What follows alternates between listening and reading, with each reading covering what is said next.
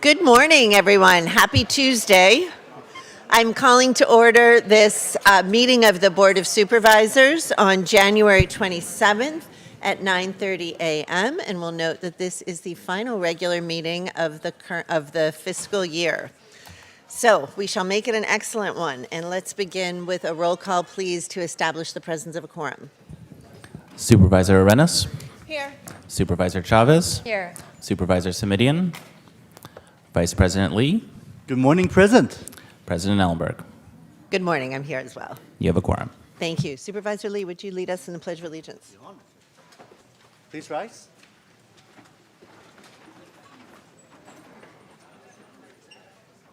I pledge allegiance to the flag of the United States of America and to the republic for which it stands, one nation, under God, indivisible, with liberty and justice for all.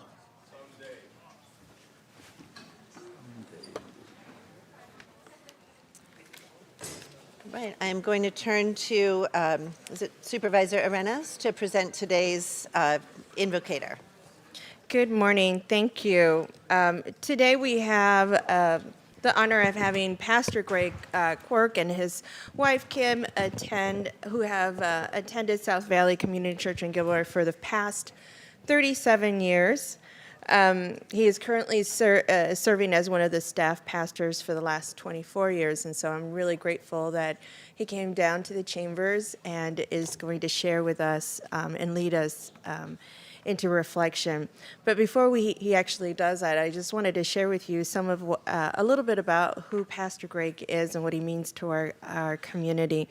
He is actually formerly credentialed as a law enforcement chaplain for the Gilroy Police and Fire Departments, serving the last 14 years on their critical incident team that oversees health and wellness for first responders, as well as working with victims of trauma and loss. He's born and raised in South County, and he and his wife have raised family here and are deeply passionate about the important role local churches play in their community. South Valley Community Church not only actively collaborates with local nonprofit organizations by working together to connect individuals in South County with necessary and vital services and resources, they also work with local senior centers, providing on-site worship services and compassion ministry. Pastor, we are so grateful to have you with us today. Thank you for your unwavering commitment to our community and to serving so compassionately, and for sharing your blessings with us today. And so if you join us, we'd love to be guided today with your message. Thank you, Supervisor Arenas, for inviting me and to all the supervisors today. It's an honor to come and honor you and hopefully set the temperature of this meeting today as well. So I'd like to pray a blessing upon all of you and Pastor, our meeting today. I'm so sorry to interrupt you, Pastor, but I'm going to ask Curtis if he can increase that volume so that we can. I know people are still coming in and settling. What if I do this? Can you hear me now? Perfect, thank you. Is that better? All right. Well, again, I appreciate having the honor of coming and starting this service today. This service, see, 24 years in ministry. That's what I always say. So let's pray. Well, Father, I want to pray your blessing upon our supervisors today. They carry a large load and can feel like a thankless job at times.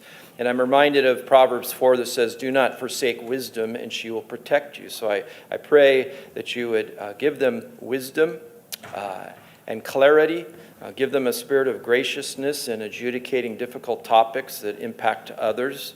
I pray that today's meeting would be fruitful and constructive. Continue to grow our communities that they're charged over. Build unity where there's division. Bring peace where there is strife. Grow businesses and jobs where our young people have a chance to be all that they can be, to start families, to own their own homes. And I believe to be a healthy nation, it actually starts in our own communities. So we're grateful for all we have today, and we pray this in your Son's name. Amen. Thank you. Thank you very much. We'll move to item 5, which is commendations and proclamations.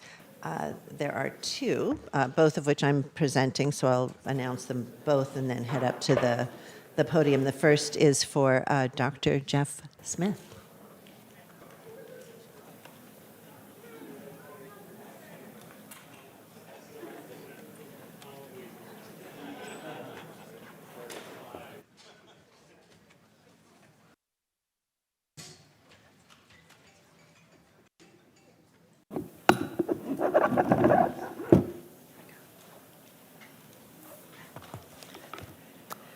Good morning, everyone. Today is an auspicious day for so many reasons, one of which is that it is the last board meeting over which Dr. Smith will be the CEO of Santa Clara County. I have prepared remarks here and a commendation to read, but I just want to start with a personal reflection. I came to this job 4.5 years ago knowing virtually nothing about how to be a supervisor. That's probably the way we all start, but I felt it in a very pronounced way. And Dr. Smith, from the very beginning, was an unbelievably patient teacher, mentor, partner, occasional sparring buddy as we got to know each other better. But I owe so much of the quick ramp up that I felt in this job to that kind of support and partnership. So thank you so much for that, Dr. Smith. We also often joked about his very extraordinary political savvy and my lack of what we came to call a spidey sense for politics. So something would happen and I would look at it on the surface and he would tell me later, no, these 6 other things were happening that you were entirely unaware of. So I continue to develop my spidey sense. I still rely on yours, Dr. Smith, and it really has just been a pleasure. I'm going to read, I usually don't read entire commendations, in part because the print's so small, but also just because we tend to abbreviate, and I don't want to abbreviate today. Dr. Smith has accomplished such an extraordinary amount of work that I truly believe that it is worth sharing every word. So I am going to do that. This is a commendation of the Board of Supervisors of the County of Santa Clara, recognizing Jeffrey W. Smith, MD, JD. They're cheering for you, probably. What do we want? A CEO? When do we want him? For another 2 weeks? Dr. Jeffrey V. Smith has led a remarkable 43-year career in public service to counties, dedicating his last 14 years of exemplary service to the County of Santa Clara as the county's second longest-serving county executive in its more than 170-year history. I'm going to ask if, hold on one second. Is it possible, Supervisor, appropriate to ask if they're just taking time a little bit? Understand the question you're asking and making sure that what I would just say to somebody from the union leadership, if you could just let folks know what's happening in here. We're going to honor a few folks, and then if folks want to be louder, Absolutely understand the desire and the importance. If it would be possible to encourage just a little bit of quiet so we can honor Dr. Smith, and if that's not acceptable, I will just speak louder.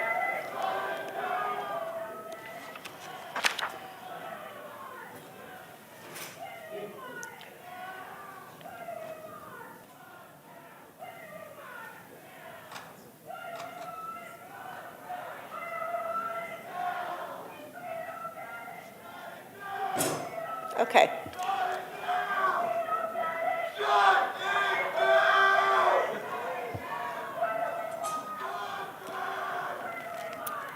All right, we're going to do this. Dr. Smith has led a remarkable 43-year career in public service to counties, dedicating his last 14 years of exemplary service to the County of Santa Clara as the county's second longest-serving county executive in its more than 170-year history.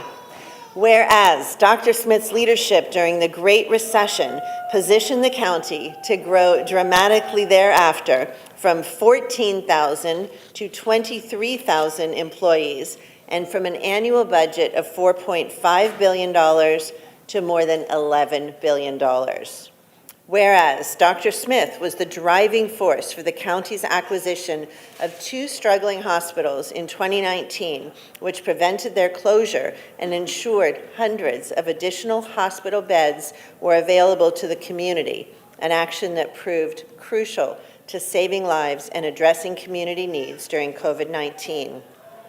Whereas Dr. Smith sparked cultural transformation within county government, establishing in 2010 the Center for Leadership and Transformation program that has trained 420 past, current, and future county leaders in innovative leadership and change management, and implementing the Just Culture and Learning Organization frameworks that actively solicit employee feedback and process improvements to drive innovation and service delivery.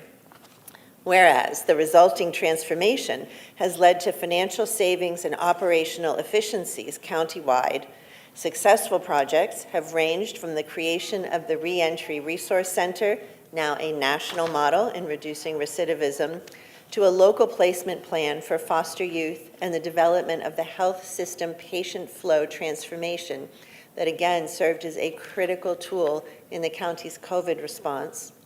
Whereas Dr. Smith made great strides in diversifying the county's executive workforce while supporting significant investments to increase diversity, equity, and inclusion across county services, including the creation of the first of its kind Office of LGBTQ Affairs.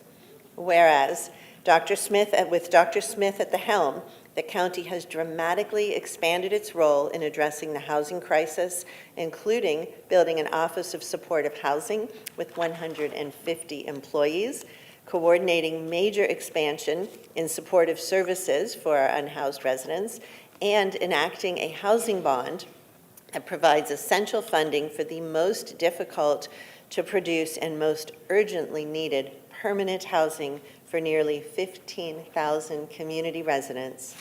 Whereas Dr. Smith has demonstrated a commitment and implementation of a whole person care approach to healthcare, coordinating health, behavioral health, and social services in a patient-centered manner for improved health outcomes and more efficient and effective use of resources. Whereas Dr. Smith, during the deadliest pandemic in a century, dedicated his full weight of the county's resources to protecting community health and launched what has been widely recognized as one of the most effective pandemic responses by any county nationwide. And whereas Dr. Smith is deeply admired for his compassion, courage, candor, boldness, peerless memory, support for employees at all levels, and fierce advocacy for the most vulnerable in our community. Now, therefore, be it resolved that the Board of Supervisors of the County of Santa Clara does hereby honor, commend, and thank Dr. Jeffrey V. Smith for his extraordinary leadership, commitment to good governance, dedication to equity and inclusion, and exceptional service to the county and our community. Dr. Smith.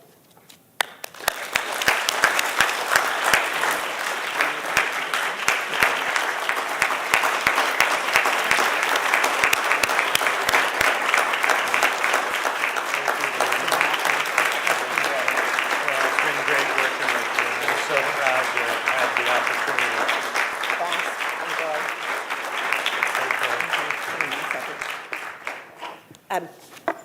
Before I turn this over to Dr. Smith for his rebuttal, perhaps. We have another announcement from the board that I'm going to invite Supervisor Chavez to make right now, and then after Dr. Smith speaks, we will take some photos with accommodation. Thanks, everyone. Thank you. There were many ways we could think about honoring Dr. Smith, and one of them was to do a collection and get him a couple good massages. But we decided that to honor all of the leadership he played in our county, so much so, especially protecting and expanding our healthcare institutions, that we're going to rename Turner Drive into Dr. Jeffrey V. Smith Way, replacing Turner Drive at Valley Medical Center.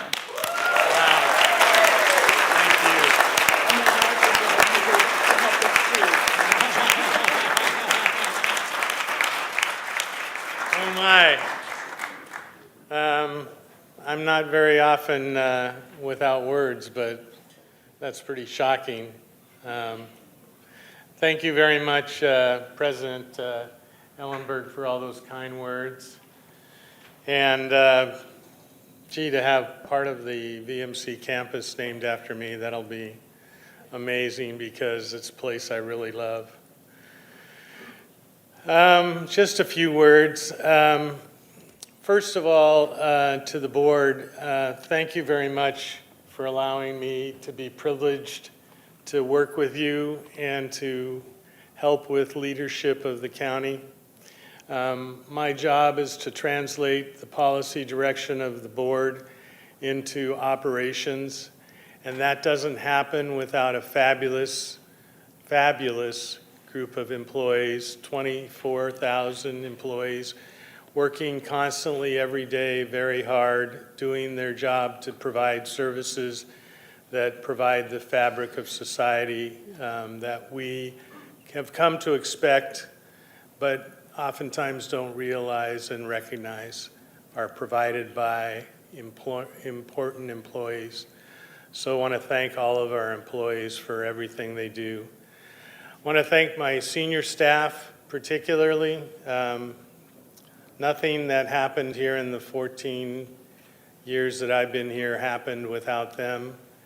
And also all of the managers and particularly the board.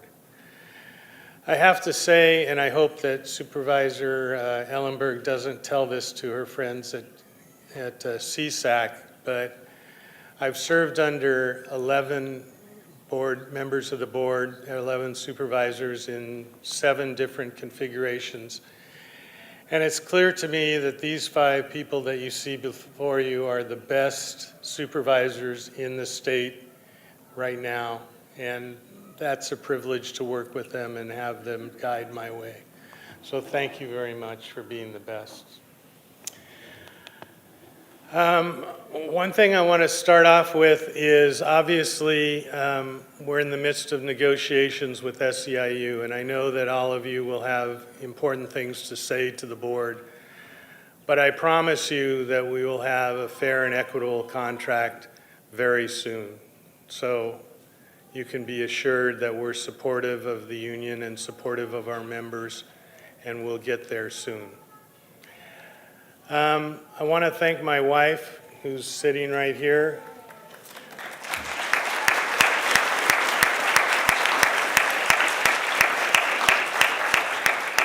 For putting up with me for 43 years, well, 30 of the 43 years that we've been married. It's been a wild ride. I can say, honestly, the only 2 things that I've done by myself in the last 14 years is drive my car 375,000 miles and really piss off the governor. More than once. But everybody else contributed to everything that happened positive. So thank you very much, and I will miss you all. And I plan on calling in on the Teams meetings or Zoom meetings every once in a while under a assumed name just to check in. Thank you very much. Appreciate it.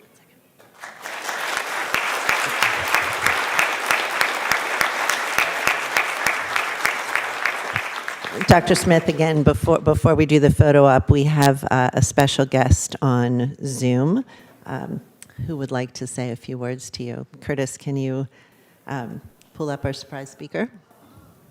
Hi, Mark.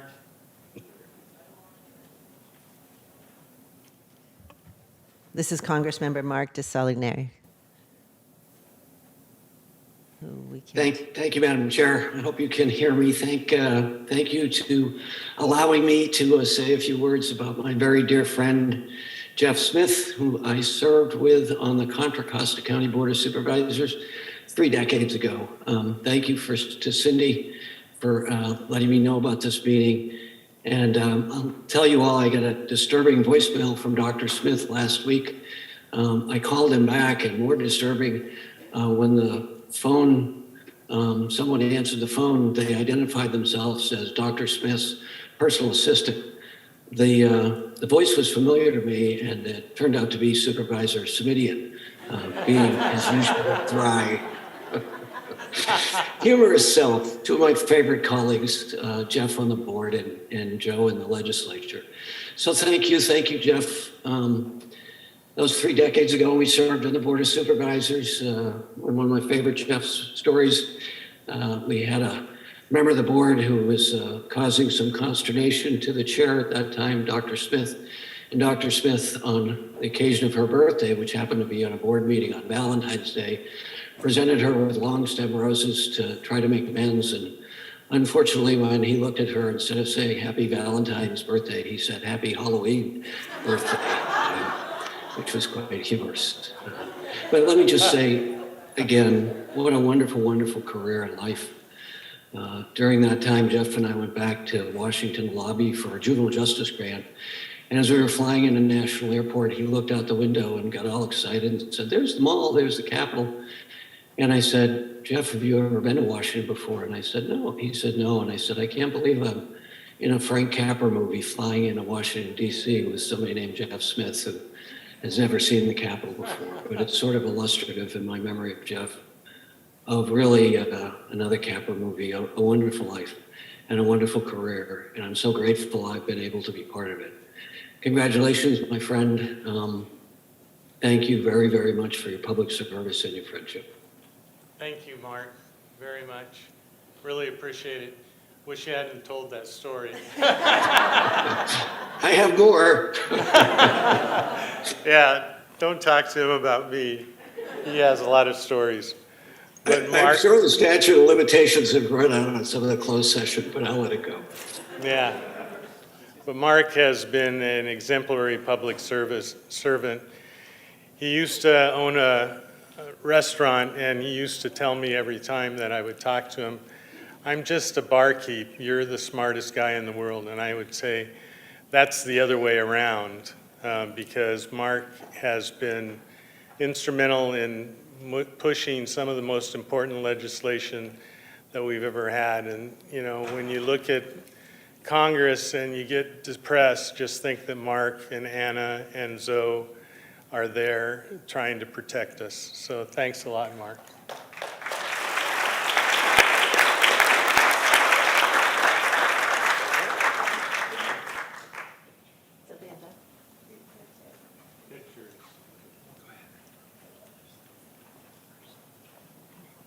Let's do one with the board and then bring Greta and James and Cindy.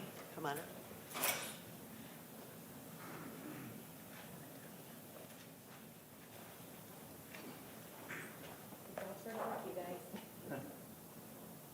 Okay, we're good. The big one.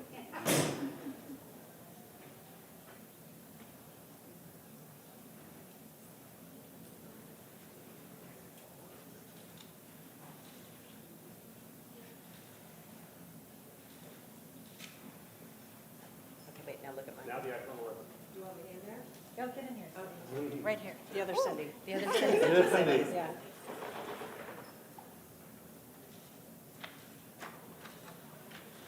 Oh, my. And Greta and Jeff, James and Tony.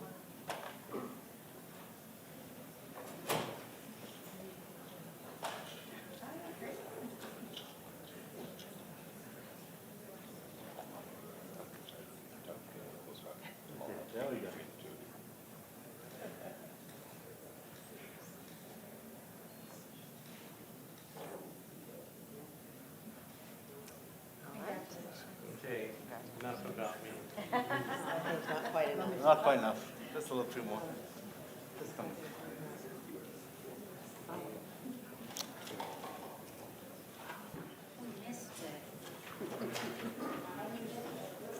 Supervisor Lee has also asked to say a few words, Dr. Smith, before we move on. Thank you, President Ellenberg. Good morning. While a lot has already been said about Dr. Jeffrey Smith, MD and JD, I just want to underscore how critical it really was to have a real doctor, not just one having played on TV, at the helm during the COVID-19 pandemic. I mean that really seriously. A doctor that has served Contra Costa County's hospital system for many years prior, and also as a Contra Costa County supervisor in addition. Now, when I started my service right here at the height of the pandemic, I was really grateful to have Dr. Smith's steady hand leading our county, set an example to the whole country, saving thousands of lives during the largest public health emergency we've ever experienced in decades. Under his leadership, the urgent and creative shifting of our staff countywide, we built one of the most efficient and seamless COVID testing and vaccine distribution operations, and to the most vulnerable communities as well. As a retired Navy commander specializing in logistics and worked on the drawdown of Iraq and Baghdad, I could tell you this feat that this county has done is no less difficult or impactful. I know firsthand how much time and energy has gone into staging these things, and that was no accident. It really was nothing short of impressive and miraculous, Dr. Smith. How many lives have been saved because of county's bold and decisive action? None of this would have been possible without you, Dr. Smith, your visionary leadership. I just want to say thank you from the bottom of our heart for your foresight and commitment to serving residents of Santa Clara County. Thank you, Jeff. Thank you, Supervisor. Thank you very much to everyone. I'm now Supervisor Arenas. I'm sorry, but I have to join the party. Sue. I'm not going to talk about all of what you've already accomplished because I think that's been very clear. I just wanted to make note of the calling that you've had in your life and how it's contributed to the health and the well-being of our community so far. And so I just really want to thank you for that. I think you've been a wonderful policy interpreter. You said it was a translator, but you know, really are an interpreter, and that language has flowed into a strategic plan, into workflow management. I mean, it's just, your legacy is going to continue to live on for generations and generations. And I think one of the things that I was reflecting on, this is Simone Sanders, who talks about becoming a radical revolutionary. She said, you know, there's a couple of things you've got to do to make sure that you continue to be a radical revolutionary. And one, you must be willing to stand up to the status quo. And I'm thinking, check, you've done that. You must be willing to take on your adversaries as well as your allies. It's evident with the calls from the governor that you've done that. And then you must also have a plan. And so I just think what a wonderful legacy that you've left behind in terms of what is going to live on in this system. And that you may not have never referred to it as radical revolutionary, but that's what I see. You may be an introverted, quiet but compassionate force that will now continue to live through all of the systems that we will interact with, and that I will have the honor to serve and support in my tenure. So thank you so much for what you've taught me for these first 6 months. Congratulations on this retirement. Thank you to all of my colleagues, and really enjoyed hearing from Supervisors Simidian and Chavez at Dr. Smith's retirement party a couple of days ago. The legacy is very clear. I'm going to move us to the next commendations. This is item 5B, commendations for Leonard Foman, Katie Roof, and Mike Nguyen for their service on Santa Clara County's Youth Task Force. And I know the three of you are here, so why don't you come on up while I talk about you and to you.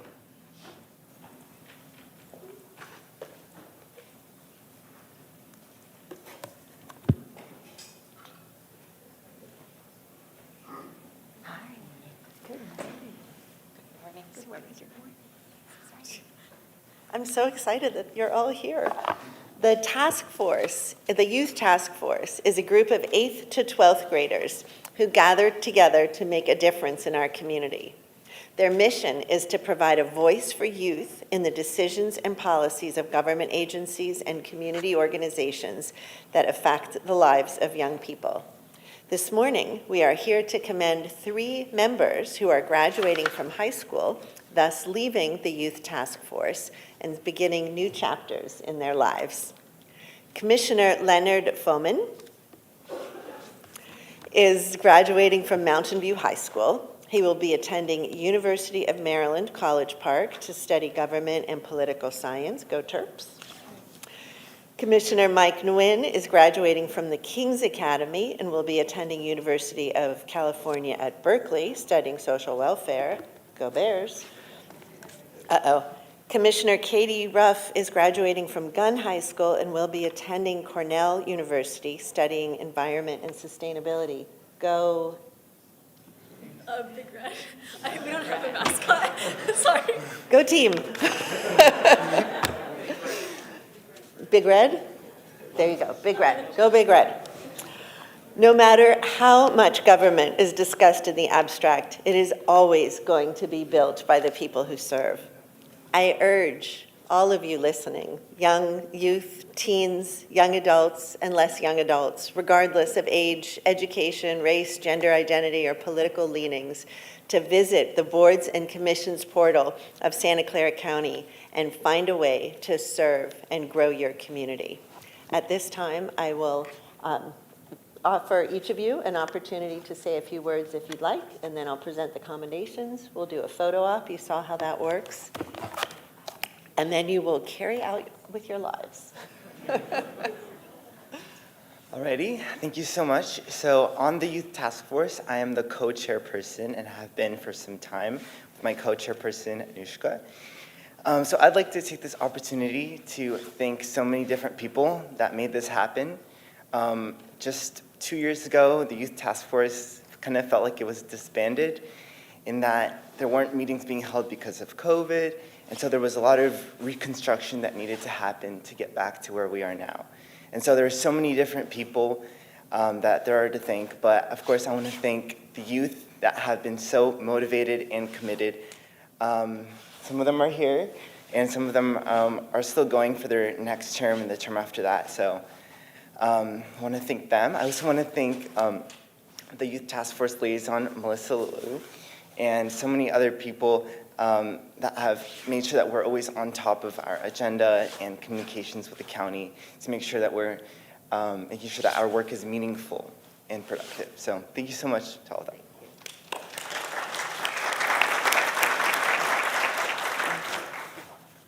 Good morning, Honorable Board of Supervisors, friends, and community members. It has been one of the most significant honors and privileges in my young life to represent and serve the youth of Santa Clara County. I have learned so much from my time on the commission, had the opportunity to be an author on the upcoming County Youth Bill of Rights, provided feedback for institutional wellness centers, and made many valuable connections, whether in the education subcommittee or social media training sessions. I'm incredibly grateful to Supervisor Lee and the Board of Supervisors for trusting in me, the wise mentors along the way, Melissa Liu, Isaac Gomez, Karina Alvarez, Sarah Duffy, and Angela Riddell, my fellow commissioners, the clerks, and the selected speakers. I would have never thought the timid young boy I was would be an advocate for youth rights in one of America's largest and most diverse counties. Thank you for the opportunity to serve on the Youth Task Force. This commission is one of our youth's most valuable and vital resources, and I'm confident that the next appointees will carry forth the progress of improving the quality of life for the youth of Santa Clara County. I wish them the best of luck and hope they can use their voice as a force for good to confront the many complexities youth encounter today. This was an unforgettable experience that I am forever grateful for, and I will use it as my foundation to make a positive difference in the lives of others. Thank you and farewell.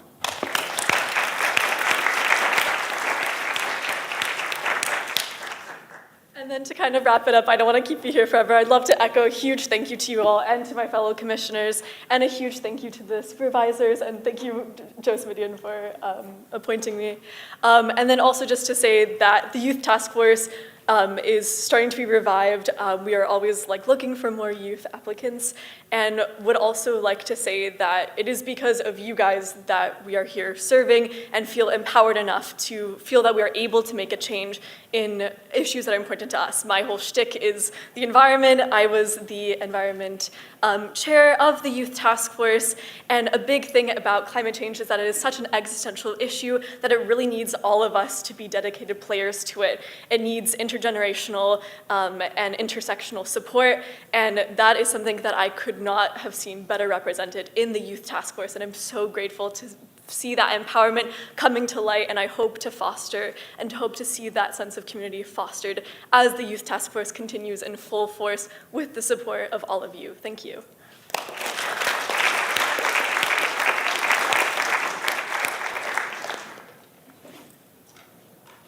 I'm going to do a picture with each of you, then we're going to invite the board, and Sarah and Melissa, please join us. Part of a significant part of the revival of the task force is due to moving it into the Office of Children and Families Policy.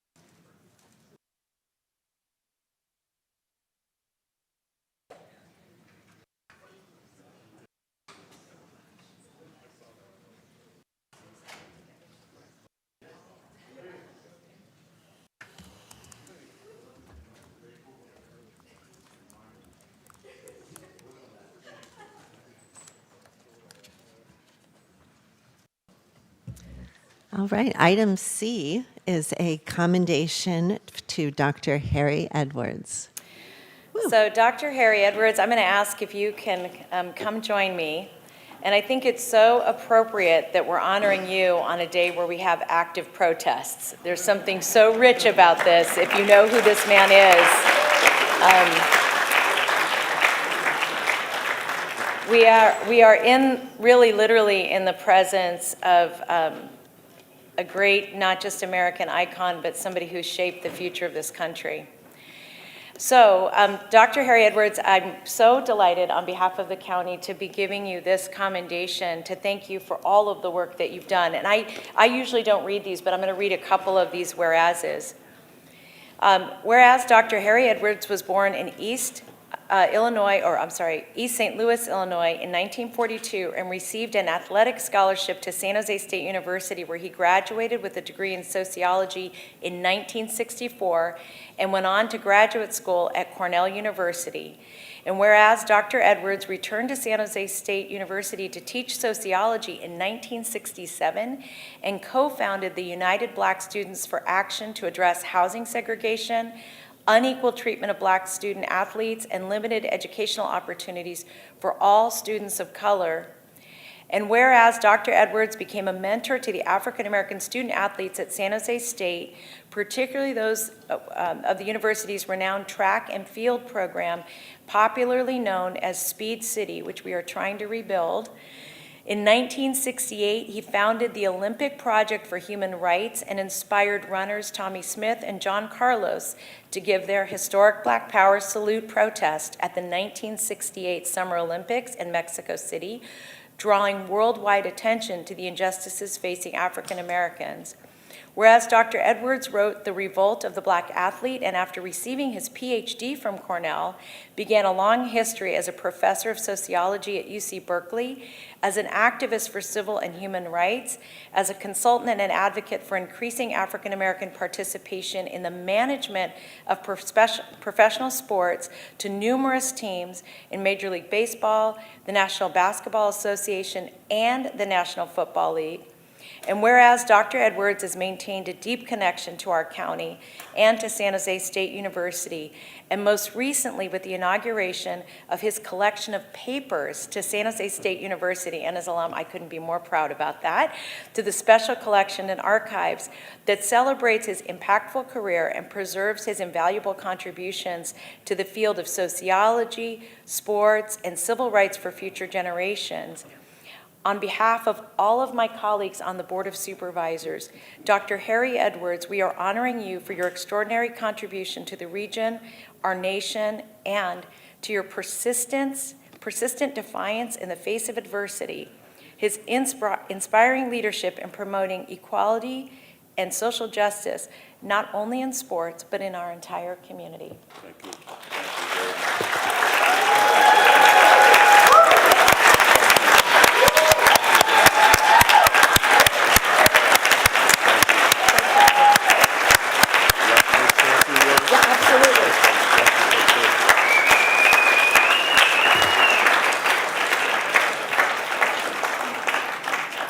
Thank you very much. Thank you very much. I deeply appreciate it, even though I can't help but feel that it's at least to some degree misplaced.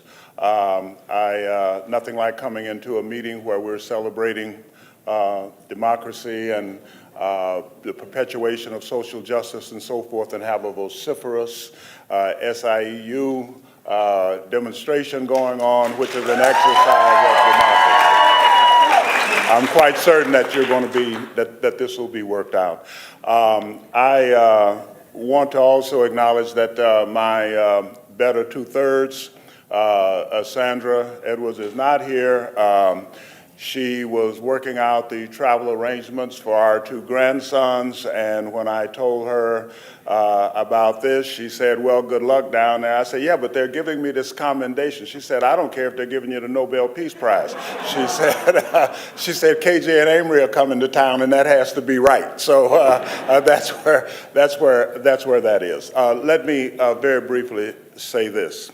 We're looking at here, when we look at athlete activism, at a 157-year tradition in American society of athletes putting their lives, putting their careers, putting their fortunes on the line, basically to make a statement about the priority of democracy, about the priority of social justice. Some athletes have lost their lives in that pursuit. Others have lost everything, their careers, their fortunes, and so forth.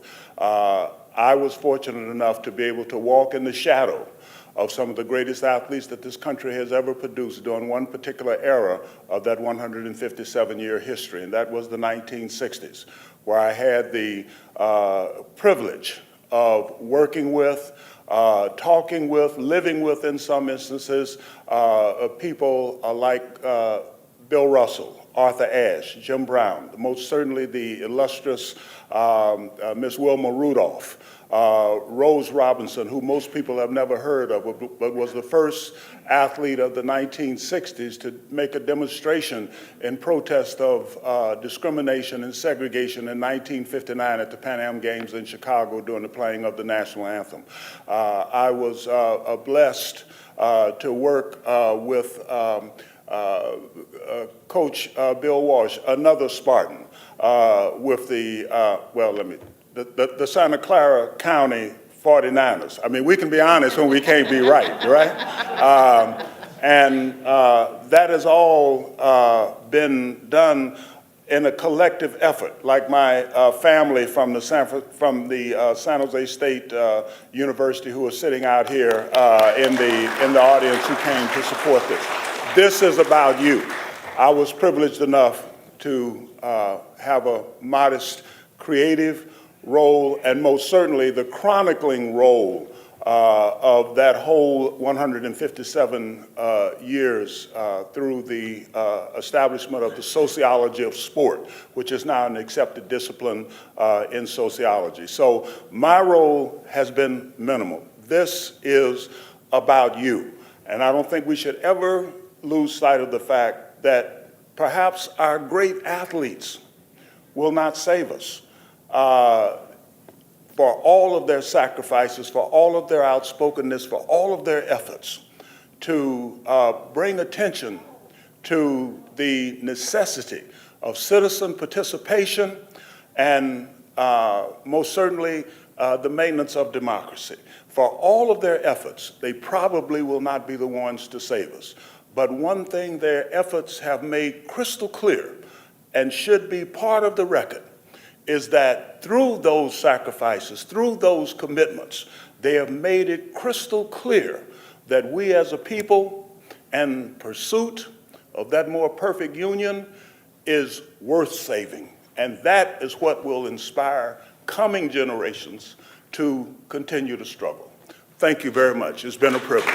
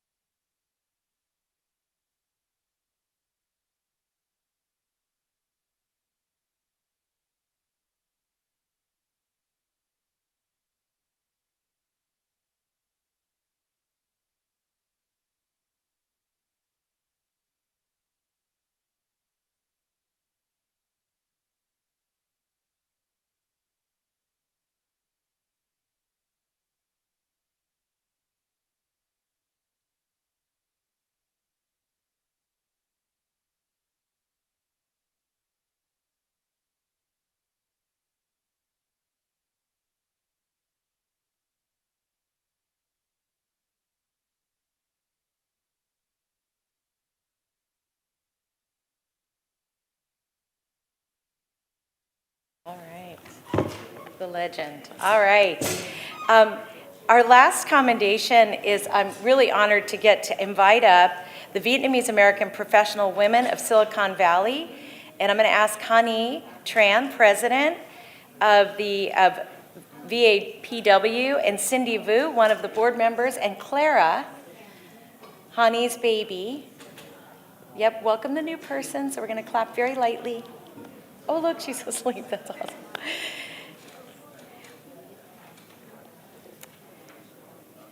We're so excited you're here. We're gonna talk very softly. The baby fell asleep. All right. So the Vietnamese American Professional Women's of Silicon Valley was founded in 2006 with the mission to educate, prepare, and engage Vietnamese American professional women in leadership and development. In 2008, it initiated a scholarship program awarding scholarships to college-bound students who demonstrated academic excellence, leadership, and community involvement and resilience. In 2018, VAPW launched its mentorship program, which pairs high school students with professional women and college mentors to guide them through their educational journey and help them choose careers. In 2023, VAPW hosted its 15th annual scholarship awards ceremony in Milpitas, where they granted a record number of 10 $2,000 scholarships, which is pretty amazing that they built up to that. And so we're honoring your dedication to empowering Vietnamese American women, supporting educational opportunities, and fostering community engagement, and it is all truly commendable. We're congratulating you and thanking you for your remarkable 15-year journey and supporting you in your next 15-year journey. Congratulations. And I can hold it for you if I speak.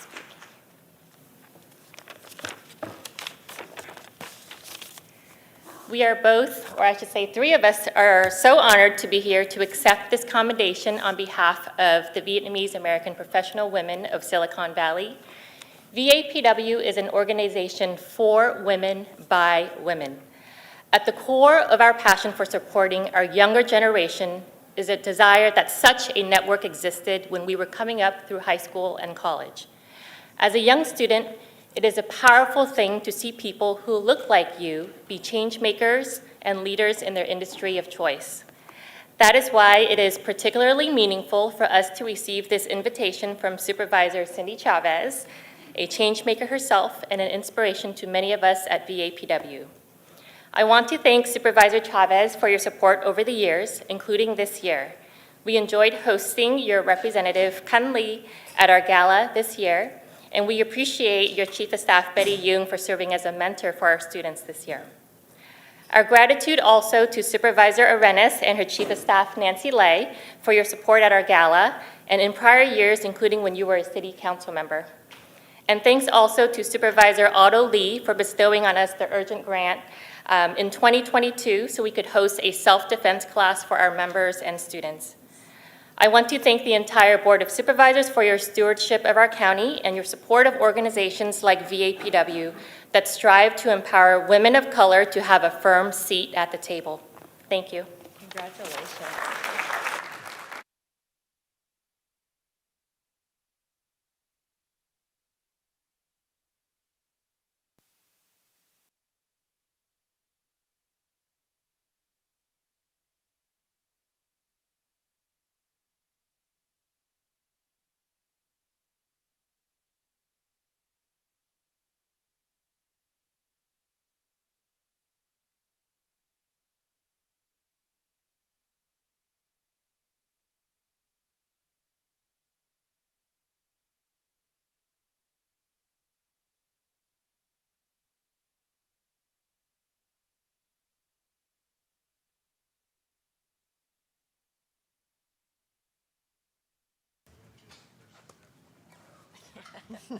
Slept through it.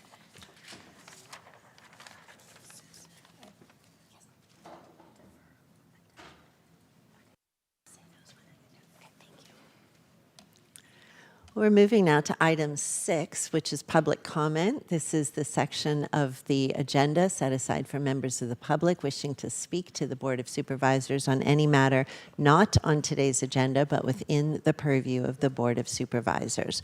We will hear first from speakers in chambers who have submitted a yellow card, and then from speakers on Zoom. The way I run public comment periods is that the opportunity to submit a yellow card is wide open right now. We will close the queue when the first speaker begins speaking. This is for meeting management purposes. Happy if it's 2 or 200 speakers, maybe not 200.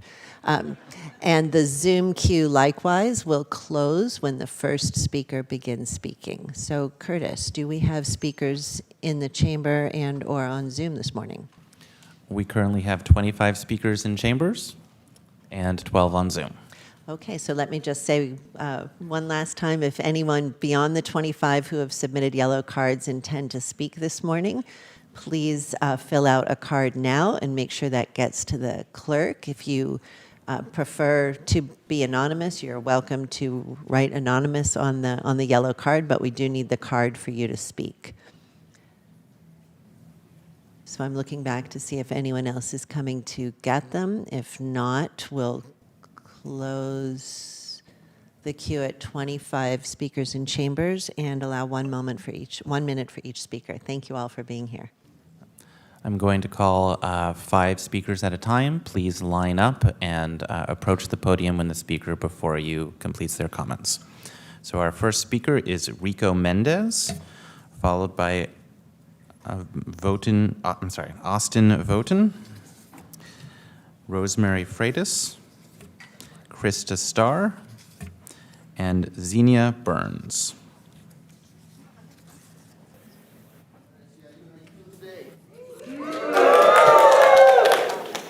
Are you ready for me, Clerk? Excellent. We're always ready for you, Rico. I'll state my name for the record. My name is Rico Mendez, Chief Elected Officer of SCIU Local 521, Greatest Union. So thank you, Board of Supervisors. I'm the Chief Elected Officer of our union, representing over 12,000 county employees here in Santa Clara County, and one of the chief bargainers of our contract negotiations. Now, we're hopeful a fair contract is within reach. Having Greta and James join the bargaining table has actually been very helpful, and I think we're a lot closer now to a fair contract resolution. With some more investment from this board, we are within grasp of a fair and equitable contract for these amazing workers who are standing behind me now. SCIU 521 are majority women and people of color. That is who we represent, and we are proud. In SCIU 521, we stand for clients and services. The vacancy crisis, though, is very real, and services to clients and families have suffered as a result. Our union members have provided solutions that we implore you to include as part of our contract package. Investment in these amazing frontline service workers is always the right thing to do. Issues in eligibility. Issues in eligibility and social work. I'm so sorry, 911 Rico. dispatch are critical. We Thank you very need much to for be your fair time. to each speaker. Thank you very much. I am going to ask that each speaker hold to the same 60 seconds so that we can be fair to everyone who has joined us today. Thank you.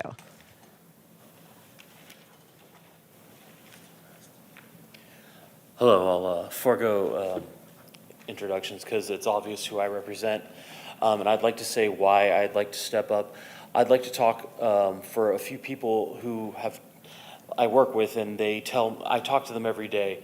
And there are stories that a lot of people won't share outside of their personal friendships. I work with homeless people. I work at a hospital, and that's why we ask for the equity that we ask for. I work with a guy who he steals dog food because he can't bring himself to tell his little girl that he can't afford the dog anymore. This is, where we live. It's one of the best counties, but it's also one of the most expensive. And that's why we ask for the equity that we ask for. And if they can give the highest paid employees at my hospital a 10% hike, what we ask for is a fraction of that. Thank you. Would you mind stating your name for the record? My name is Austin Voten. Thank you.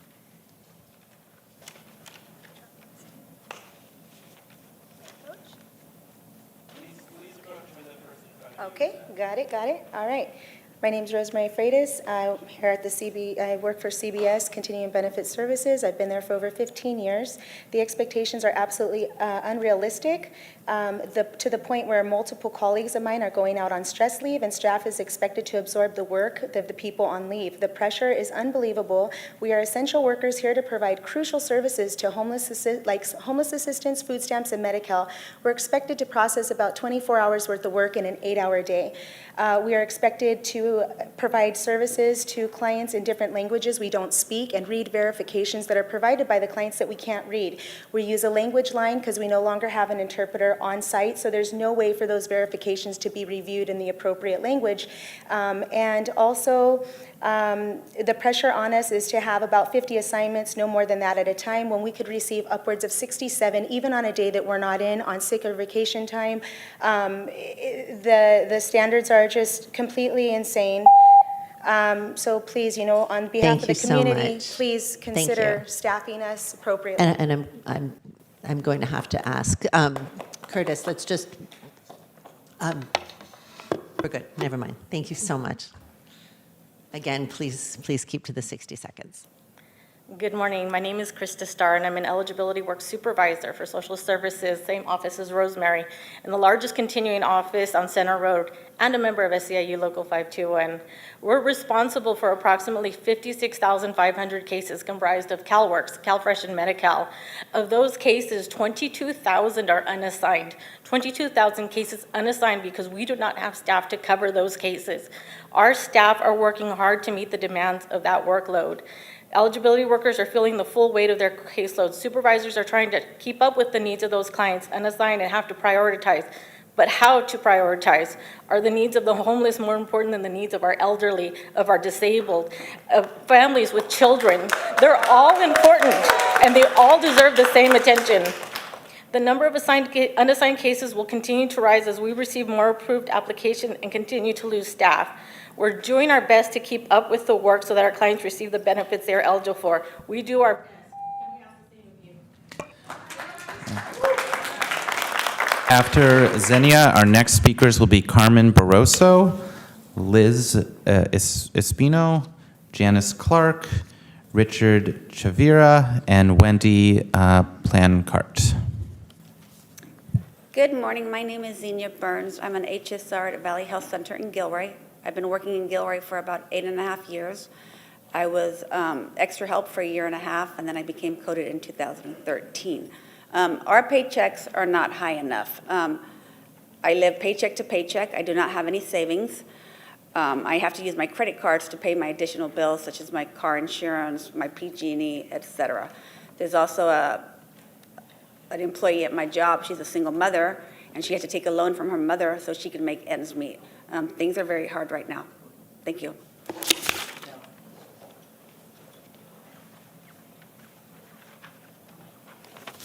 Hi, my name is Carmen Barroso. I'm a medical assistant at Valley Health Center in Gilroy. I have been working for the county for 15 years. I grew up in San Jose, and I've been living in Gilroy for 20 years. I prepare the patients for their appointments with the doctor. We are very short-staffed at the clinic. During the pandemic, staffing was very bad. Me and some of my coworkers got deployed to different hospitals, leaving South County with even fewer healthcare professionals. The under-resourcing of South County has gone long enough and needs to stop now by settling a fair contract with SEIU 521.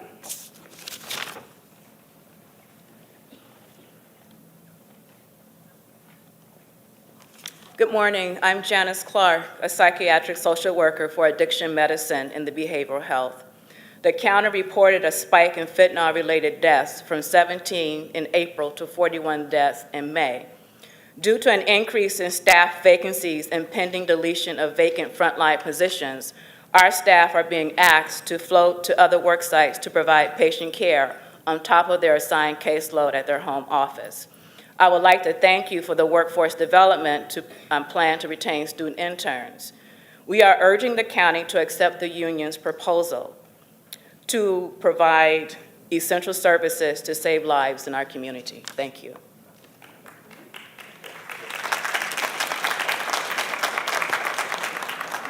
Hi, my name is Elizabeth Espino, and I'm an administrative assistant that works for a methadone clinic along with Janice with Behavioral Health. I am currently the administrative assistant to the division director, but I'm also working as an HSR, a health educator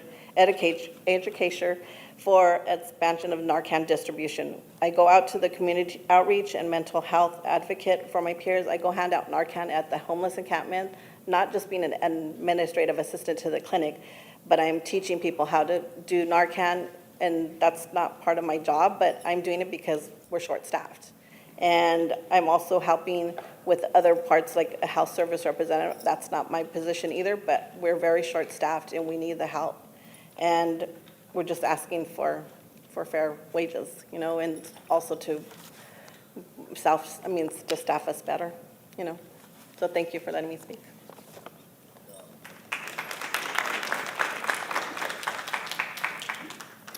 Good morning. My name is Wendy Plancarte, and I'm a registered nurse with my BSN and PHN. The county believes that we are less than other RNs. Just because our work setting looks different does not mean that our level of skill is different. Throughout my role as a public health nurse, I have encountered several emergency situations that require intervention. Suicidal thoughts, domestic violence, developmental delays, just to name a few. I provide case management services in the community to high-risk pregnant mothers and infants. This includes performing comprehensive client assessments. Yet, this is looked as a job less than a clinic or hospital RN. I am asking you to treat us RNs as we have worked hard to become and compensate us PHNs the same as clinic and hospital RNs. Thank you. Our next 5 speakers are Eric Alba, Sonia James, Paul Williams, Enrique Alvarez, and Mark Trout. My name is Richard Chavera. I work for the probation department. The only question I have for you guys is that why does it take so damn long to hire anybody? I have never seen where it can take up to 2 years and better to hire somebody. What is the problem? There are so many people applying, but yet we cannot hire. This is ridiculous. This is affecting our community. We don't have the staff to support our clients or anybody. Please look into this. Thank you. Oh, Mr. Smith, Dr. Smith, congratulations. I wish you the best. Enjoy your retirement.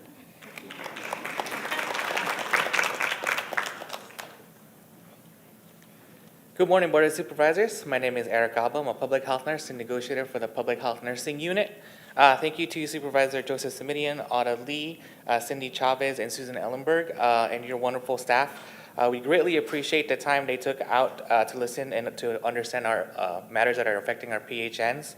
I trust our issues concerning the PHN wage disparity and how far behind we've fallen behind in our competitive salaries have been all conveyed to you.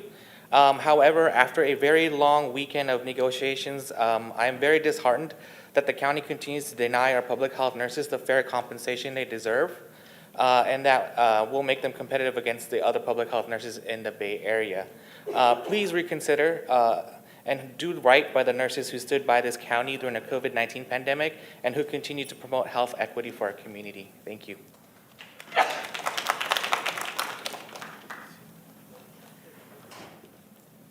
Good morning. My name is Sonia James, and I'm a public health nurse with the county's healthcare program for children in foster care.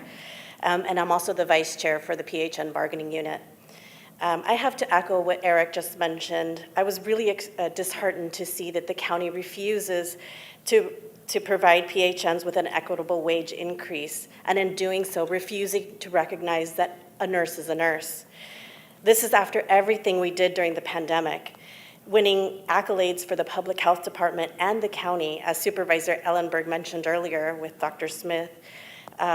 It's hard to understand how 14 out of 15 counties recognize parity for public health nurses with clinical nurses, and for a county that prides itself on innovation and equity, Santa Clara County is currently leading the way in disparities and disrespect.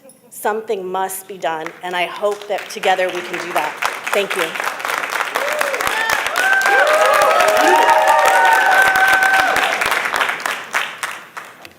Good morning, all, and thank you, Dr. Smith, for all your years of distinguished service to the county. My name is Paul Williams, and I'm also from the PHN bargaining unit, and I'm here to make one final push to this board for a fair and equitable contract that will fix our morale issues and ensure that we can attract high-quality nurses to our public health department. The current offer of 5%, that's only when our class study is finished, plus the GWI is not going to fix that. We've asked for a 5% additional equity realignment that will get us to that competitive place, and that is not a big ask. Our budget, as Supervisor Ellenberg stated earlier, is $11 billion a year, and we're only asking for $800,000 a year of that to make every single one of our public health nurses in this county whole and to give them what every other nurse in this county has received recently in their 10% increase, and what our managers have received. I mean, this is the fair thing to do, and it seems like a no-brainer. We're talking about less than $1 million a year to make us so that we are competitive and that we can attract quality nurses so that we can stay strong for this community. Thank you.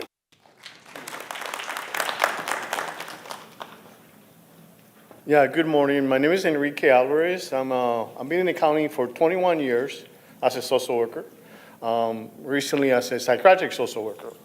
And I've been coming to the board. Some of you are new. Thank you. Some of you are all been here for a while, but it's the same message. How can we, and I was inspired by Dr. Edwards' message this morning. I never prepare any speech because I can never stick to it. But he said two things that are so important. Commitment. We are committed to the service to our community every single day. This afternoon, when you guys are having lunch, I'll be seeing kids and families and addressing mental health issues. And the other one that is really important is collective effort. We really need you guys to work with us so we could just have a great summer and everybody, mental health will be at peace and everybody will be cool during the whole summer, you guys and us. Thank you. Our next speaker after Mark Trout will be Chris Libera, Evelyn Flores, Tui Trong, Roxanne, and Tiffany Dami.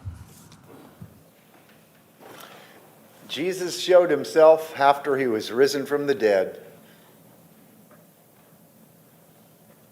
You know, this is so-called Pride Month. It reminds me of maybe 25, 30 years ago, the ADL was having a shindig at Beth David there in Saratoga. So I thought, you know, I have a ministry of signs and wonders, and I brought one of my signs that said, "Thou shalt not hate thy brother in thine heart." And one of the lawyers came up to me, and I'll never forget it. He said, that should read, "Thou shalt hate thy brother in thine heart." See, he was being honest there. He wanted it to read that, but it didn't. But his real heart came out. And pride is a sin. It's always spoken of negatively in the Old and the New Testament. And Jesus said, from within, out of the heart of men, proceed evil thoughts, fornications, adulteries, murders, pride, an evil eye, blasphemy. 13 negative characteristics, all of them bad about the human heart. And I noticed the guy who gave the invocation, he didn't call to repentance. He didn't mention the gospel. Oh.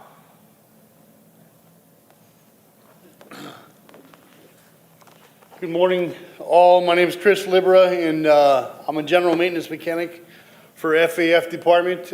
What I'm asking today, and what everybody else is asking, is not just for me, but for all our coworkers and all our 12,000 employees, right, that work for the county, is a fair and equitable raise, right? I looked at San Francisco; they're a lot higher than we are. We're not asking for much. We're just asking for a little respect.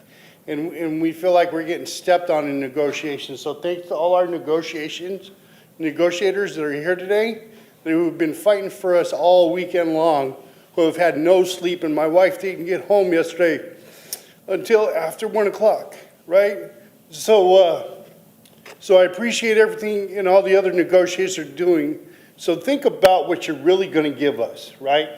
Don't quit disrespecting us. Congratulations, Dr. Smith.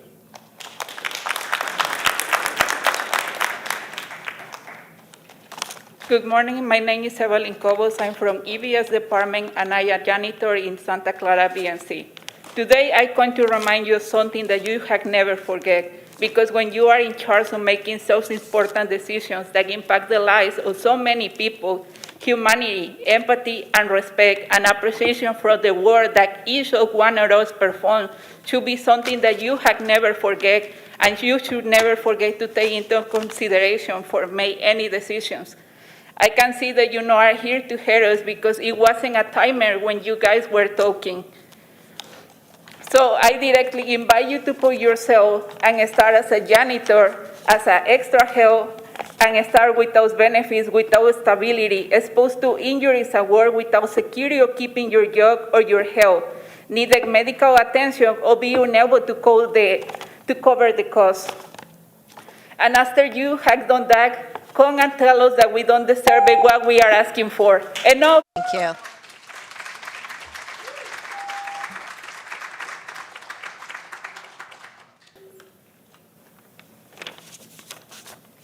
Good morning, Board Supervisor and everybody. My name is Tui Trong. I'm a psychiatric social worker too, and have been working at Behavioral Health Department of Santa Clara County over 25 years.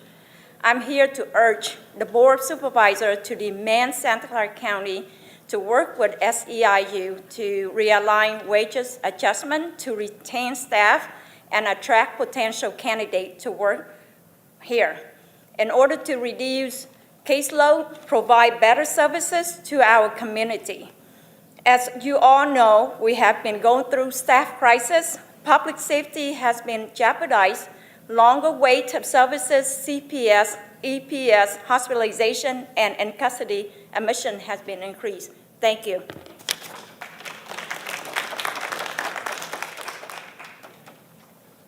Thank you. My name is Roxanne. I'm speaking on behalf of myself and my community. I'm asking you to lead, take us in a new direction, and listen to Rico, what Senator Cortese said when he was on the board, and the speaker before me on there's a problem with the personnel department in this county. In all due respect, Dr. Smith, your legacy to my community in Contra Costa and Santa Clara County will be one of utmost discrimination and failure to hire us. I'm sorry, there is no other way to say that other than raw bigotry. When you have 2 people now, 2 trans women hired out of 24,000, if that's not discrimination, what is discrimination? You have a sheriff department that says, I don't care what your gender is, what your doctor is, we're going to throw you in as males. That is unacceptable.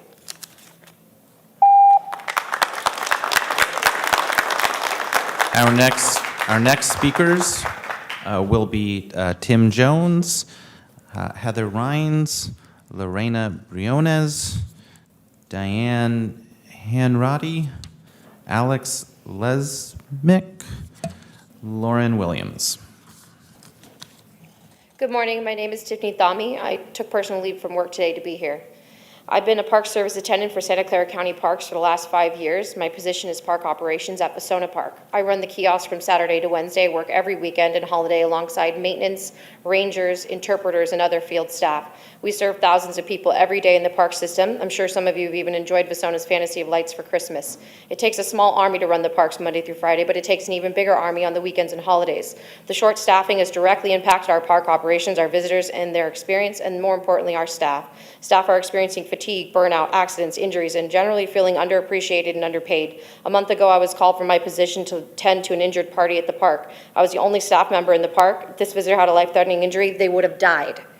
I am not a first responder. I'm unqualified, inexperienced in medical emergencies, and frankly, way too underpaid to do 3 to 4 other jobs in any given shift. Please settle this contract. We depend on you to do the right thing for us and the public safety. Thank you for your time.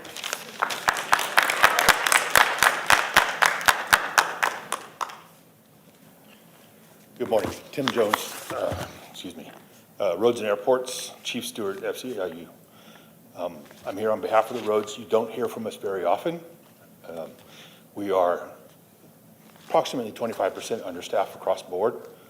They just recently did a hire yesterday to fill the lower positions. But what really happens with our group is that the mid-level is where our vacancies lie, and there's a tremendous amount of them.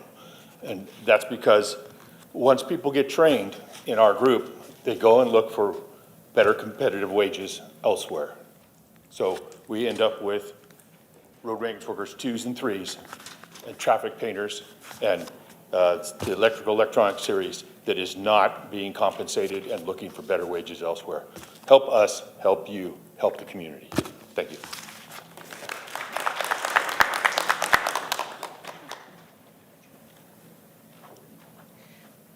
Good morning. My name is Lorena Briones. I'm one of the chief stewards for Department of Family and Children's Services. I'm also an ER social worker. I'm here to ask the Board of Supervisors, when you go into closed session today, to support the social workers and eligibility workers as a whole, as it is not a surprise that our county has no interest in providing us a manageable caseload. What is a surprise is the county continues to expect us to do more with less resources.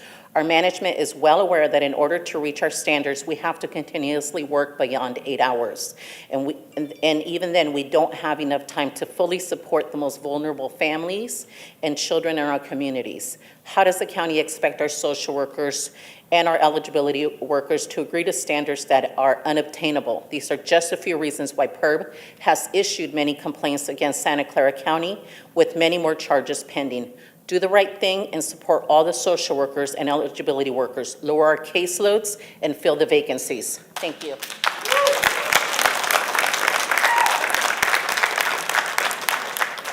Good morning, Board of Directors, and congratulations, Dr. Smith.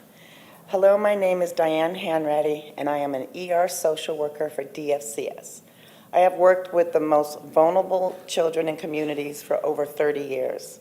I'm here to ask you to do the right thing by looking at our caseload numbers that are unattainable with the prevention model.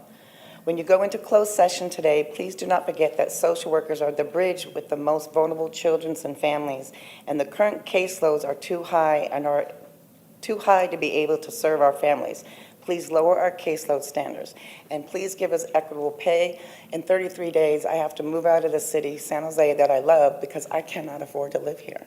Please help us.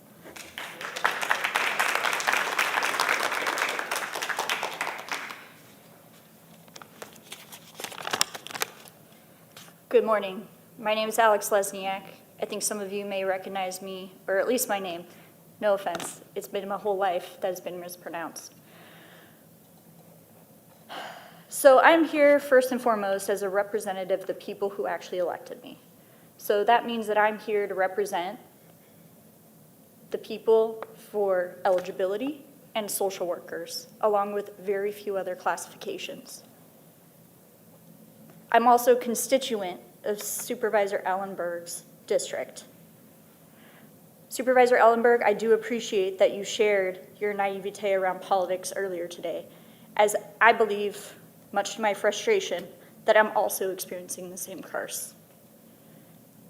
Priorities for eligibility workers and social workers is caseloads. I've had no movement. Caseloads, caseloads, caseloads. Thank you.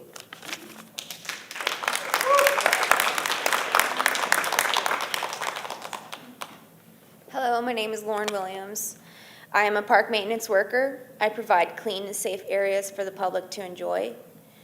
I ask you to value me as your employee as much as you say that you value the people living in our county. I live paycheck to paycheck. I cannot afford to have a child in this county. I feel like I'm being gentrified. Please consider county workers as the people we are. We are valuable, and we deserve so much better. If you were in my shoes, you would be fighting too. Thank you.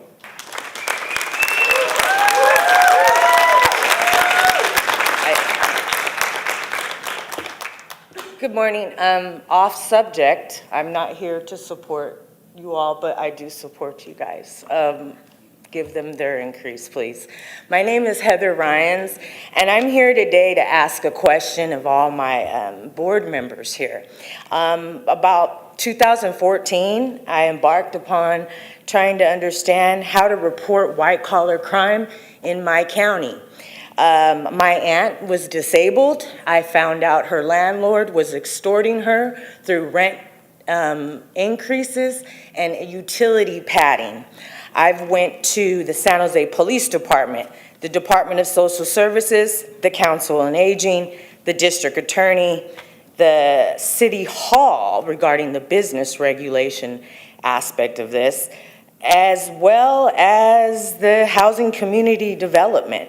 No one has an answer for me. I believe that I'm asking something that we all are trying to find an answer to.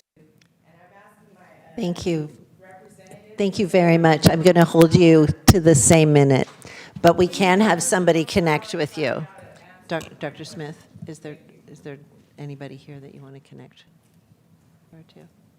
Is there anybody here that you want to connect her to?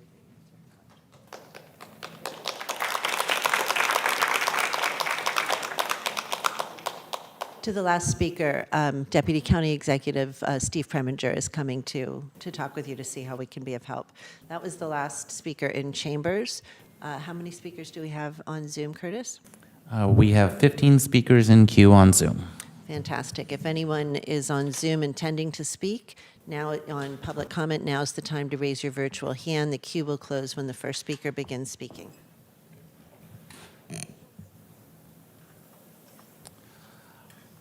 All right, looks like we have 16. So our first speaker is Andre. I am unmuting you. Please accept the unmute. You will have 1 minute to speak.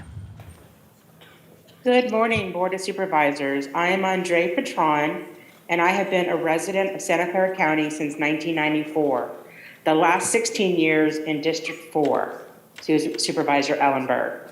It is more expensive now than ever to live in this county.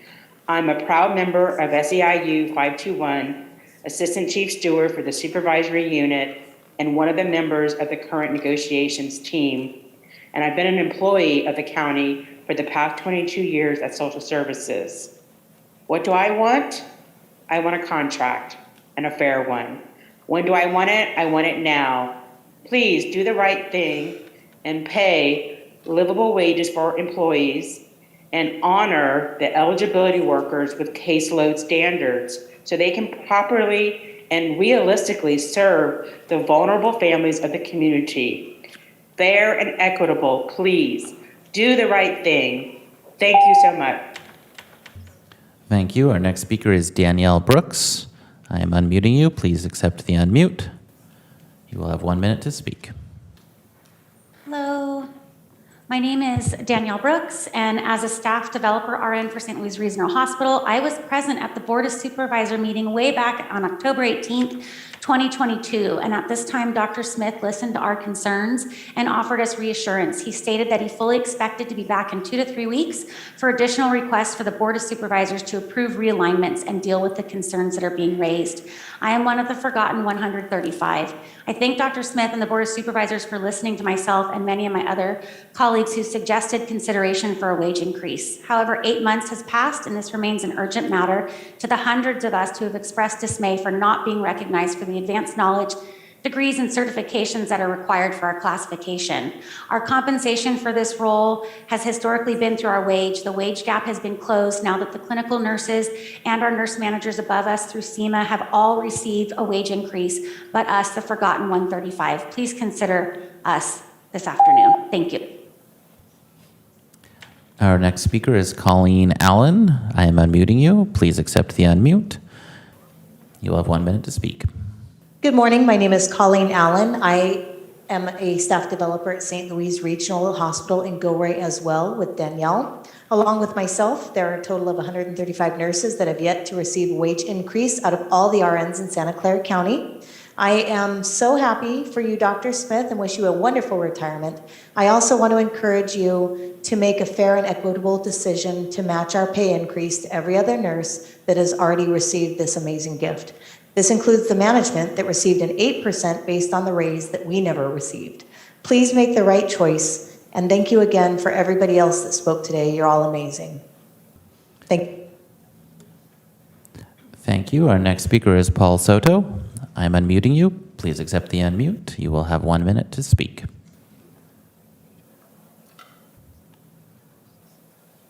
Paul Soto, can you accept the unmute?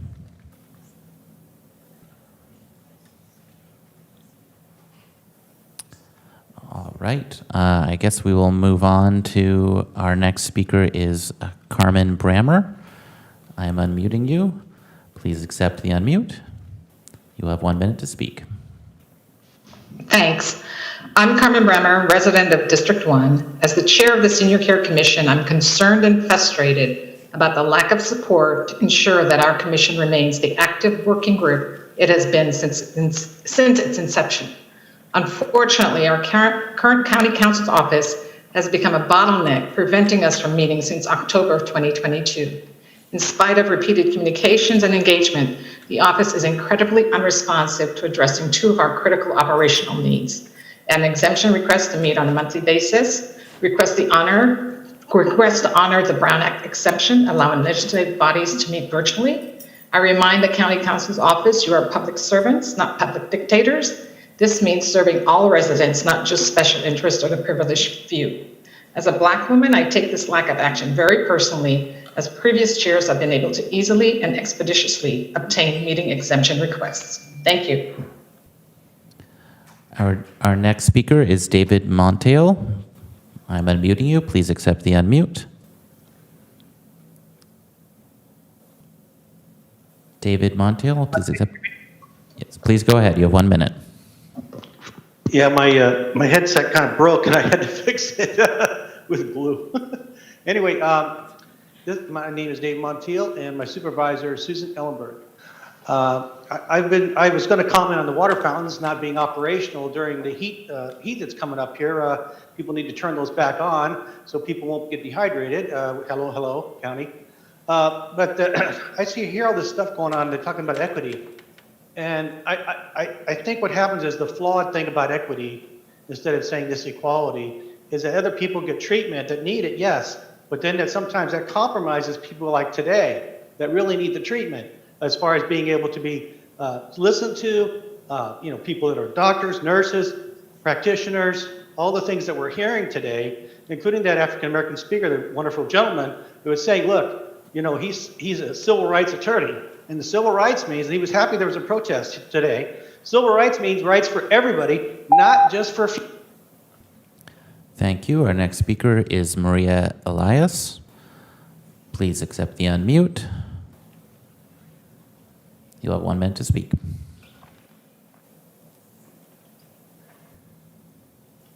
Maria, are you there?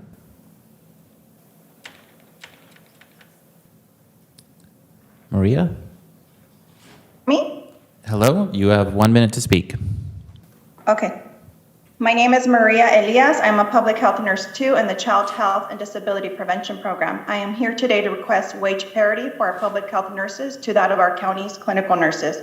Before COVID, I had to explain to many what a public health nurse is, and yes, I am a registered nurse. Because of COVID, the value of public health nursing was highlighted. During the pandemic, many public health nurses worked alongside clinical nurses. Both registered nurses, yet wages made it feel like I, as a public health nurse, was valued less.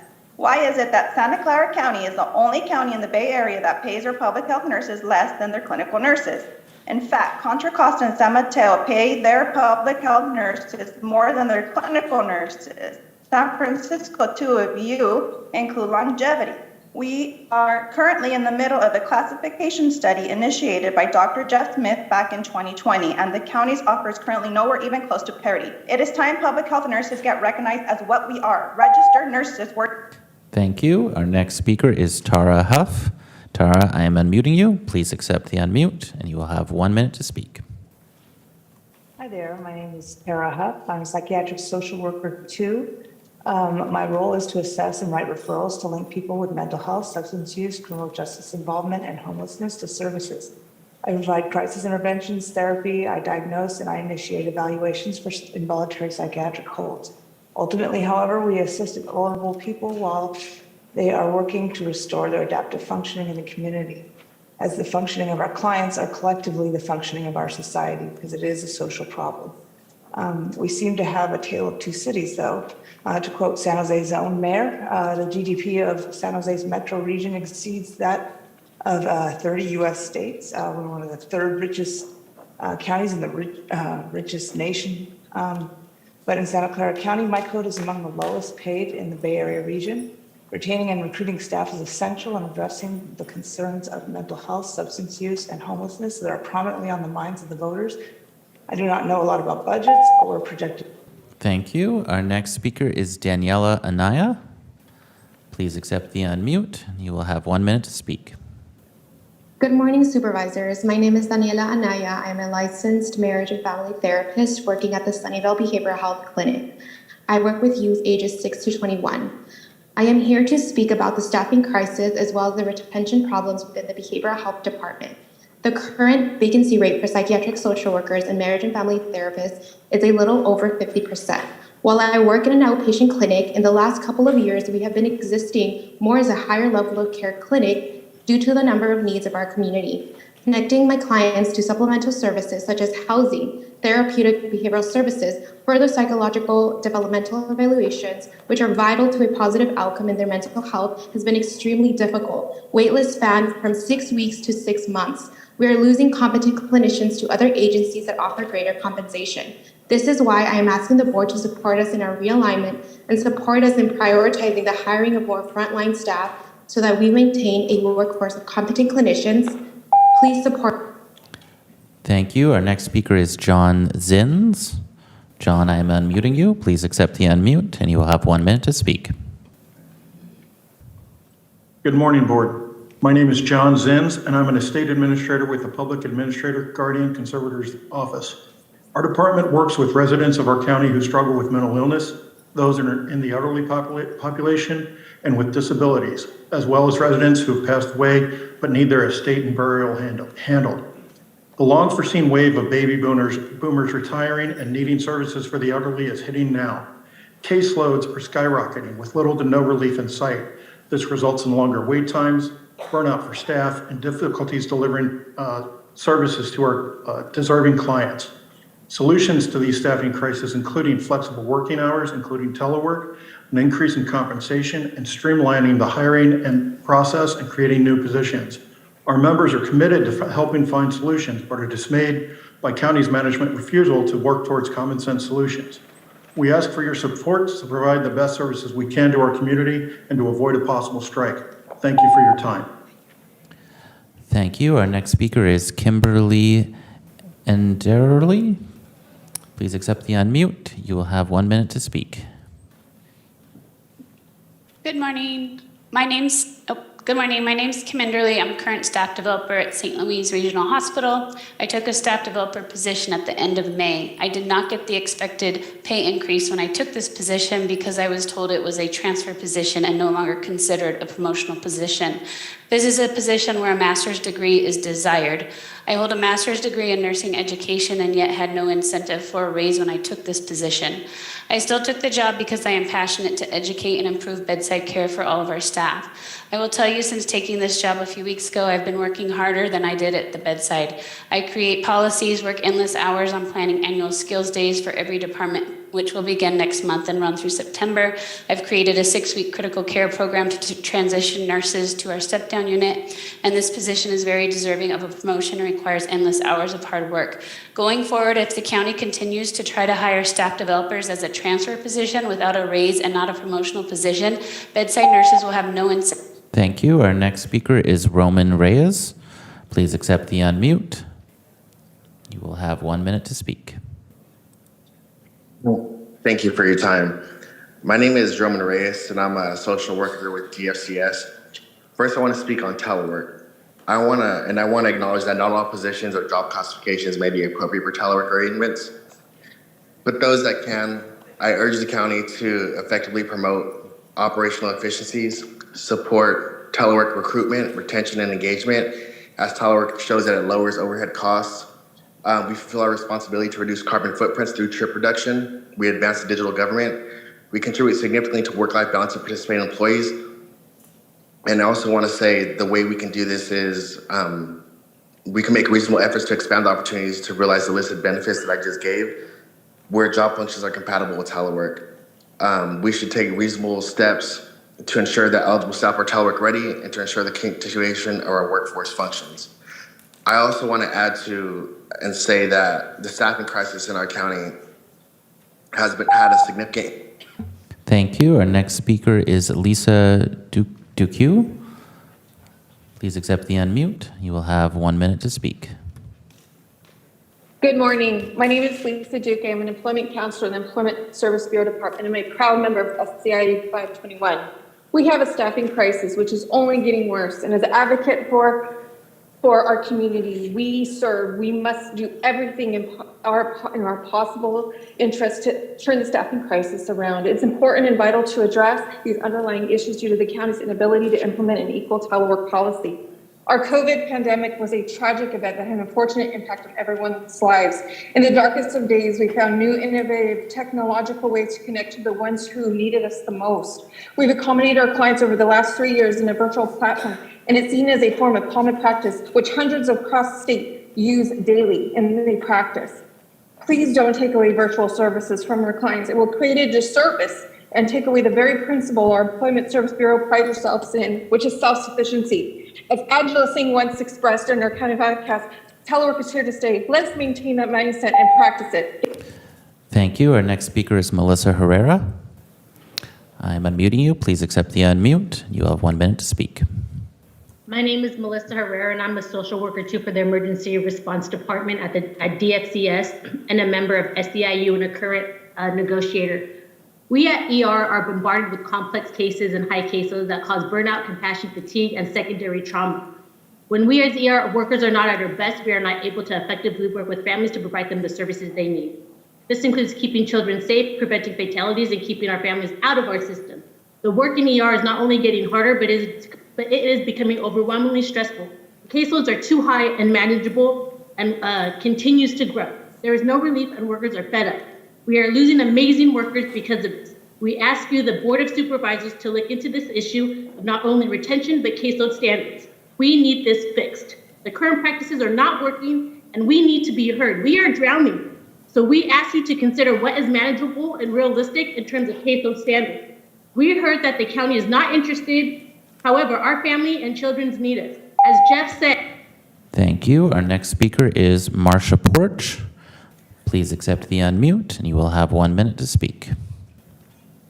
My name is Marsha Porch, and I'm an eligibility worker with Social Services Agency DEBS and a negotiator with SEIU 521. I work in our generic intake department working with the Cascade Food Stamps and Medi-Cal programs. I'm speaking today regarding the lack of support we continue to receive from the county in regards to serving our community, our clients, and our employees themselves. We are receiving applications faster than we can process due to the needs of our clients. We have been severely downsized over the years and now facing the challenge of trying to process a huge backlog of over 10,000 cases, which means that these are over 10,000 real people, families, human beings that are not being serviced properly. Applications that date as far back as February 2023, not only are we out of compliance with the state, but these are months that clients aren't able to pay their rent, bills, food, or for themselves and our families, or to receive Medi-Cal assistance timely. We have been requesting to have our unmanageable caseloads to be reduced time and time again over years and years and to fully staff our offices to help serve our community. This is a continued disservice to our clients, a disservice to our community, a disservice. Thank you. We're going to go back to Paul Soto. Paul, are you there?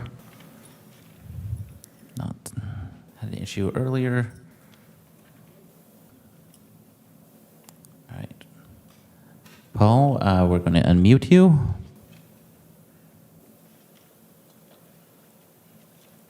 You can accept the unmute.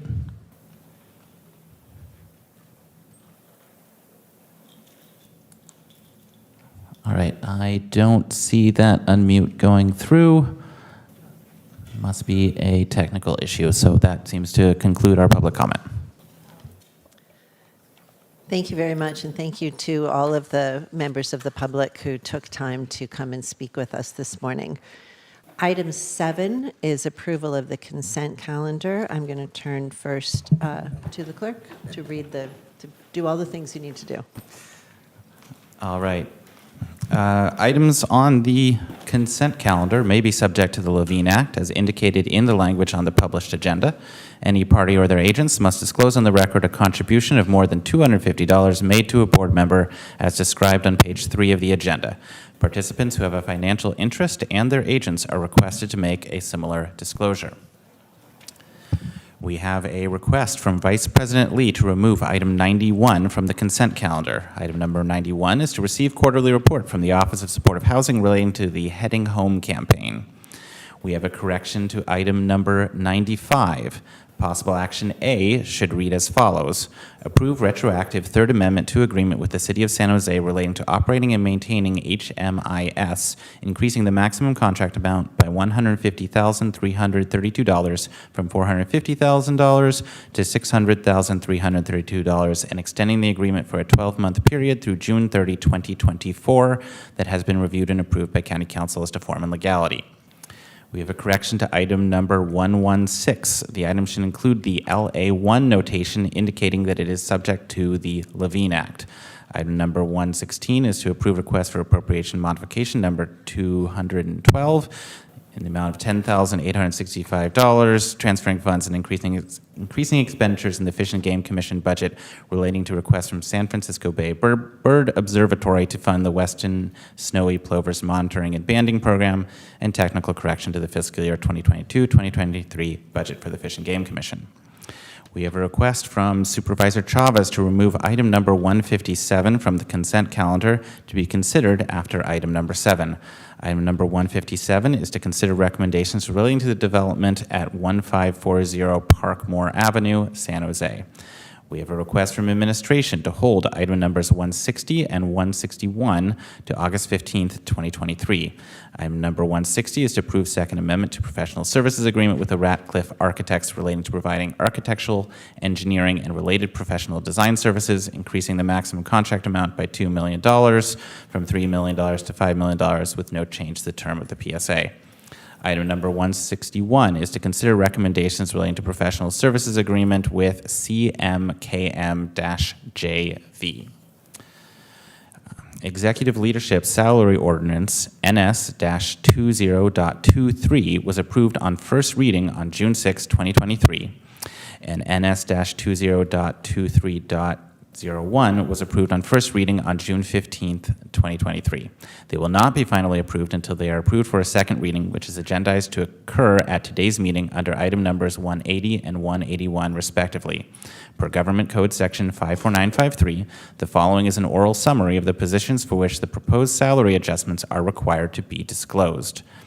NS-20.23 provides for a 4% general wage increase effective July 10, 2023 to the salary ranges for the following positions. The new salary ranges are set forth in the salary ordinance publicly posted to item number 180. Director, Consumer and Environmental Protection, Chief Operating Officer, Director, County of Santa Clara Health System, Deputy County Executive, County Librarian, Director, Department of Child Support Services, Director of Parks and Recreation, Director, Department of Planning and Development, Director of the Crime Laboratory, Director, Employee Services Agency, Labor Relations Director, Human Resources Director, Employee Benefits Director, Director, Facilities and Fleet, Director, Finance Agency, Controller Treasurer, Director, Department of Tax and Collections, County Clerk Recorder, Chief Medical Examiner Coroner, Director of Pretrial Services, Chief Probation Officer, Director of Procurement, Director, Roads and Airports Department, Registrar of Voters, CSCHS Chief Executive Officer, Public Health Officer, Valley Health Plan Chief Executive Officer, Director, Custody Health and Custody Behavioral Health Services, Director, Behavioral Health Services, Director, Emergency Medical Services, Director, Environmental Health Department, Director, Social Services Agency, Director, Aging and Adult Services, Director, Family and Children Services, Director of Employment and Benefit Services, Chief Information Officer. NS-20.23.01 provides for a 4% general wage increase to the salary range for public defender effective on July 10, 2023. The new salary range is set forth in the salary ordinance publicly posted to item number 181. And that concludes my lists. Thank you very much. James Williams, something to add?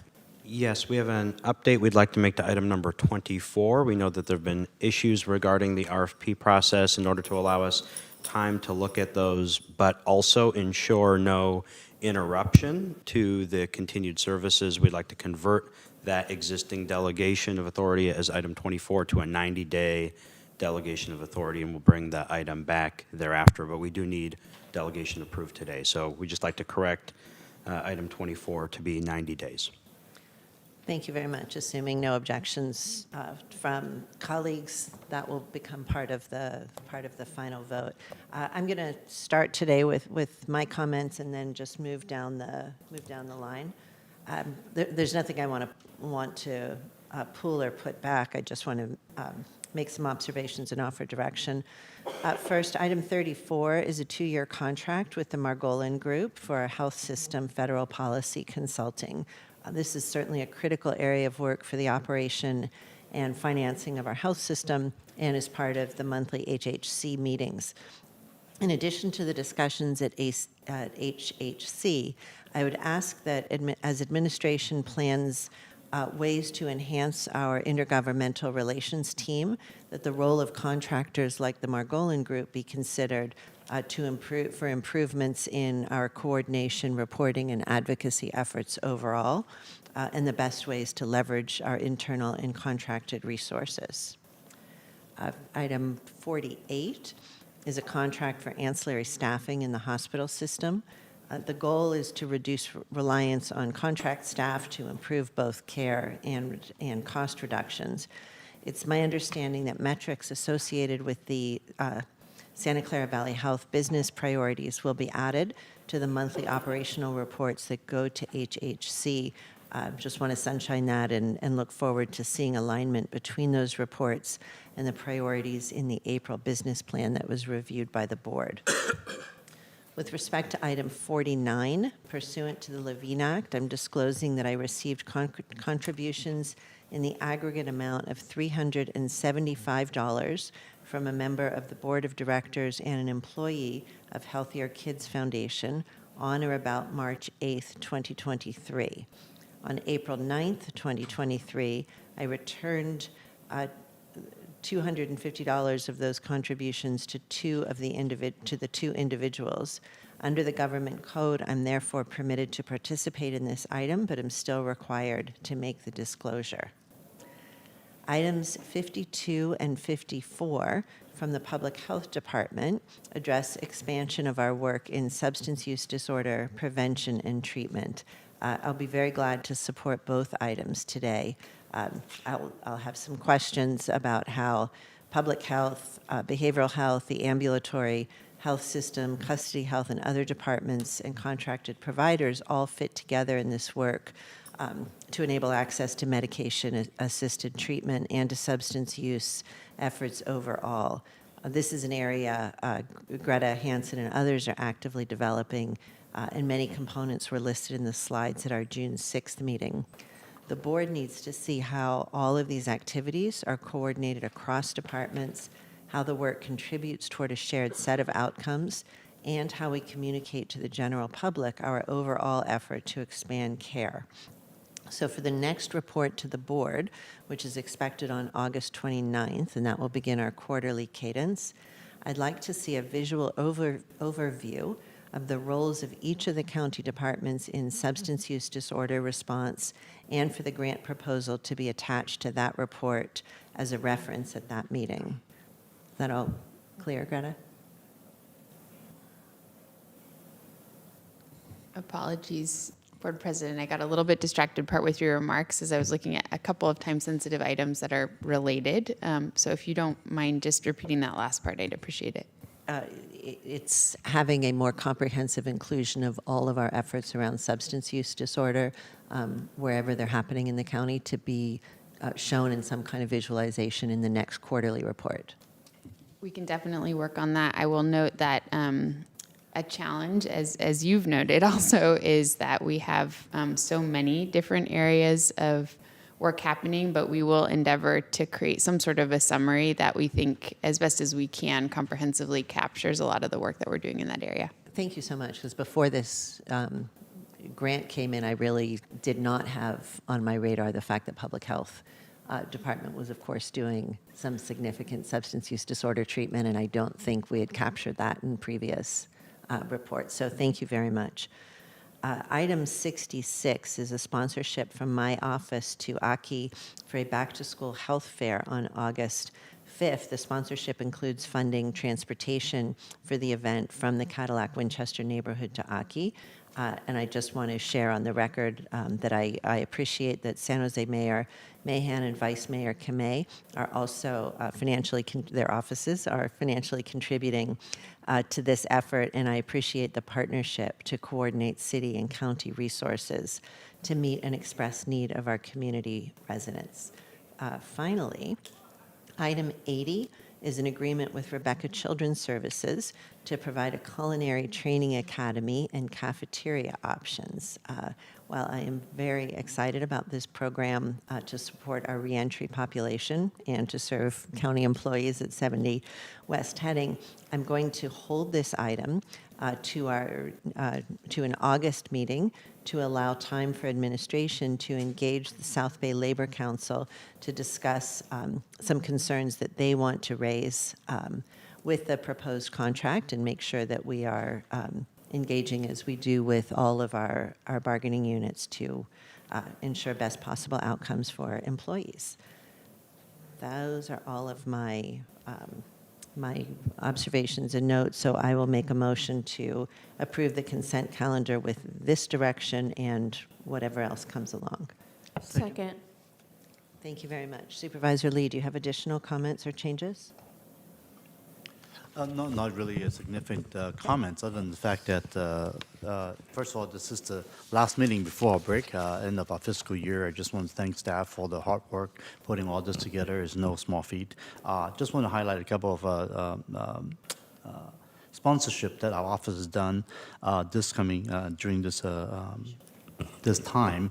We're sponsoring Hello Angels Foundation to support the backpacks and school supplies, and this is really important work that they're doing for a lot of our unhoused neighbors, and especially given the fact that this is the summertime. This is time that they really need these resources to get out there. So we're happy that they're continuing doing this great work. Of course, this month being Pride, we're very excited and proud to be supporting Pride for the good work as well, along with also the Milpitas Kiwanis Club.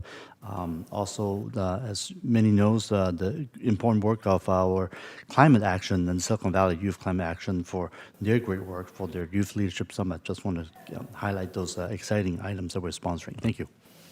Thank you. Supervisor Simidian. Thank you, Madam Chair. Through the chair to County Council, please. The reference to Levine Act items by both our clerk and our board chair prompts me to ask, do we have clarity at this point on what is or isn't allowed in the way of contributions by employees and or directors of nonprofits with whom we contract for services? My understanding is that earlier communications from County Council's office advised that it was, quote, the party, meaning the corporate entity or nonprofit, that was precluded from contributing within the 12-month time frame. Yes, Supervisor, there are some pending regulatory changes with the FPPC that would help add some clarity to that, but the party is the entity itself in the event of a contract that involves an entity, but contributions are also prohibited from agents of parties, and some employees may be agents with respect to that item depending on what they're doing and how they're engaging on the item. It's a fact-specific inquiry. So, for example, if there was a director within a nonprofit entity who was the person interfacing with respect to that contract, they would presumably be an agent for the purposes of that item. And Mr. Williams, forgive me because I'm going to ask you a question to which there may not be an answer, and presumably we are, as elected officials affected by the act, aware of that because the party or agent is obliged by law to communicate to us their status in that way? The parties and their agents are required to disclose. As we've discussed previously, that's not true for participants or their agents, but it is true for parties and their agents, yes. All right. I suspect, well, I shouldn't say that. I know my office has worked closely with your county council office to try and get some greater clarity on these matters to ensure that we comply fully. That's been a bit of a struggle, as we have discussed with you previously. We're now 6 months into the new year with the law effective, and so I just want to sunshine. I'll come to you with some questions that I hope your office can share with the FPPC, the Fair Political Practices Commission, to provide us with greater clarity, which I think would be helpful in ensuring compliance. At this time, Madam Chair, and then I'll have just a brief comment afterwards. I would like to indicate I'll abstain on item number 81. Again, for the clerk, I will abstain on item number 81. And then I will indicate, as I do before the consent calendar these last many months, that we have been advised that certain items on the consent calendar may be subject to the Levine Act as indicated in the language in our published agenda. Specifically, we have been advised that items 24, 25, 26, 27, 28, 29, 30, 31, 32, 34, 35, 36, 37, 38, 39, 40, 42, 43, 44, 45, 47, 49, 50, 51, 52, 160, 60 rather, 52 and 60, 61, 62, 63, 64, 65, 66, 67, 68, 72, 74A, 75, 76, 78, 80, 81, 82, 83, 84, 85, 89, 93, 94, 95, 96, 97, 98, 99, 100, 101, 102, 103, 104, 105, 106, 107, 109, 110, 111, 124, 125, 126, 127, 128, 131, 132, 144, 151, 152, 153, 154, 157, 158, 159, 160, 161, 162, 166, 167, 168, and now, by way of our update, item 116 on the consent calendar may be subject to the Levine Act. We've also been advised that pursuant to state law, any party or their agents must disclose on the record a contribution of more than $250 made to a board member as described on page 3 of our agenda. I want to ask at this time that if any party or agent has made such a contribution, that they disclose that contribution immediately so that I may promptly recuse myself. I would also ask that if any participant in these proceedings, as defined by the Levine Act, has made such a contribution, that they disclose that contribution immediately so that I may promptly recuse myself. And I would also ask that if any employee of the county counsel's office or of the clerk of the board's office or any other member of county staff or any member of the public knows of any reason I should recuse myself under the Levine Act, that they please disclose that information immediately so that I may promptly recuse myself. Thank you, Madam Chair. And I would just add to that, looking again to county counsel's office and to our incoming county counsel, while I have very much appreciated the guidance that council has been able to provide during these past 6 months, it has of necessity been minimal because there hasn't been a lot of guidance or clarity from the Fair Political Practices Commission about the newly implemented provisions of the Levine Act. So I would like to ask that county counsel's office going forward work with our board to identify systems and structures that would help board members and our county ensure full compliance with the Levine Act, because while it remains on the books, we have an obligation to comply, however challenging that may be. My understanding from comments made in an open and public session by our chair, Supervisor Ellenberg, is that the folks at CSAC have been doing some work in this regard.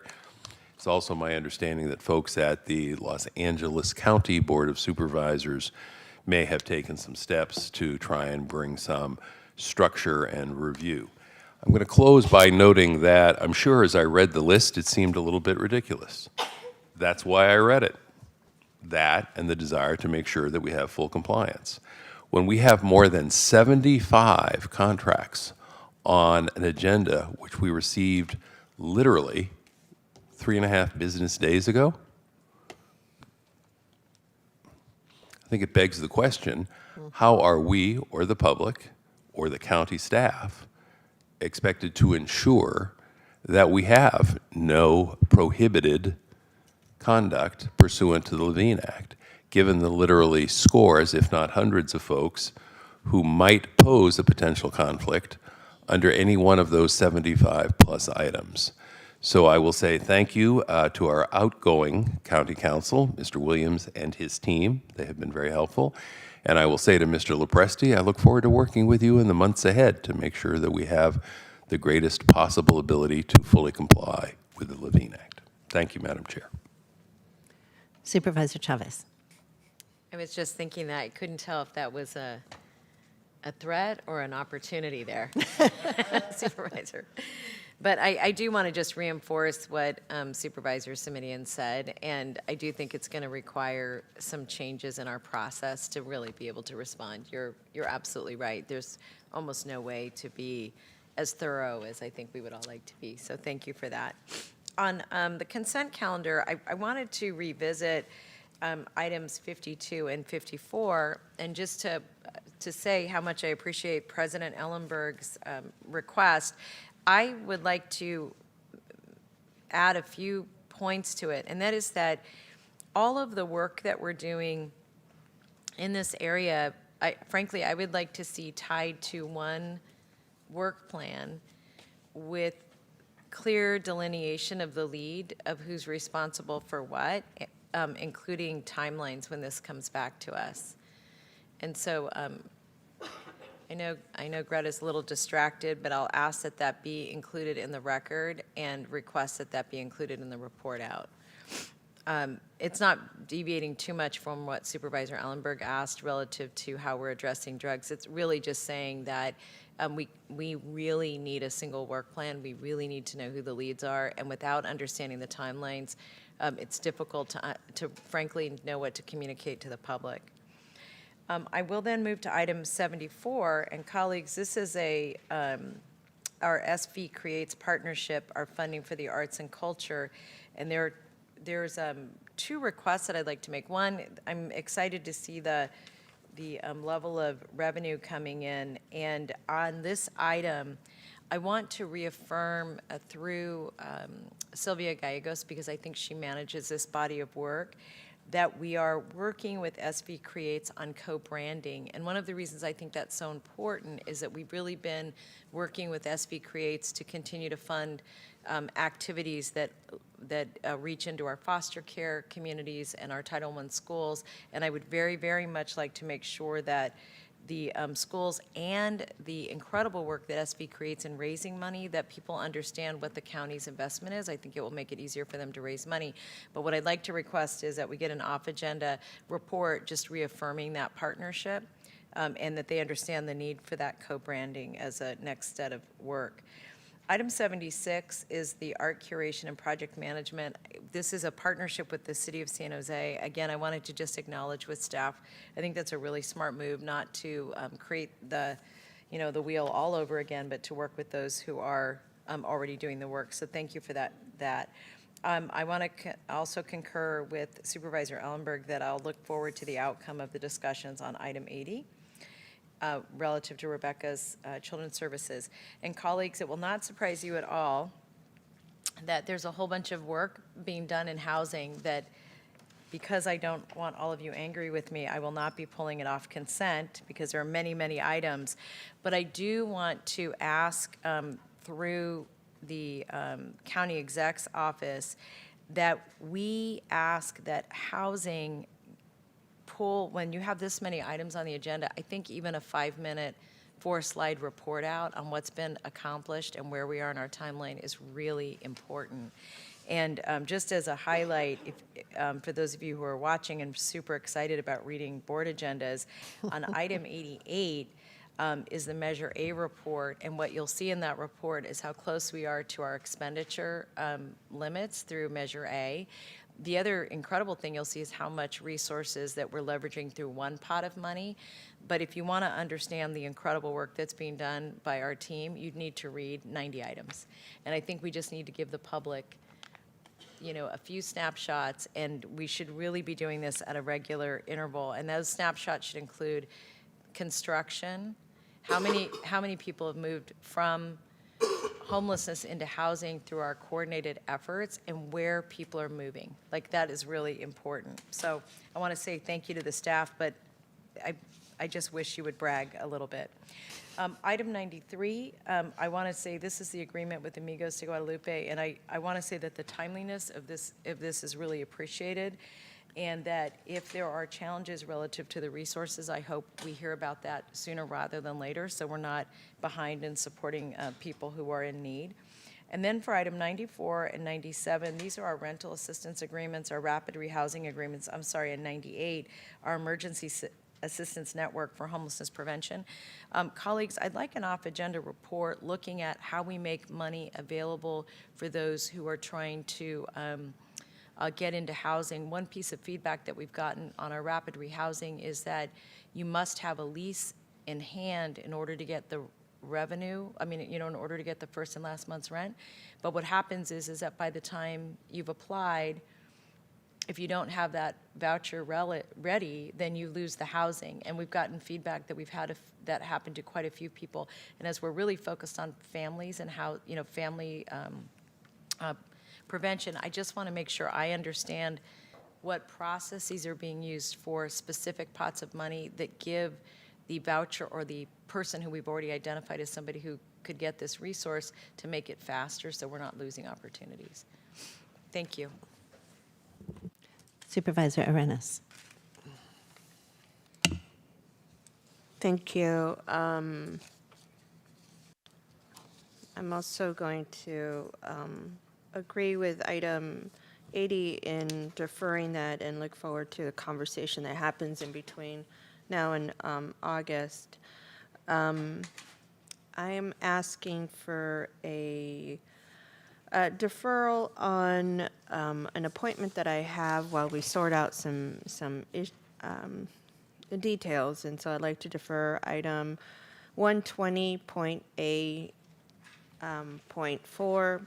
To a date certain, or to the next meeting, or First open-ended? meeting in August, if First meeting in if August. that works. Thank you. Is one of my appointments to SIMPAC.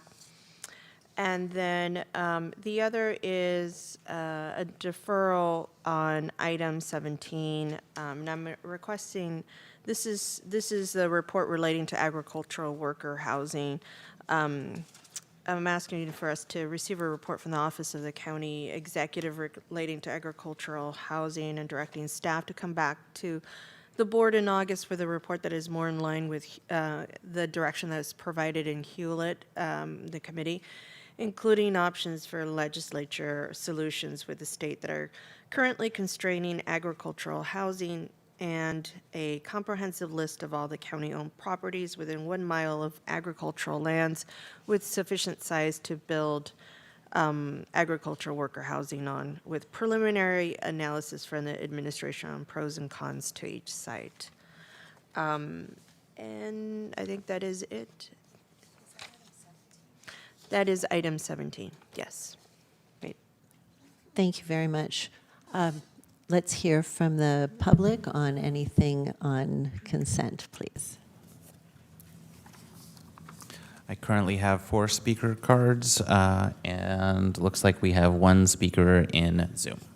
Okay, so a reminder again, if you're intending to speak on consent calendar, right now is the time to submit a yellow card. When the first speaker begins speaking in chambers, we'll close the queue.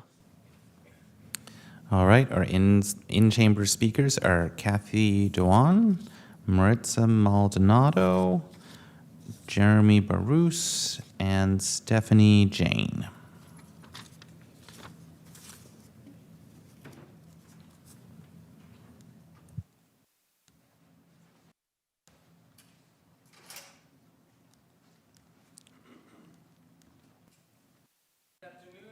Ellenberg and members of the Board of Supervisors.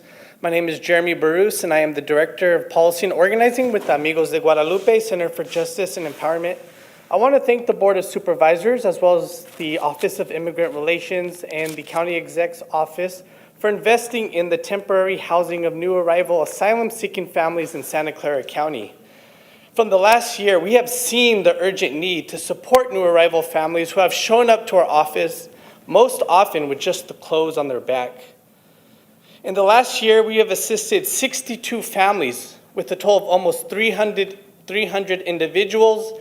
And since the federal lifting of Title 42 on May 11th, we've seen 32 families that total 103 individuals. We are very appreciative for the county's investment today, but we also realize that the funding could go quickly. We also don't have the resources to staff this work. For each family that we assist, we spend roughly 40 hours of staff time for all the case management to ensure these families are stabilized. We also have 2 senior attorneys who have been leading pro se workshops to teach asylum seekers how to apply for asylum, as well as assisting with asylum cases. We also have, we've seen over 80 individuals attend those 2 workshops, and we also plan to host more during the summer. It would be imperative for the county to consider investing in legal services to support this work. We also need to be prepared in the event that we get a bus or a plane of immigrant families like we saw in Sacramento and LA this spring.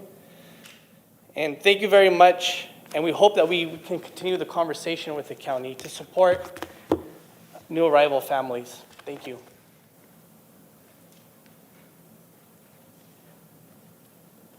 Good morning. I'm Stephanie Jane with Amigos de Guadalupe Center for Justice and Empowerment.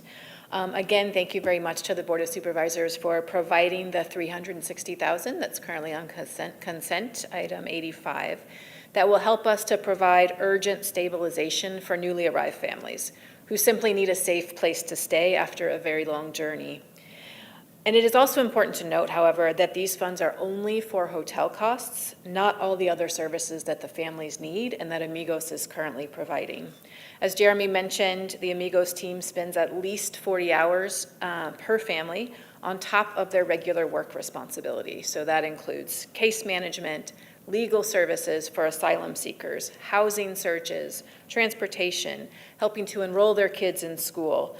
So much time and energy from our team to welcome and serve these families in our county.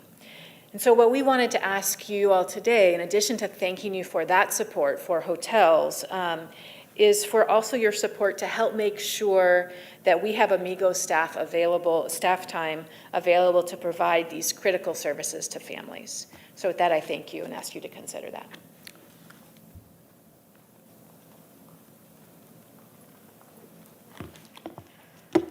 Good afternoon. Oh no, good morning still. We have 15 minutes. Good afternoon, Board of Supervisors. Again, thank you, as my team has said, to listening to us and also to supporting our new immigrants that arrive. We see 2 to 3 to 7 families daily at our place-based East San Jose agency, so thank you for that. Also, I would be remiss to not thank you, Dr. Smith, for your continued support of seeing a small agency in East San Jose led by a woman of color, and your support has been so transformative for us. I thank you for your bold leadership and your visionary leadership. You will be missed. Our slogan is, Tienes amigos, got friends, siempre tendrás un amigo en Amigos de Guadalupe. You will always have a friend in Amigos de Guadalupe. Thank you. Last call for Kathy Dwan. All right, that appears to conclude our in-person speakers. We have one speaker in the Zoom queue. If anyone else is on Zoom and intends to speak on the consent calendar, now is the moment to raise your virtual hand. When the first speaker begins speaking, we'll close the queue. All right, looks like we have 2 speakers in queue. So our first speaker is David Montiel. Please accept the unmute. You will have 2 minutes to speak. Can you hear me? We can hear you. Yeah, my name is David Montiel. My supervisor is Susan Elderberg. As far as the consent calendar goes, from what I see, I'm a citizen, been a citizen of this county for decades, is I think what's happening sometimes, and what I see in these meetings, is there's a confusion between equity and equality. And what I'm trying to explain that is that equity is trying to help, I think, what you guys are trying to do, and it's a noble effort, and it's not a bad effort. But in the effort to try to bring people out of where they're at, maybe in poverty or some type of oppression, bring them into the, being able to go into a certain type of normalcy where they're, they've got, they can get a job, they can learn, all the things they need to do to be able to function the way that everyone else is functioning. But I see a lack, I'm going to have to say it, I see a real lack of people that are very functional with master's degree, bachelor's degree, all kinds of degrees, not getting that attention to me that I see as they are. Now, I don't know what that means. Is that reverse equity? I don't know what you call it, but I see it.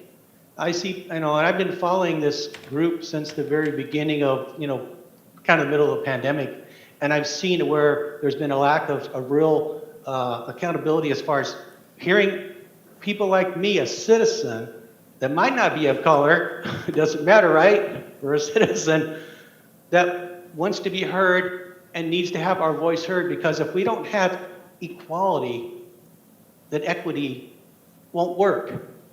I'm going to say that again. If we don't have equality, meeting the needs of the people in the county, the doctors, the nurses, all the people that take care of everyone else, we're not going to have equity. I just want to let you know that there's a difference. We need to work on that. Thank you. Thank you. Looks like our second speaker lowered his hand, so there he is again. All right. Paul Soto, I'm unmuting you. Please accept the unmute. Yes, thank you for catching that, Paul Soto. I'd like to extend my gratitude for financing Amigos de Guadalupe. I've been in a situation for about the past month where I've needed some type of assistance, some type of service. I went through the reentry, I went through my main provider, Gardner, and I haven't been able to receive the kind of assistance. And I've actually reached out to a supervisor, letting them know what my situation was. And even then, I haven't been able to receive anything. But Amigos de Guadalupe was there, and they were true to their slogan that I did have a friend in them. And so I just wanted to thank them and thank you for financing organizations like this. I'd also like to second the sincere sorrow that I feel and gratitude for Dr. Smith's assistance to this county. He is the only person that I've ever heard speak out loud and very clearly and distinctly that the lack of housing and a lot of the social and economic issues that especially the Chicano community is experiencing today is a direct result of the redlining map from 1939. Now, there hasn't been really any movement in terms of the county on that particular issue, in terms of really like mining that to see what exactly that means. But we in the Chicano community continue to have to live with the generational impact of that policy. So I wanted to thank him personally for articulating the reality and the truth that we have been tasked to live with in this county. Thank you. That concludes public comment. Thank you very much. Let's vote on the motion by Ellenberg, second by Lee. Supervisor Rennes? Yes. Supervisor Chavez? Yes. Supervisor Simidian? Aye. Vice President Lee? Aye. President Ellenberg? Yes. Passes unanimously. Thank you very much. Just a quick housekeeping note. It's 11:52. My plan is that we will break for lunch at 12:45, or as close thereto as we can manage for a 30-minute recess. Right now, we are at item 8, which is time certain not to be heard earlier than 10 a.m., a public hearing from the Department of Environmental Health on health fees and permits and services. Excuse me, Madam Chair, forgive me, I just didn't get, was it 12:30 or 12:45? 12:45. 12:45, thank you. Supervisor Smitty, that's to accommodate. Okay. 12:45 it is. Excuse me, Madam President. Yes. I thought we were going to 157 after 7? Correct. You are correct. I'm so sorry, but you can sit there. Hang on. Thank you for the reminder. And Supervisor Chavez, my apologies. We are going to go to item 157, which is a Levine Act item, so we'll have that announcement, and then hear Supervisor Chavez on the item. Thanks, Curtis. Item number 157 is subject to the Levine Act. Any party or their agents must disclose on the record a contribution of more than $250 made to a board member as described on page 3 of the agenda. Participants who have a financial interest and their agents are requested to make a similar disclosure.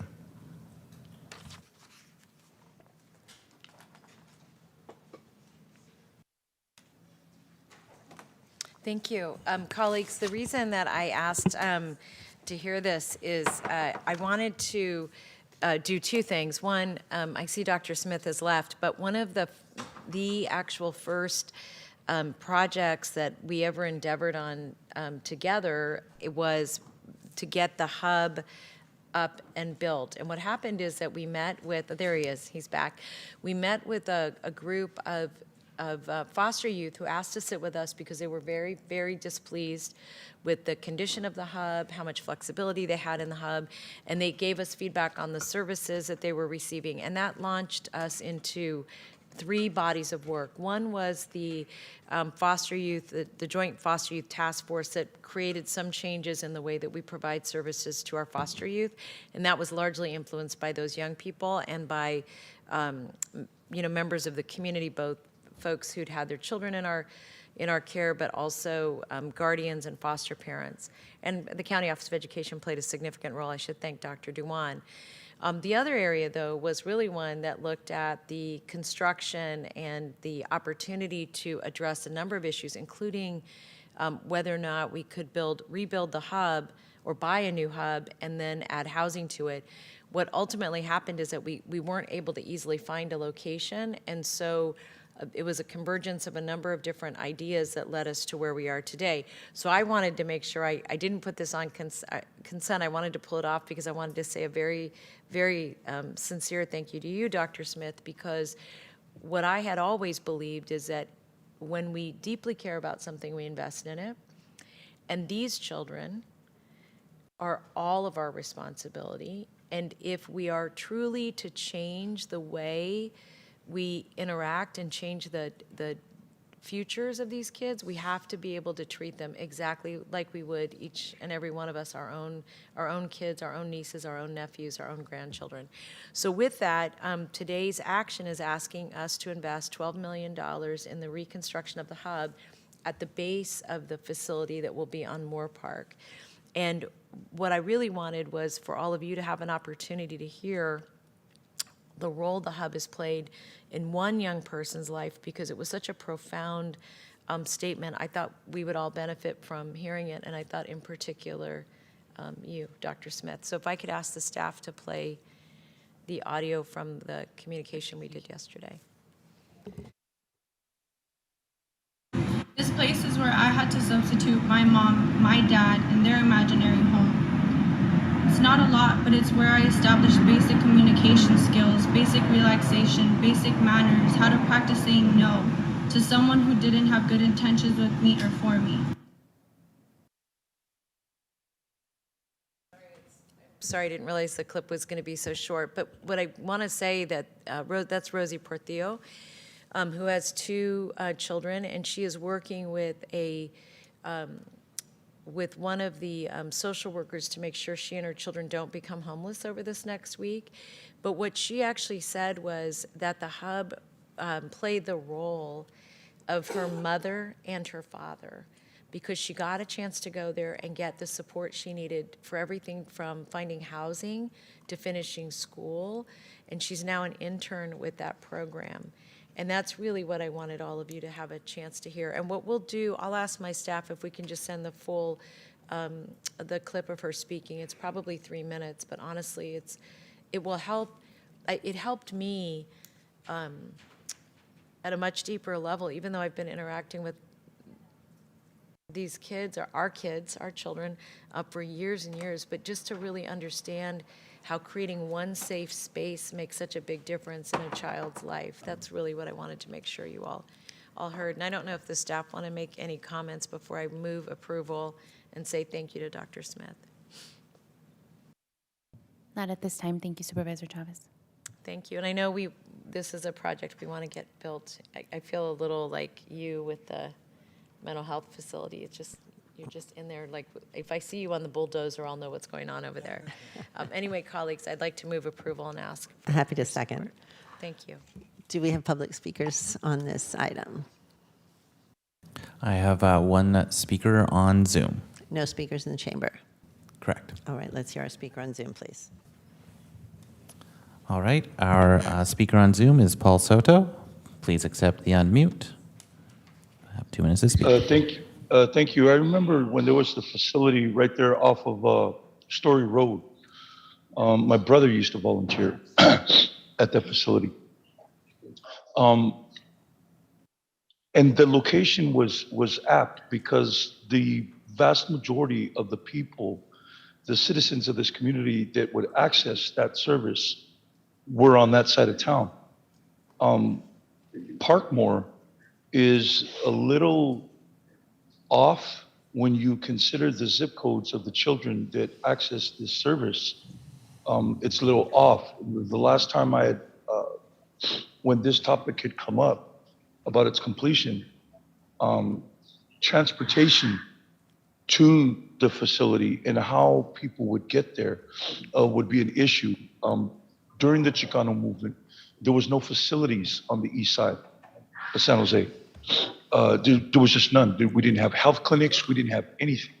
And we had to go to Valley Meadow. We had to go to these other spaces and places in order to get the services that we needed, though we were citizens just like everybody else, but we didn't have that type of service that was provided on that side of town.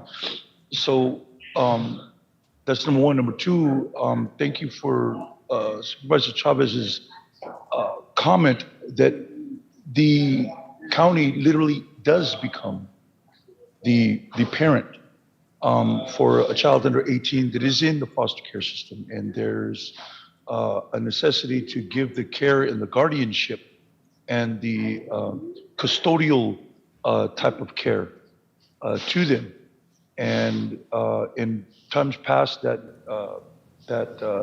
kind of guardianship was lacking. And so I'm confident and encouraged by the current facilities that's built and what's being done there. Thank you. Thank you. That concludes public comment. Thank you. We have a motion and a second. Let's vote on this item, please. Supervisor Arenas. Yes. Supervisor Chavez. Yes. Supervisor Semidian. Aye. Vice President Lee. Aye. President Elbert. Yes. Passes unanimously. Thank you both very much. And with apologies to the Department of Environmental Health, come on back. Thank you for your flexibility.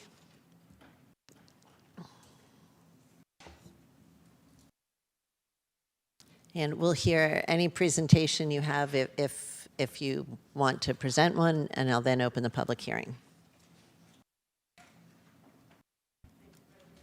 Oh, you need your mic, please.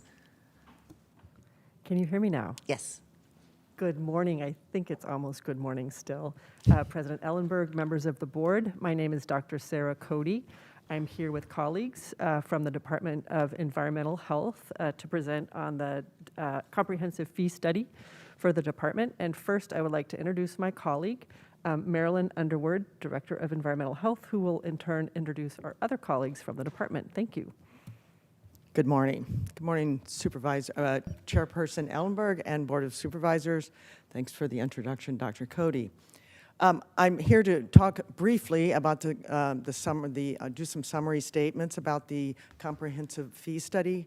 But I also just wanted to point out, if there's some tougher questions after I get past the summary, I do have a great group of management that I get to work with. Leading on my right here is Aaron Ho. He's in charge of all of our support services and oversaw this study. Behind me is a newly appointed Division of Consumer Protection Director, Beatriz Santiago. A newly appointed Division Director of the Hazardous Materials Compliance, Jennifer Ka'ahahina. I think I did that okay. And also Program Manager in charge of the Land Use and Solid Waste Programs, Darius Hagigi. All of them are instrumental in looking and helping develop this fee study. Online also is NBS Solutions, who is the outside consultant that was hired to do the fee study that is the basis of these fee adjustments. And also online is Sonia Wills, our county counsel, that also assisted with this project. So just to, when we say comprehensive, this is comprehensive because the last time it was done was 2012, and comprehensive in the sense that this is the first major fee adjustment we've done since then. In 2016, there was a consumer price index adjustment allowed through the environmental health fee ordinance. But we were going to do one, the folks that were here before me were going to do one around the time of COVID, but of course that was not the time to do that.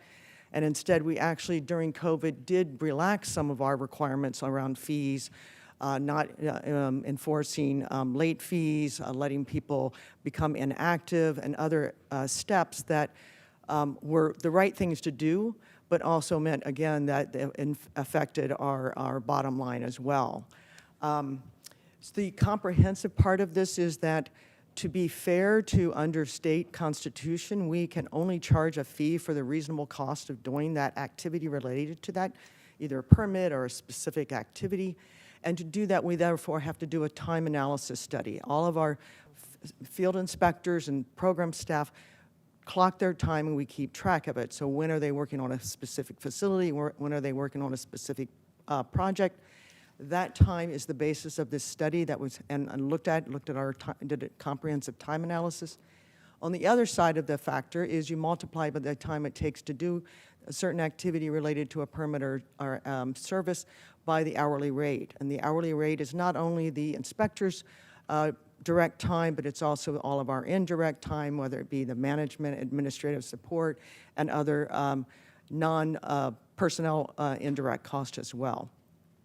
So we're adjusting both the hourly rate across these different programs and multiplying it by the time. And so what you'll see is that in some cases, because of cost, things have increased in cost. We do have some fee increases. We have some things that stay the same, and we actually have some that decrease. And those decreases are, again, because of the related that we found that we were doing those activities more efficiently than the last time we looked in 2012, and therefore we were able to lower those fees and those permits. I just wanted to say, too, the MBS also looked at some other counties and their permits and their fee structure and found that the ones that we're proposing are very much in line with those. So we think it's not, again, not only the cost that we do need to, the fees and the charges that we're putting forth are to cover our reasonable cost of doing these activities, but they're also in line with what we're seeing in similar counties. We do take a lot of steps and continue to take a lot of steps to improve our efficiency and make sure that we're doing things the most efficient possible. And so we will continue to do that as we move forward. We did make sure our permittees and our folks that make use of our services were aware of this. So we did mail out over 14,000 postal mailings and as well as over 10,000 emailings to make sure our folks were aware of this. We actually have surprisingly gotten very little questions and emails about this. I think we've gotten about 12 emails inquiring, and we were able to answer their questions, as well as about 3 phone calls, 2 in Spanish and 1 in Vietnamese. I'm sure we'll get more as people see their invoices, but again, we're prepared to be able to explain why these particular changes had to be made. I think with that, I will take any particular comments that you would like to have. Thank you very much for the report, and I appreciate the outreach that has been done to notify people. I'm going to look first just for clarifying questions, and then open the public hearing, and then come back to my colleagues for general comments and questions. Supervisor Lee, do you have a clarifying question? Yes, clarifying question. So what we're trying to do right here really is just cost recovery. We expected about 2.6 mil short, so that's why we're increasing these fees for those that be increased in order to cover the shortfall, correct? Correct. Yes, and also there are quite a few that's actually got no changes. For example, medical waste, something interesting. The pool is actually dropping. Yes. So apparently they are doing really good on Yes. the public pool programs. So I just want to say that we're decreasing some of it, which means we'll also decrease revenue on the other side. But at the end of the day, when all this is implemented, the expectation that we'll be able to barely cover everything. There's not money making item, right? Correct. Great, thank you. That's all I have. I'm ready Thank for you. motion. Then I'm going to open the public hearing. Do we have speakers on this item? Looks like I have one speaker in the Zoom queue. All right, let's have the speaker. All right, our speaker is Abigail Hinson. Please accept the unmute.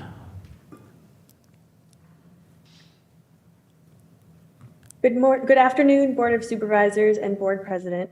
My name is Abigail Heinzen, and I'm the Advocacy Manager at Veggielution. Veggielution works with small business entrepreneurs in East San Jose who want to establish their own food businesses. Many entrepreneurs we work with mention the high cost of permitting fees as a barrier for them in getting their businesses off the ground. Combined with city fees for business licenses and street vending permits, startup costs for these small home food businesses often run upwards of $1,000 annually. We are so thankful for the Board of Supervisors and Department of Environmental Health's continued commitment to small food businesses as demonstrated by waiving permit fees for 2023. This allows entrepreneurs to put those dollars elsewhere into their business, for equipment, for advertising, for labor. Today, the Department of Environmental Health has brought their plan to increase certain permit fees in order to meet budget requirements. We understand the need for this given the current economic climate. However, we also must acknowledge that any fee increases will contribute to their inaccessibility for low-income residents for whom a small business can be a lifeline. We ask you to consider, along with the changes proposed by the Department of Environmental Health, implementing long-term fee relief for low-income and first-time entrepreneurs. Business owners just starting up often don't have the initial investments required to pay for fees, and fee relief can help them invest elsewhere in their model from the beginning, resulting in a stronger business. Please continue to support small businesses by considering long-term fee relief for low-income and first-time entrepreneurs. Thank you. That concludes public comment. I'm closing the public hearing and coming back to my colleagues, starting with Supervisor Chavez. Thank you, and thank you very much for the report. Just a couple of kind of more basic questions. Do we have an expected, staff told me I wasn't talking loud enough, so I'm going to have a fight with this microphone. Do we have an expected length of time it should take to review a permit and get, be able to give somebody a permit in all of these different areas? And I'm presuming we do because we had to be able to determine the cost for the service. Sure. So first of all, it does vary. Some is actually in state statute. For instance, plan review for a new food facility must be completed within 4 weeks. I know we strive to do it sooner than that, but that's in state statute. Obviously, generally speaking, I think the folks that we're looking at are wanting to get businesses to get into, be able to start working. And so we always like to do it as soon as possible, and we're there to help. But there is, other than that, I'm not clear that we have goals, and perhaps I can let the hazmat people speak to it for a new hazmat permit. But I think that's what you're talking about, because essentially it's annual permits are just renewable, right? And so we don't have any cost, really additional time put into those. But I think you're talking about a new business and how much time it takes to review. Yes, and when I was I was looking at the cost, the study, and I couldn't see in it, when we're charging people, I'm just curious, like, how long should someone expect if they're requesting this particular permit? And to your really important point, even for a renewal of a permit, how quickly are we doing that? Is it automated or not? And I just didn't see that in the report. Okay, so first let me speak to the renewals. It's automated. The invoices go out approximately 6 weeks before it's due, and they get it in the mail, and then it's not something that we actually even hardly basically touch. As far as the new proposals, so the basis of this study is the time analysis study, and you will find that, for instance, say a Starbucks facility may take a lot less time to review the plan review for it than, say, a very large kitchen where it's going to be doing full-on cooking, might have a pizza oven, might have some other very unique equipment. So that's why we have these different categories for plan review, and we look at the data for the time analysis it takes for that particular type of plan review and develop an amount of time to develop the fee from. So we're not putting them all into the same category. I understand that. Let me just give feedback to you about what I would like to see us doing. So there are kinds of 3 buckets of feedback that we get. 1 is cost, 2 is length of time, and 3 then is really more around what it takes to comply. Like to your point, it absolutely depends on like what subject we're talking about. When we're looking at cost, one way that I believe that cost is offset is when we're able to respond quickly with some consistency in terms of the service that we're providing. So one request I would make, really through the chair and for next year as you're looking at, or is this an annual update for cost, or are we doing it every couple of years? So the last time we came to you for a comprehensive was 2012. Yikes. Yeah. So we're planning, sorry to interrupt, but No, we're please. planning to do another comprehensive in approximately 3 years. So that's when we take the opportunity to do another time study. Other than that, we can, per the ordinance, do a consumer price index increase in the fee. We could consider that next year. So what I would just like to recommend to my colleagues, since I won't be here in 3 years, is that I think when the time study comes back and the cost study comes back, it should actually say what our goal time is to be able to provide each service. And the reason that's important is that when I call your all offices, it's either because of one of those 3 things: cost, timeline, or the clarity of what someone is supposed to be able to get done. And given that you're new to us, or relatively new, I think this is actually an opportunity for us to think about the customer service side. And by the way, we don't get complaints about people being rude or inappropriate or anything like that. It really has more to do with over what period of time do people respond. And then one other piece of feedback we get is, and I don't understand this from our current rules, is whether or not we have a consistent bar about whether or not we're using best available technology, or we're also taking into account appropriate technology and cost for different recommendations that are being made, especially as it relates to kitchens. I mean, the cooking, like the infrastructure for a kitchen. So I share that, colleagues, because I do think that this is not only a way that we protect human health, and your team does a great job at that, it's also an opportunity for us to consider our role in economic development by being more responsive than perhaps we have been in the past, and really thinking about those timelines is critical to me. So thank you for the questions, and thank you for the report. It was very helpful. Thank you, Supervisor Chavez. And I was saying earlier that I'm ready to make a motion to basically accept the report as presented and it's recommended by staff, but also would like to ask staff to look into potentially future assistance program for the small and first-time businesses for food operators. So I just want to add that as my motion. And I would make a second with the requested recommendation to include in the next 3-year update a time study that demonstrates for the board how long each of these items should take for the customer to see a resolution. Great. It's certainly acceptable to the maker.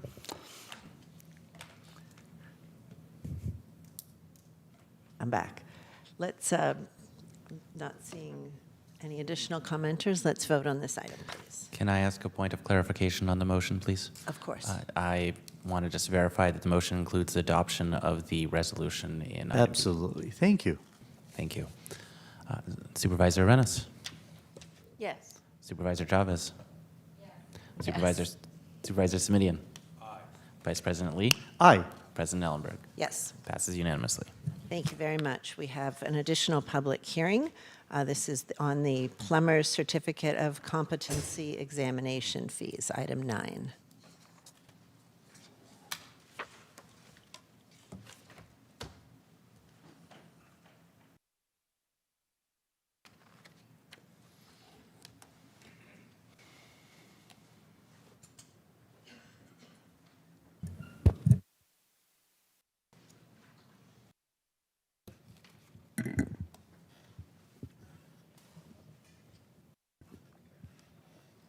Good morning, Board of Supervisors. Can you hear me okay? Yes. Tiffany Lanier, Clerk of the Board. And with me, I have Curtis Boone, Assistant Clerk of the Board, and Kathy Taylor, Management Analyst.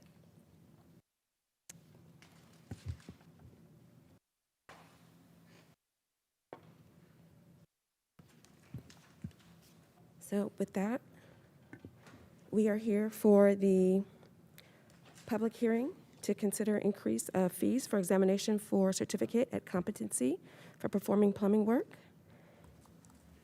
and to possibly adopt the resolution increasing the fee for the examination for certificate of competency for performing plumbing work.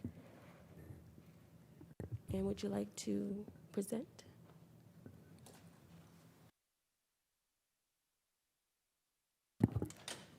Sorry about that, microphone issues. In a nutshell, the Board of Plumbing Examiners conducts testing for the Certificate of Competency. The test consists of two portions. There is a written portion and a isometric drawing. The written portion is contracted out through the National Inspection Testing Corporation. The cost that is charged to the county is increasing, as these things do. And so what we're looking at is just raising the fee to cover the costs, essentially, of the NITC fee. When we took this to the Finance and Government Operations Committee, the recommendation of the committee was to basically set it at the amount that would be the CPI adjusted amount based upon the last time that it was raised, which I believe was back in 2004. So that comes out to increasing the fee to $253 per application.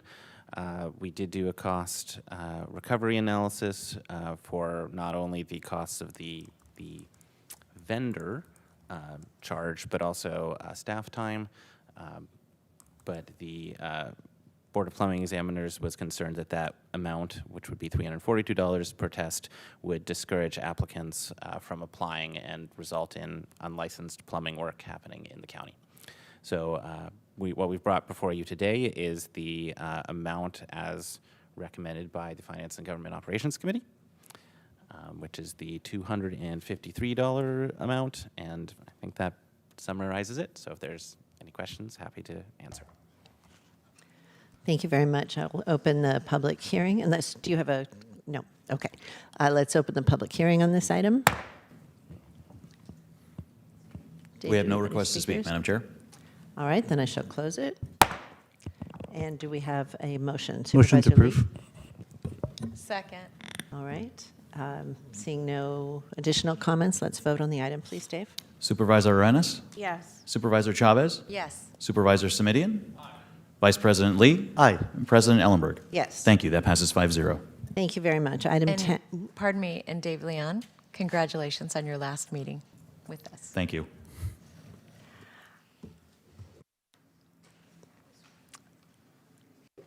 Item, we're going to do a little thing at the end of the meeting. He did Figured I'd pop make a out. cameo appearance.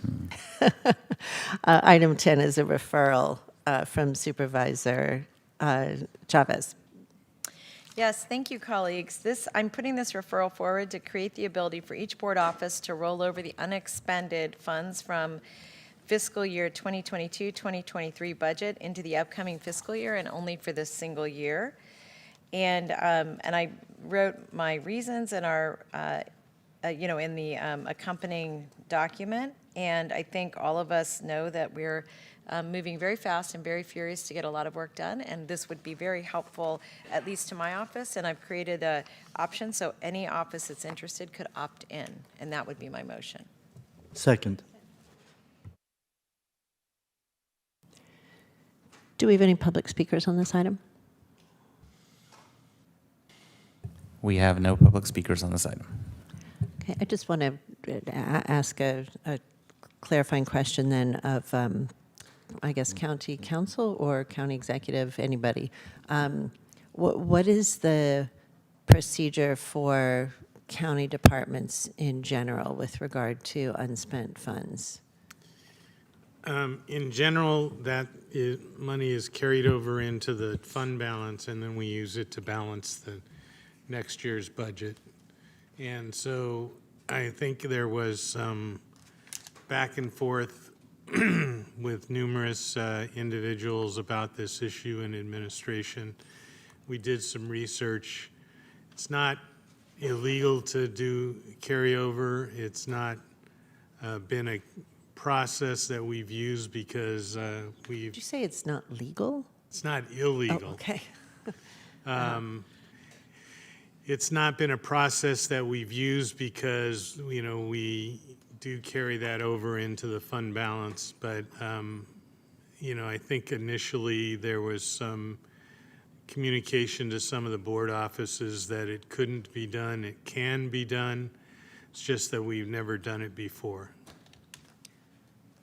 So I would turn then to the maker of the motion to maybe just say a little bit about why this is important and why we should be creating. I realize that we have a number of processes that differ from other county departments, but just please help me understand the importance of this. The reason I'm making this request this year is that for each of our offices, our budgets are relatively small.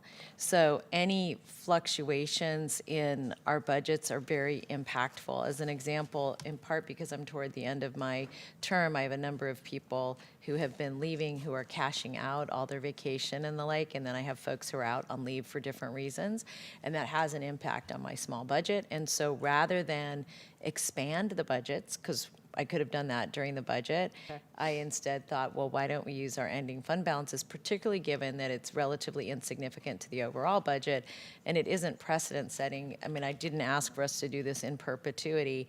And when we get to item 11, I am going to talk about perhaps some best practices relative to how departments should possibly be able to retain some of their ending fund balance so we don't see such extreme expenditures the last couple months of the year when people have a little bit of money and they know they're not getting it back and so choose to spend it on all kinds of things. So as a separate item, I think it's worth us discussing, but this is just, for me this year, just makes sense in terms of how I manage my office budget.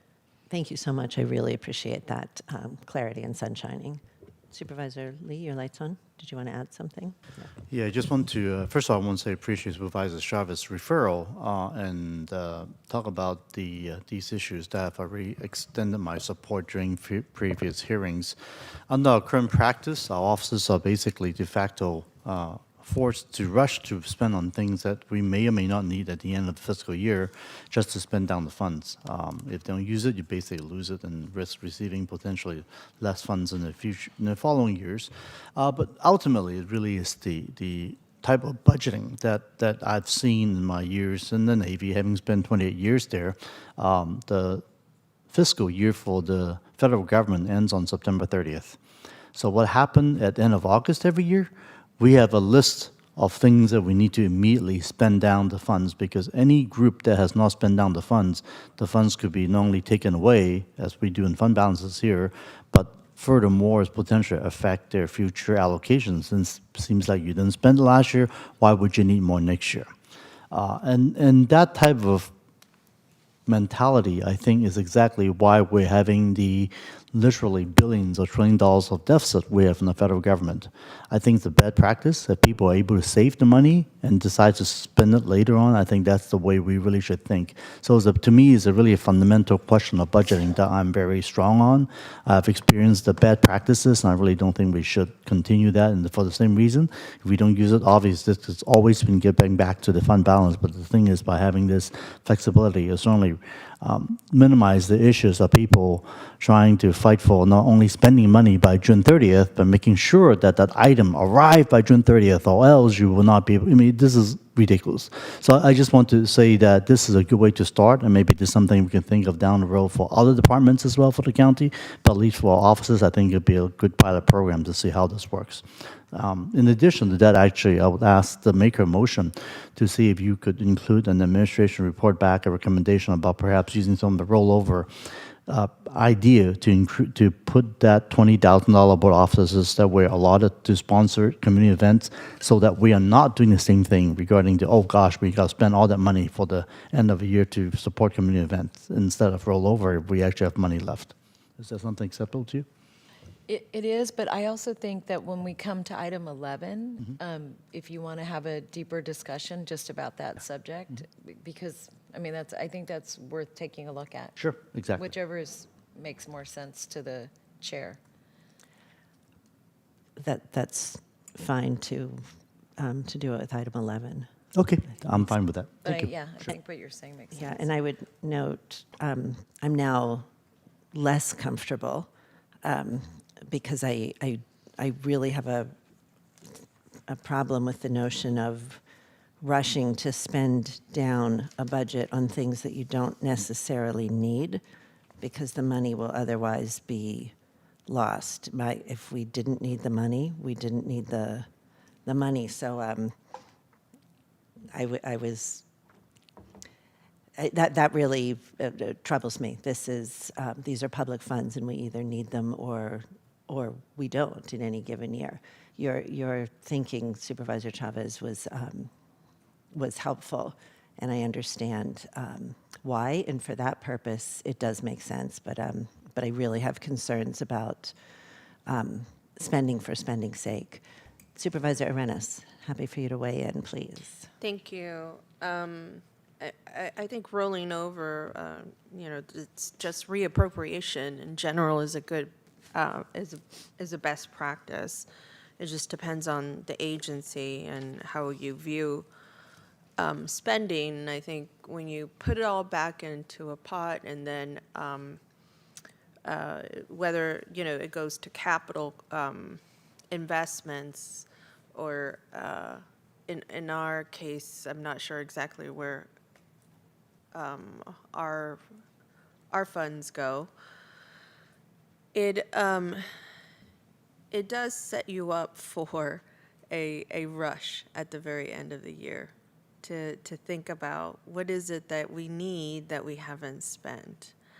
And I don't mean a rush just to spend the money down, but I found myself in that position where we weren't able to hire on people because there is just not the same kind of applicants out there. I think for those of you who have found yourself hiring during the beginning of this year, or maybe in the recent months, it just has been really difficult. And so we have a balance. It didn't occur to me to spend down anything, because I thought we were going to just transfer this over into this upcoming year. Our budgets are relatively minor.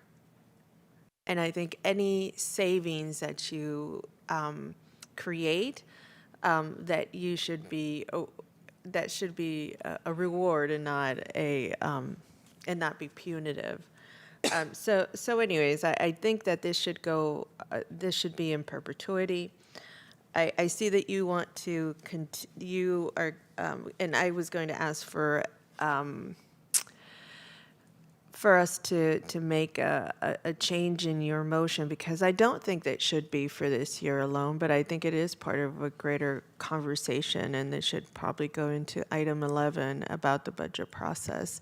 But I think actually the board can do anything that they want, and we can decide in this item, or we can decide in item 11. It doesn't really matter. We are going to have the result is going to be a conversation and a decision on how we want to, whether we want to roll over, reappropriate, or not, and how we want to take a look. How do we want to manage our budgets? And so I'm actually very grateful for your memo.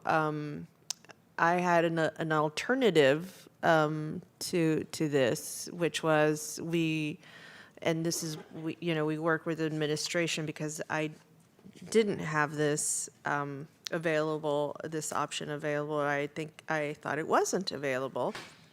And so we were going to kind of guide the money somewhere that was needed in a priority that we had already identified. But I think, and I'll save my comments for item 11. I know that I have additional input about this. Thank you for bringing this forward.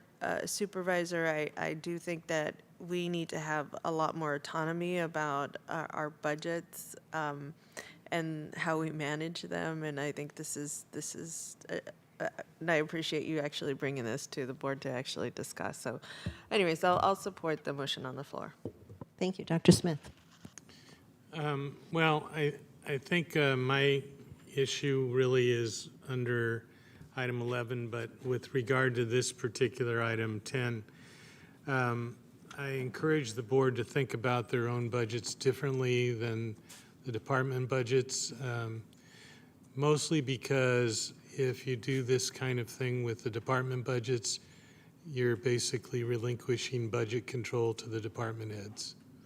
Whereas doing it with the board members, the control continues to be within the board members' purview.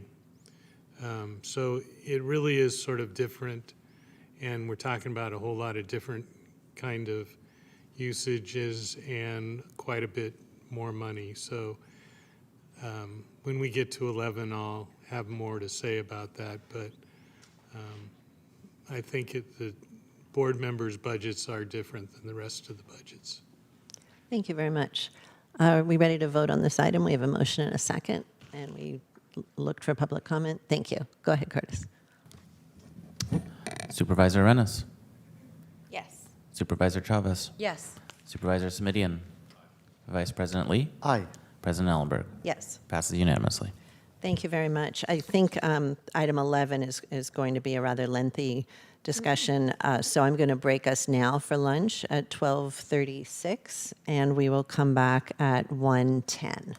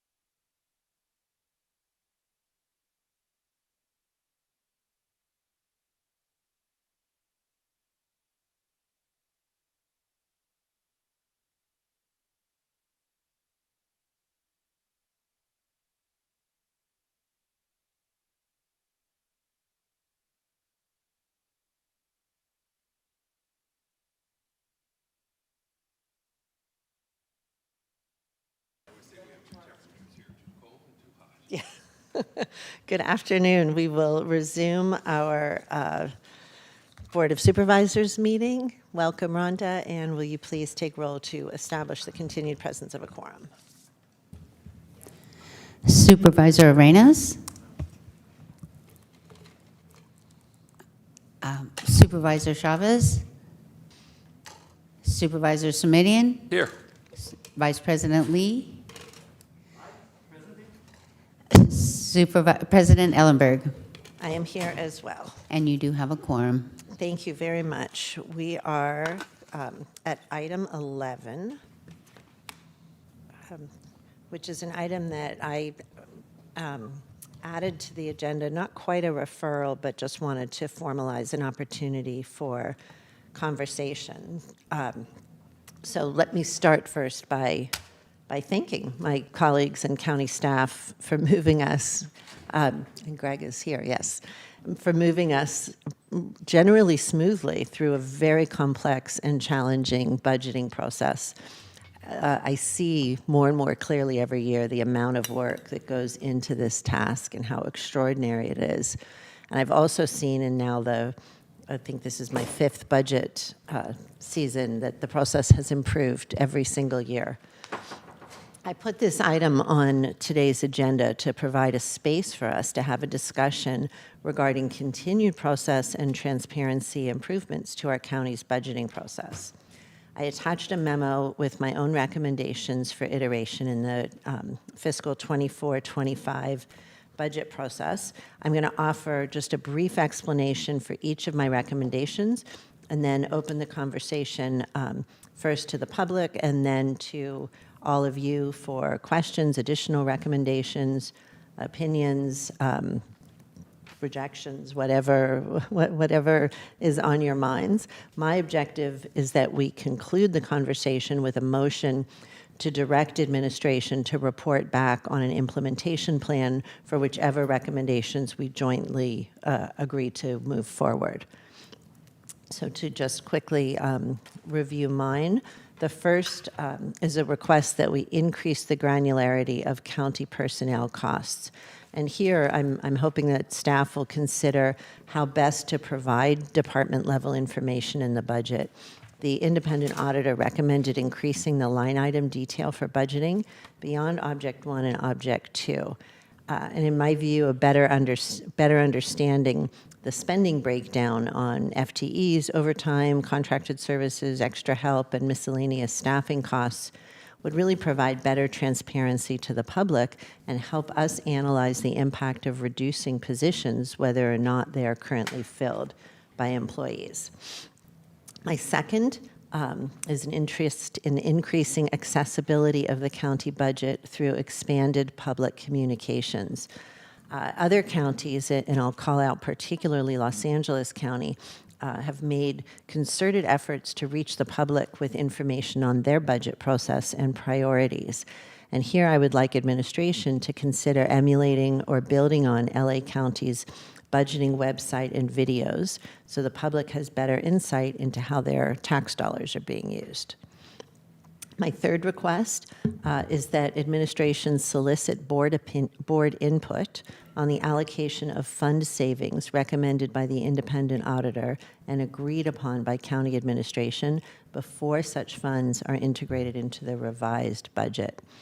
Here, my view is that an improved process would direct administration to bring forward to us the agreed upon identified savings with several recommendations for possible funding. Pardon me. Board members would then be invited to discuss those recommendations or bring forward our own for consideration. Number 4, the inventory process, if it is to continue, must be equitable, predictable, and non-duplicative. But I will note and remind everyone that Supervisor Arenas and I have agreed to form an ad hoc committee that will look to improve the inventory process as well as other board policies. We're aiming to return to the full board with recommendations no later than February 2024. So I'm not going to have us go into any more detail on inventory today. My fifth Recommendation is that we introduce the topic of strategic budget planning to the board, and in particular, any forecasted needs for reductions as may be necessary, no longer than the second meeting in October each year. And I think Supervisor Chavez, that's actually yours that I liked and wrote down and put in my memo. Alignment of the board and county strategic priorities with the budgeting process should really occur before departments begin plans for augmentation or deletion of positions.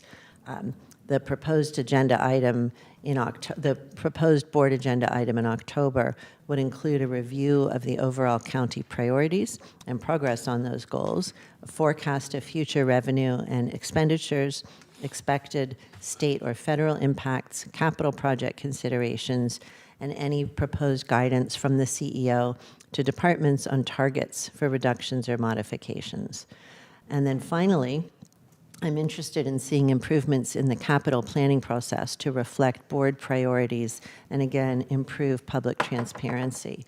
And here as a model, I would point us to San Diego County. They have a website that lists all of their capital projects for parks, housing, hospitals, correctional, and governmental projects all in one place.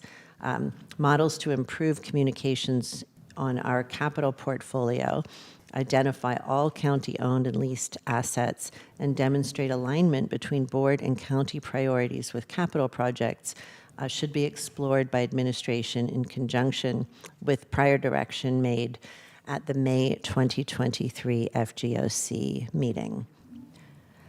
So colleagues, I'm happy either at your preference to go right to all of you or to hear from the public first and then come back. Public first. All right. Rhonda, do we have public speakers in the chambers or on Zoom? No public speakers in chambers, and it looks like we currently have one on Zoom. So let me just make the reminder announcement that anyone who is on Zoom and wishes to speak on item 11, our budget discussion, now is the time to raise your virtual hand. That opportunity will cease when the first person begins speaking. And how many minutes would you like today, Supervisor? 2 minutes, please, Rhonda. Thank you.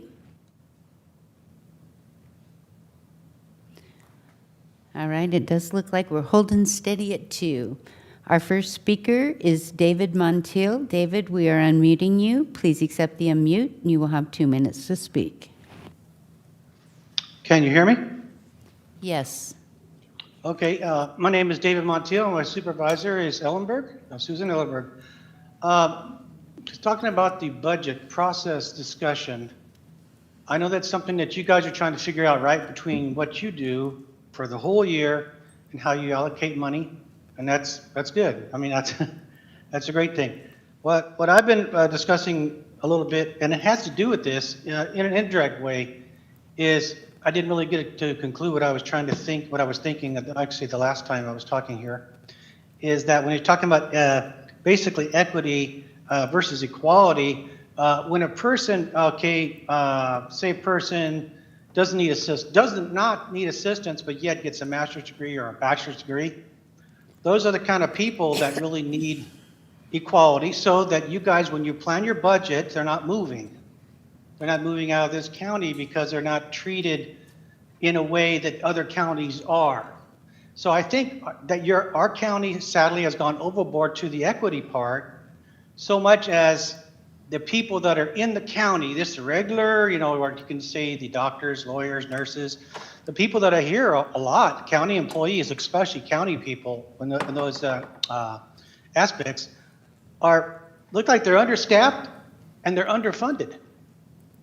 So the question is, in order to meet your budget, when are you guys going to be equal to people, just everybody, And I think that's a really good topic to point out, because I think sometimes we can go overboard, and then when you go overboard, you're neglecting some of the people in your county that you should be endorsing, helping, and making them the gold standard of what you want in this county. Thank you. Thank you. Our next speaker is Rocio Molina. Rocio, we've asked you to unmute. Please accept the unmute. Hello, Supervisors. Rocio Molina here, Community Engagement Manager with Catalyze SV. Thank you so much for taking the time to have this discussion following the budget process. We definitely engaged in that process and are happy to continue the conversation on how to bring community-based organizations into the funding process at the county, particularly when it comes to community engagement.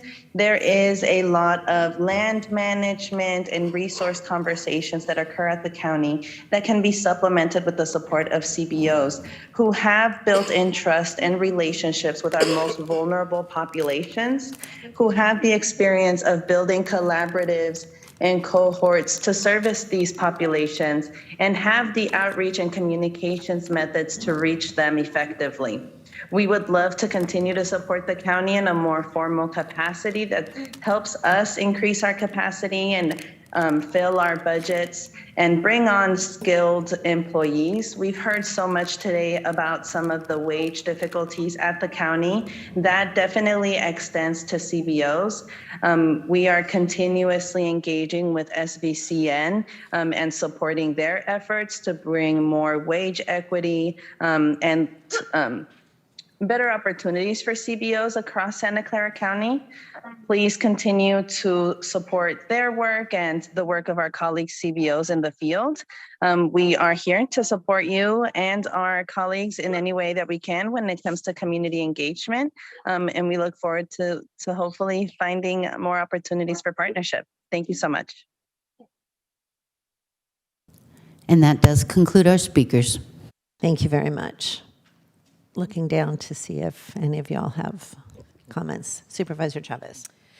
So I wanted to say how much I appreciate that you put all this together and are giving us an opportunity in a not rushed way to have this conversation. I think it's really very important. A couple of things that I wanted to just reinforce. The budget process is a year-round process. And in the fall, our staff starts to give direction to departments about what actions they should be taking.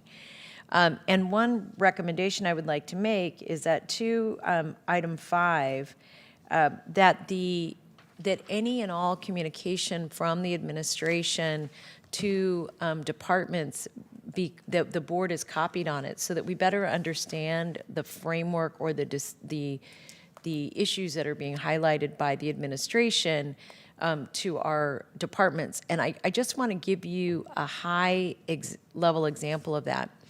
If in the fall the staff says, you know what, it looks like the state's budget is going to be of concern, so I'm talking to Department X, Y, and Z about whether or not we need to stop hiring or any of those kinds of initiatives, that we understand them, because I think it will allow for a more rich discussion in the fall about what we anticipate needing to be ready in the spring. That's just one example. A second example is that I think, Susan, with your very active work on CSAC and with Supervisor Simitian's leadership on the federal team, I think it's an opportunity for us also in the fall to align budget, policy, and other initiatives that come through our legislative process so that we're ahead of everybody else instead of waiting till it feels like we get engaged at the end and then start to plan for the fall in the spring instead of planning for the year in the fall. So anyway, those are two areas where I just like to see more alignment. And then on another issue, you know, as we think about budget, you know, one of the challenges is that the staff is obligated, and I appreciate it, to put together very complex, large, thick books about the budget. And the problem with the way the budget's presented is that we get a deep understanding of changes, but not a deep understanding of the foundation of each department's overall contributions to the county, what their key performance measures are for issues that are not changes. So what I want to recommend is that if part of the reason we don't get a robust budget document is that it just gets too big and ridiculous to print, that if the staff wants to only print the changes, that a full budget document be available online so that the board has access to it along with the public. And not everybody is going to want to read all of it. Most people are going to want to look at the charts that you were describing and more short videos. But frankly, for us to better understand the investments that we're making now and how those are foundational to the future, I think is really critical and something I would just like to recommend as we think about the budget document. I could move on to another topic unless anybody's super excited about anything I've just said. Why don't I like what you just said. Why don't you go through your whole list? Thank you. I also think that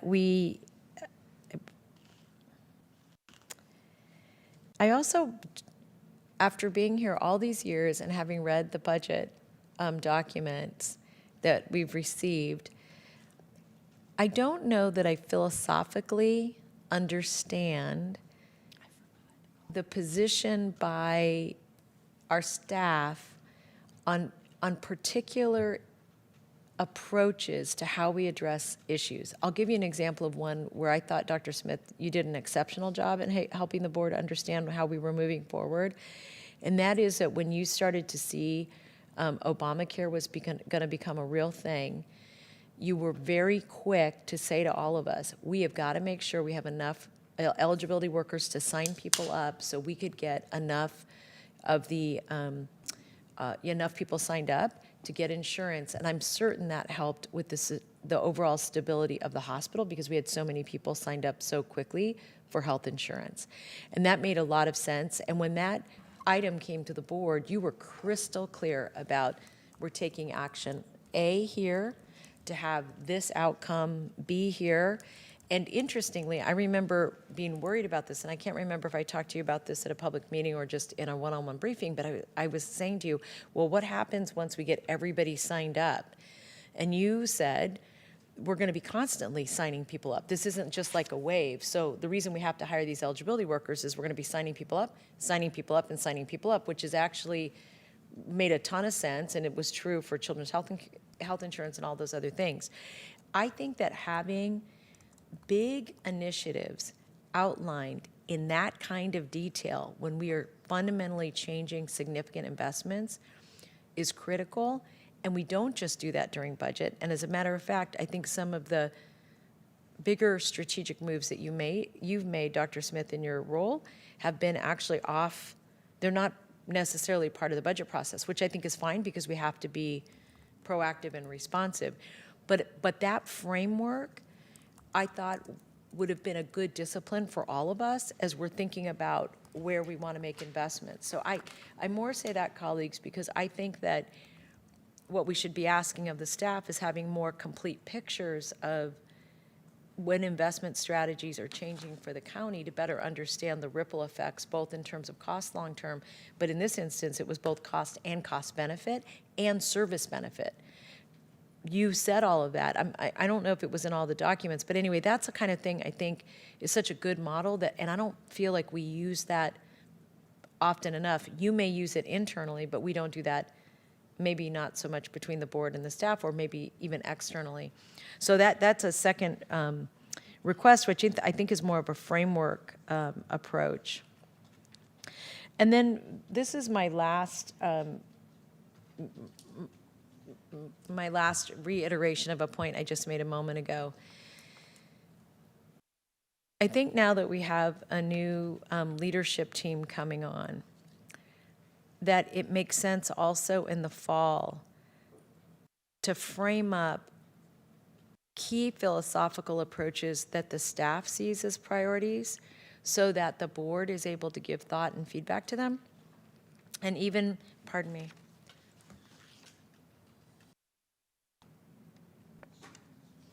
and even have an opportunity to think about that from the board side. An example of that would be we're working really hard as part of reentry, pardon me, and we have been for a while, around getting services to people in custody as early as possible so that as they leave, we're able to blunt recidivism. And one of the one of the challenges we've had is what can be done internally versus externally. Some of that's legislative, some of it's financial. And again, that's a policy initiative that has a philosophy to it. Like, our philosophy is, I think, that we know how expensive it is to have somebody in custody. It's actually much less expensive, almost no matter what we do externally, if they don't recidivate, to have them served in the community. It's all really a big, and I think, Susan, you've made this crystal clear to the board, which is internally, here's the cost and here's who pays for it. Externally, here's the cost and here's who's responsible for paying for it. And there's one much more cost-effective model than the other. And so again, I would just say that us as a board being able to understand philosophically how changes align to service and financing, and this is really on all of us, not just the staff, but on service and financing, I think will benefit us all long term. And I apologize, one last thing, I know we talk about cash quarterly. I just want to reiterate to my colleagues that making sure there's always a cash discussion as part of budget is really important. If we had not had cash, we would not have been able to do what occurred during COVID-19. And so I just think we have to be really mindful that we're watching cash flow very, very diligently. So anyway, I know that's a lot, colleagues, but those are my thoughts. Thank you. Dr. Smith. Yeah, I really appreciate the discussion, and I think your memo is good point to start. And I won't be here, so I'll just give you my opinions right now. Go for it. You know, the budget has really sort of three functions. One function is to discuss policy priorities that the board has and how they want to change the organization to accommodate those priorities. Second function, which we don't spend a whole lot of time with but is clearly related, is the allocation of resources, meaning giving the permission to spend those resources on those priorities. And so our budget, like many in the county, in the state, I should say, focuses on changes in the current expenditure plans. You can see the numbers in the budget about the so-called base budget, but the presumption is that the base budget continues except where it's identified to change. And then the third issue about the budget is, you know, we have a lot of complex rules and regulations from the state and the feds that we have to comply with. And actually, if you've ever seen the directions from the state about local government budgets, you know, it's this big, probably Supervisor Simitian's seen it, and there's a lot of details that we have to comply with. One of the things that concerns me about what has been mentioned by Harvey Rose is the desire to budget below the object level in the line level. That's a real problem for operations, because basically what that says is that you can't change the operations without going back to the board.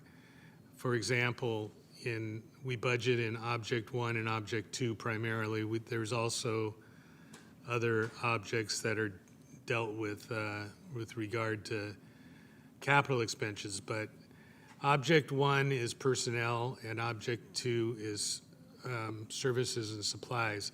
So, for example, if you budget, and that I mean allocate down to line level in service and supplies, you can't change anything when you need changes in operations.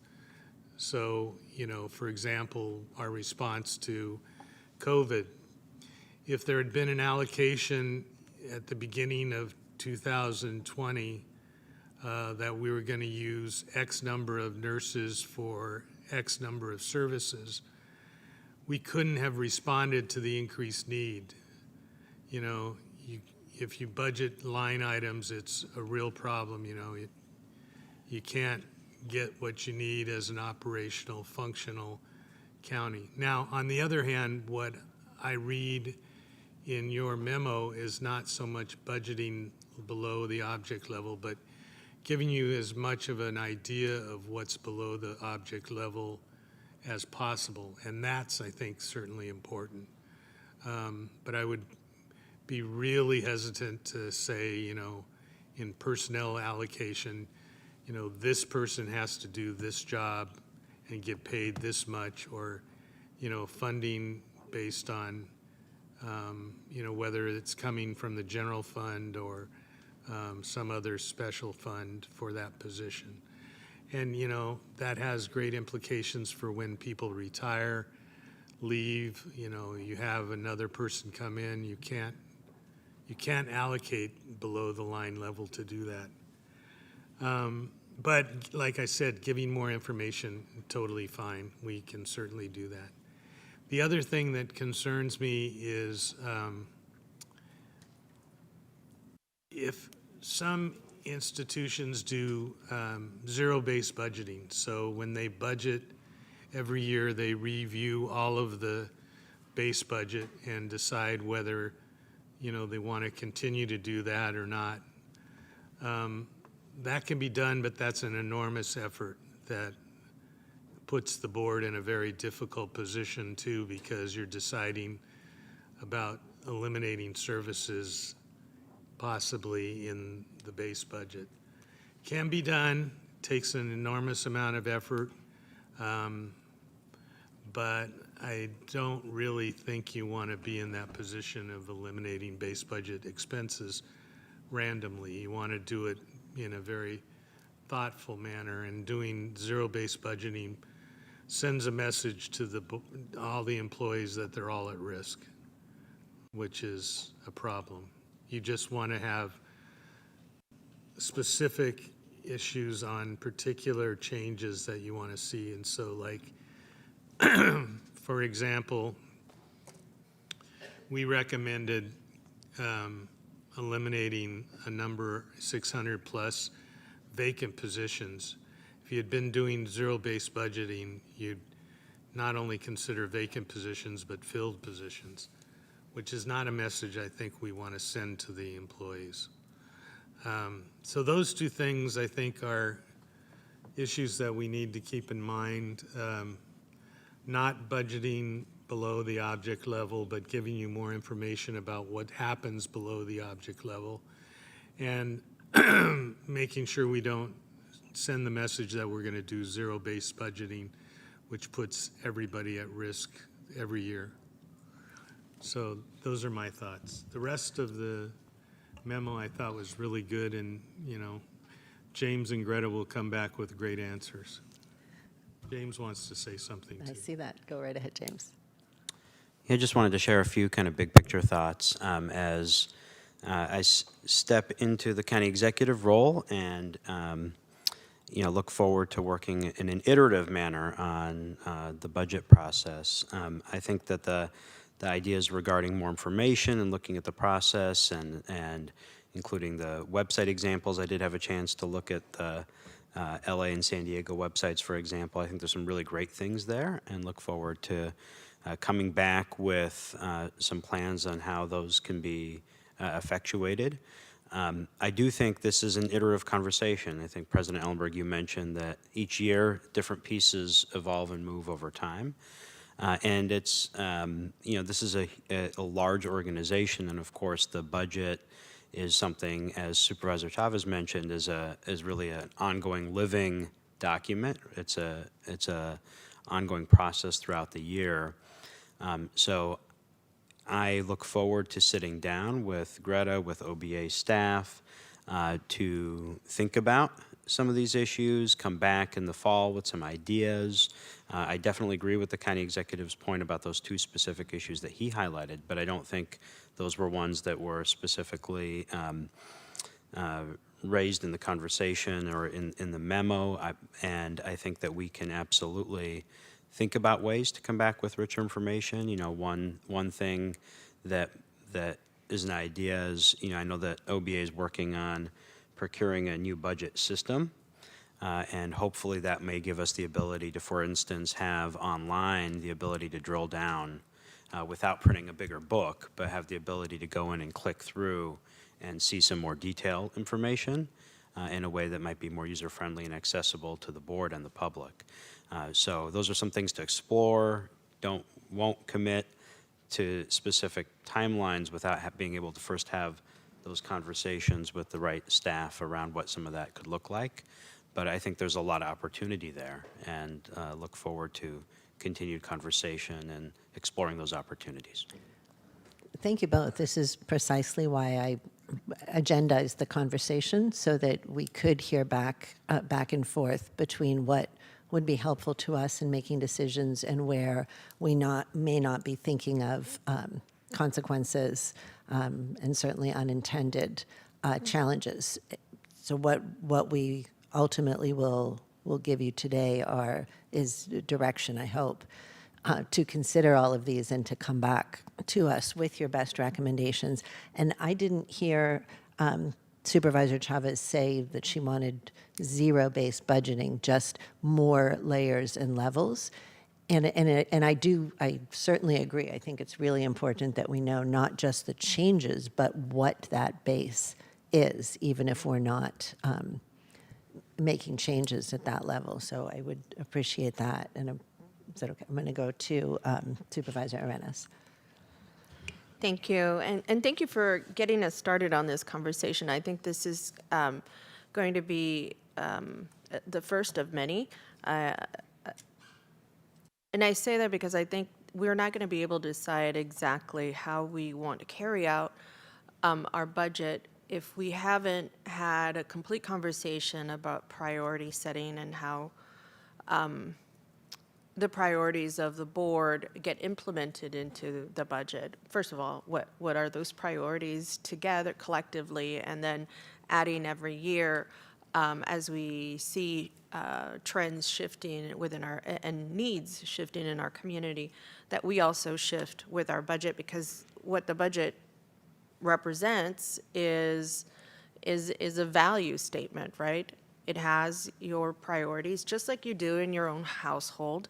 You're either you're budgeting to save, you're budgeting to purchase, you're budgeting for many different reasons, and so we need to budget for our priorities, which is the first thing that I think we need to make sure that we integrate this discussion into priorities.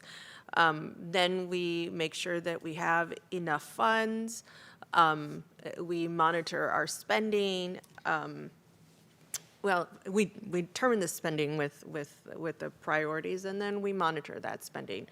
And so one of the things that I would really love for us to take a look into is performance-based budgeting, which is based on looking at more granular details in terms of programs. And this is going to allow us to really take a look at how to measure progress, right? How are we getting closer to the priorities, accomplishing some of the priorities that we set up to do? We don't know that unless we have some measurable outcomes, and I don't know that we necessarily have that within the budget. We need to make sure we determine resources that we need for the priorities that we're going to add if we decide to add one new priority collectively as a group, or whatever the process is that we decide that we're going to use for priority setting, right?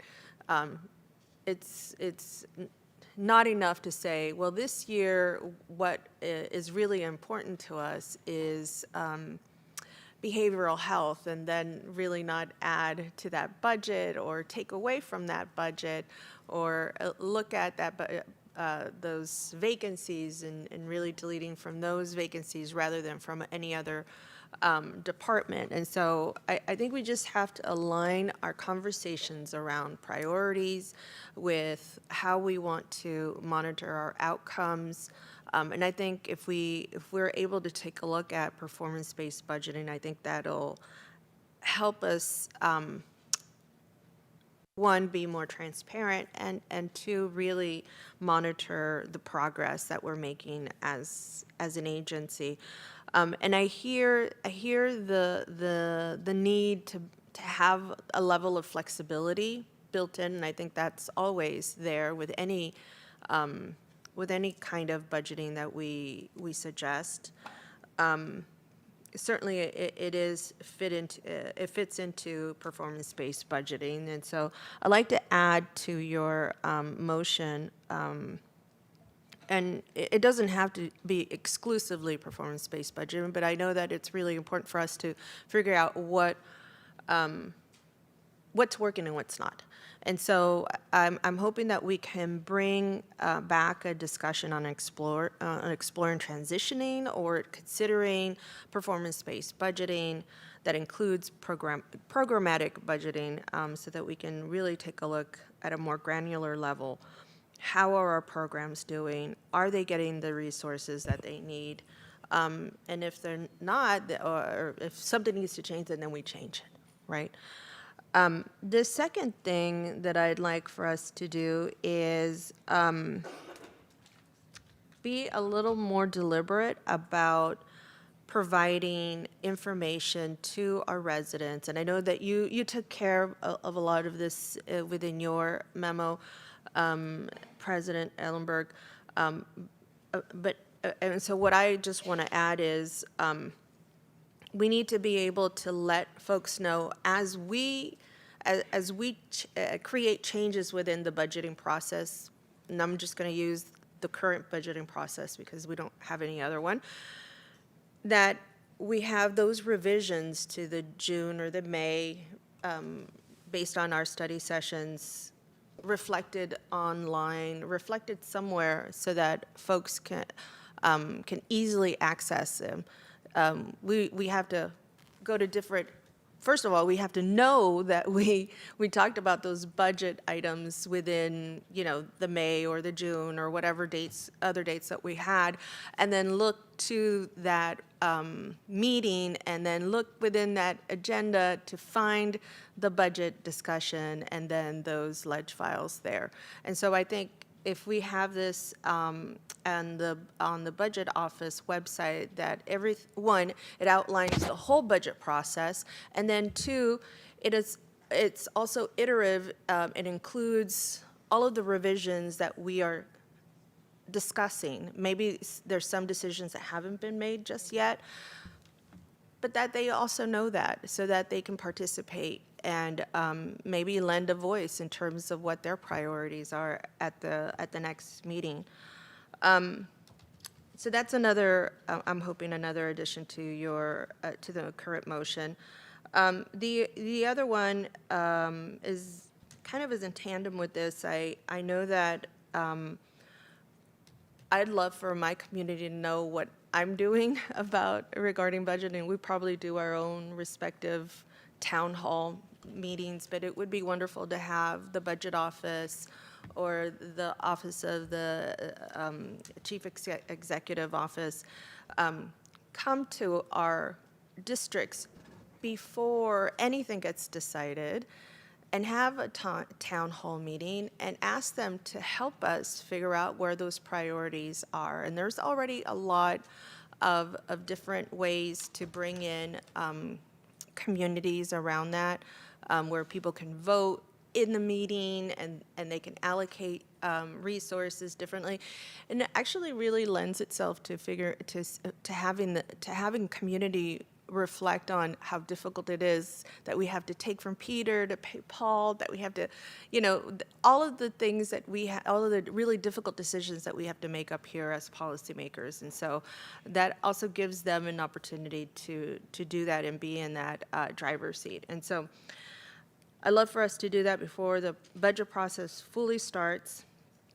And then the other thing that I'd like for us to do before the budget process fully starts is for us as a board to release a budget message that is based on our collective priorities. This is what's important to the board.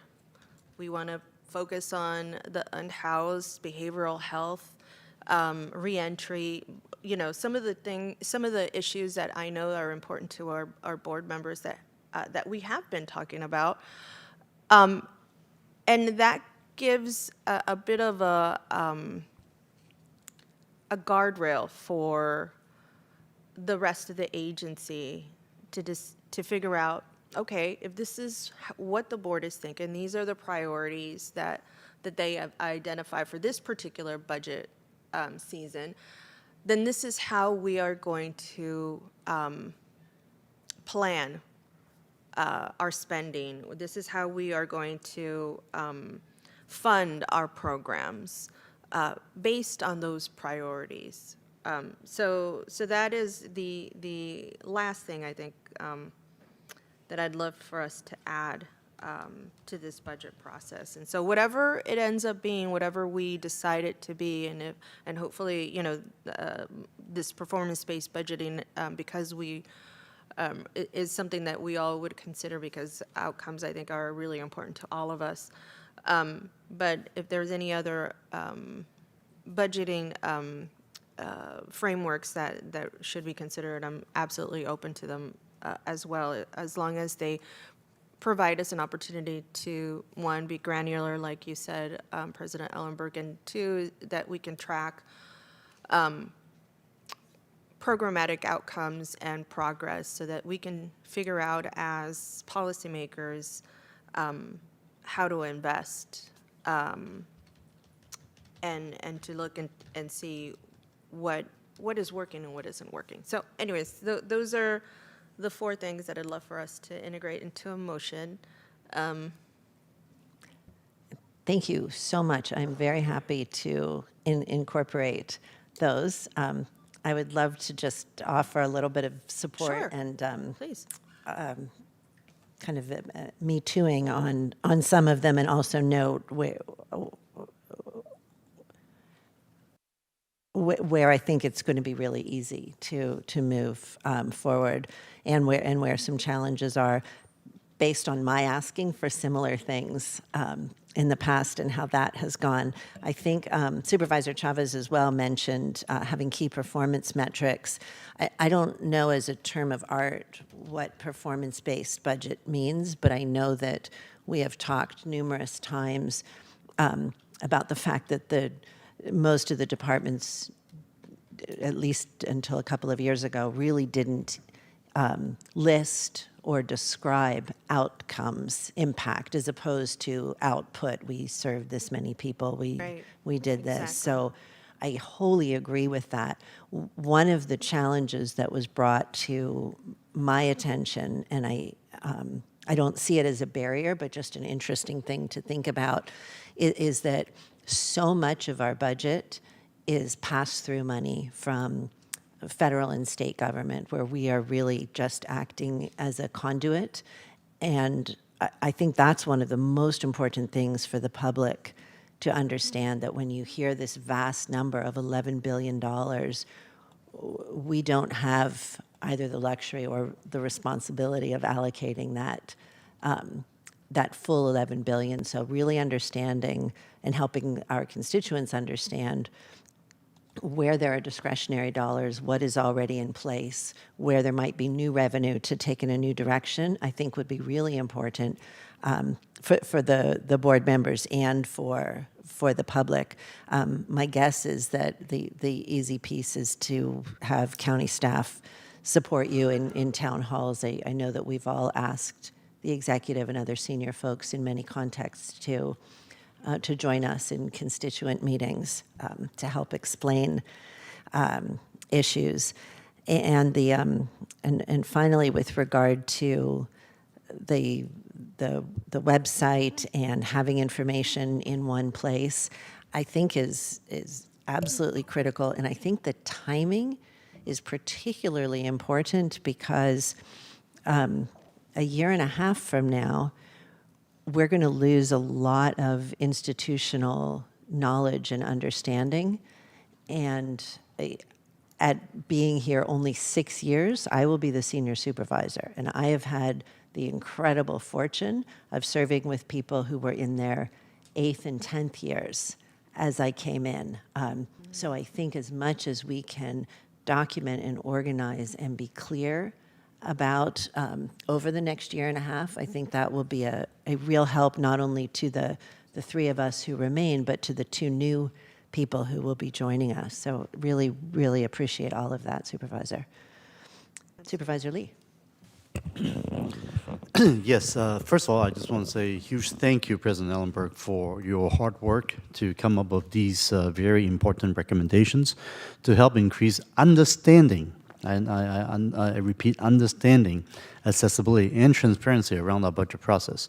I've always said I'm a big fan of best practices and looking at other counties. In this case, you mentioned both Los Angeles and San Diego County of some of their best practices that they have done that we would be able to learn from. I think it's exactly what we need to do. So I just say thank you for highlighting those.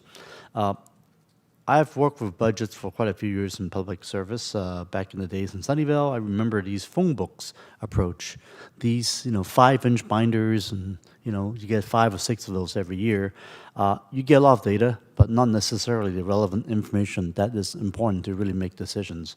And frankly, nobody really reads it, right? Now, for the past 3 years on this board, I would say this certainly has been increasingly significantly improved. So I just want to say thank you for our Budget Director, Greg, and also Jeff, and your leadership to be improving that process to make it much more digestible. I certainly do agree with President Ellenberg's suggestion about increasing the details on the county personnel costs. One of the concerns that Dr. Smith has highlighted during the budget hearings is how difficult it is to determine how much overtime is actually being used by many departments. Because of the number of vacant positions, that overshadows overtime utilization, so it's not as transparent. I think, Jeff, you mentioned how vacant positions can sometimes be considered like a slush fund for overtime. And that's exactly what we don't want. Overtime in general should be avoided in 2 aspects. A, it costs the county at least 50% more per hour, but it also burns out an employee, especially mandatory overtime that requires employees to lose break time or family time. And such additional stress and mental health effects should not and cannot be ignored. In that regard, I strongly believe that the use of overtime should be separately tracked from funds left from vacancy, and this use should be closely tracked to avoid cost overrun and pushing employees to breaking point to increase family problems or even substance abuse. And I also look forward to the board's ad hoc committee's recommendation on the budget inventory process, and because there's certainly a lot of room for improvement on that very, very free and liberal process. Finally, going back to my earlier point, I mentioned about the each board offices is being allotted $20,000 per year to sponsor various community events.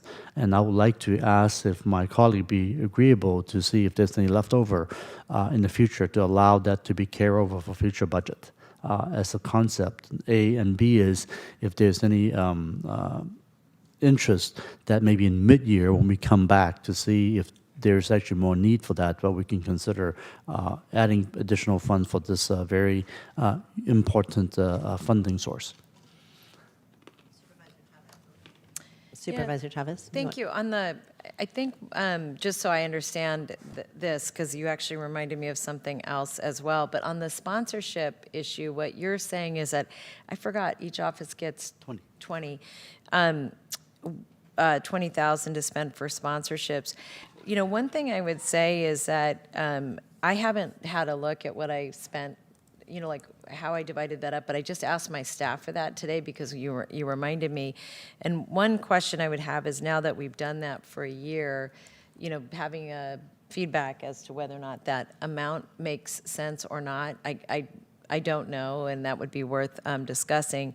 And then the other is for items like that, whether or not it makes sense to kind of add that, if you would feel comfortable with this, into the discussion that you all are already having on the inventory process. That would be my recommendation, that this is really more of a board policy issue than a budget issue, although Well, I obviously actually think it's a everything budget comes issue with- too, but my only point in raising it in that context is that I think it allows for the ad hoc committee just to have some kind of guiding principles about those investments that the board makes in a more direct way, like this and the sponsorship. Because personally, well, and just to say at a high level, I do think that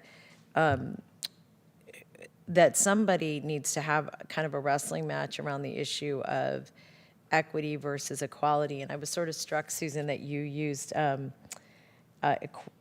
think, equality in one of your, or equitable. When you were using that term, and I was thinking about the speaker, and I think that's a fair point, which is to have a discussion about what is it we intend to accomplish with both items, number one, and number two, how does it fit into overall board policies that include equity and inclusion, and also recognizing that all five of us, look at how we can make sure that that programs we deeply believe should be in our communities, even in our different districts, are also represented. I think this is something that Joe and I have had a friendly sparring match, and I think you and Blanca beforehand over making sure that communities that are high need are recognized county-wide and not just in one district. So I like the idea of examining the sponsorships. I think it may make sense for them to be slightly more. I would just ask if the committee could give thought to both of them because they have a unique relationship to the board, if you're comfortable with that, Supervisor Lee. Yes, absolutely. Thank you. Yeah.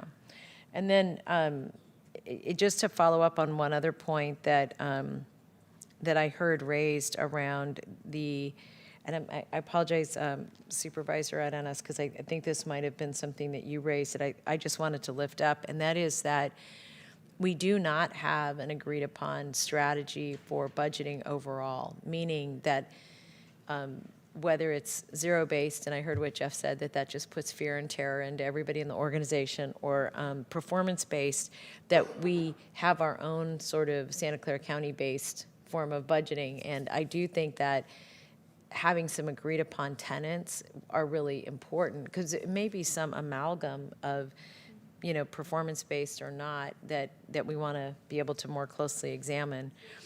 And then the last thing I just wanted to say about something you said about President Ellenberg, about the rules and laws that govern our, how money can and can't be used.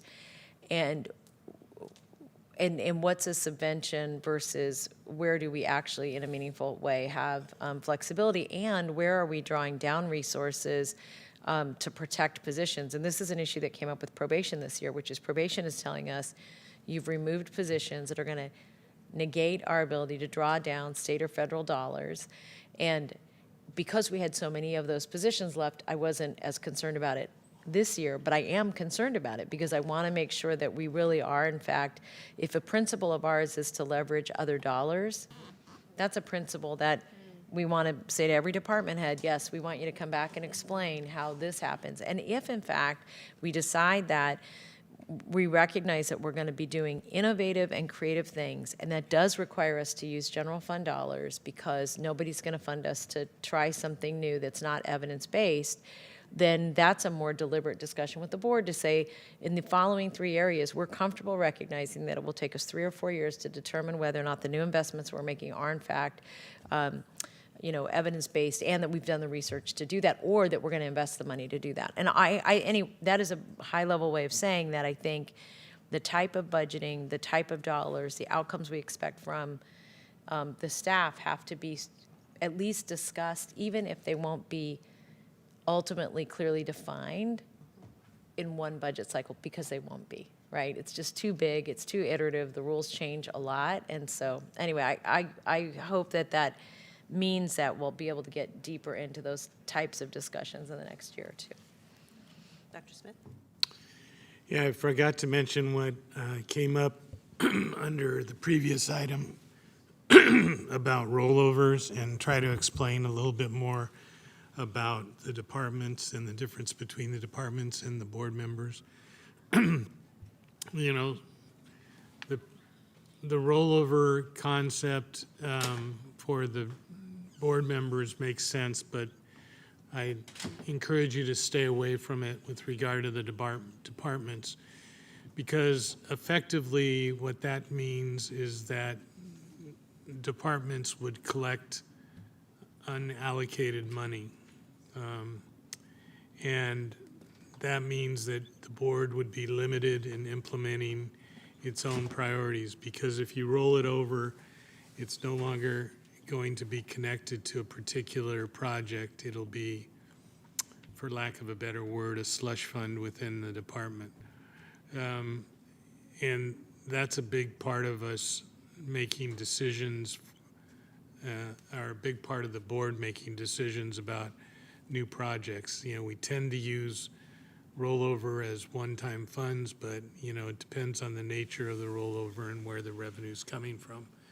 So if you make a policy that all of the departments will have rollover of all of their funds, you really take discretion for new projects away from yourself. So don't go there. Because right now, as President Ellenberg pointed out of the 11.2 billion, there's really only about 2 billion that's even theoretically discretionary. And that's not really discretionary, because that's like funding for the DA, the public defender, the hospital, various services that theoretically are discretionary, but not in reality, unless you want to, cut probation dramatically, or cut the sheriff dramatically, or, cut somebody else dramatically. So in an effort to maintain as much discretion for the board as possible, I vote against. I don't get to vote, but I suggest strongly that you not make a general policy about rollovers. We try in the budget process to suggest rollovers only when it's connected to some particular project. And, as Supervisor Lee pointed out, and Supervisor Ellenberg earlier, if we didn't spend the money in the budget for that particular year, that probably means we didn't need it to get the work done. And so reallocating it to another purpose is a better approach than just turning it over. I'll shut up.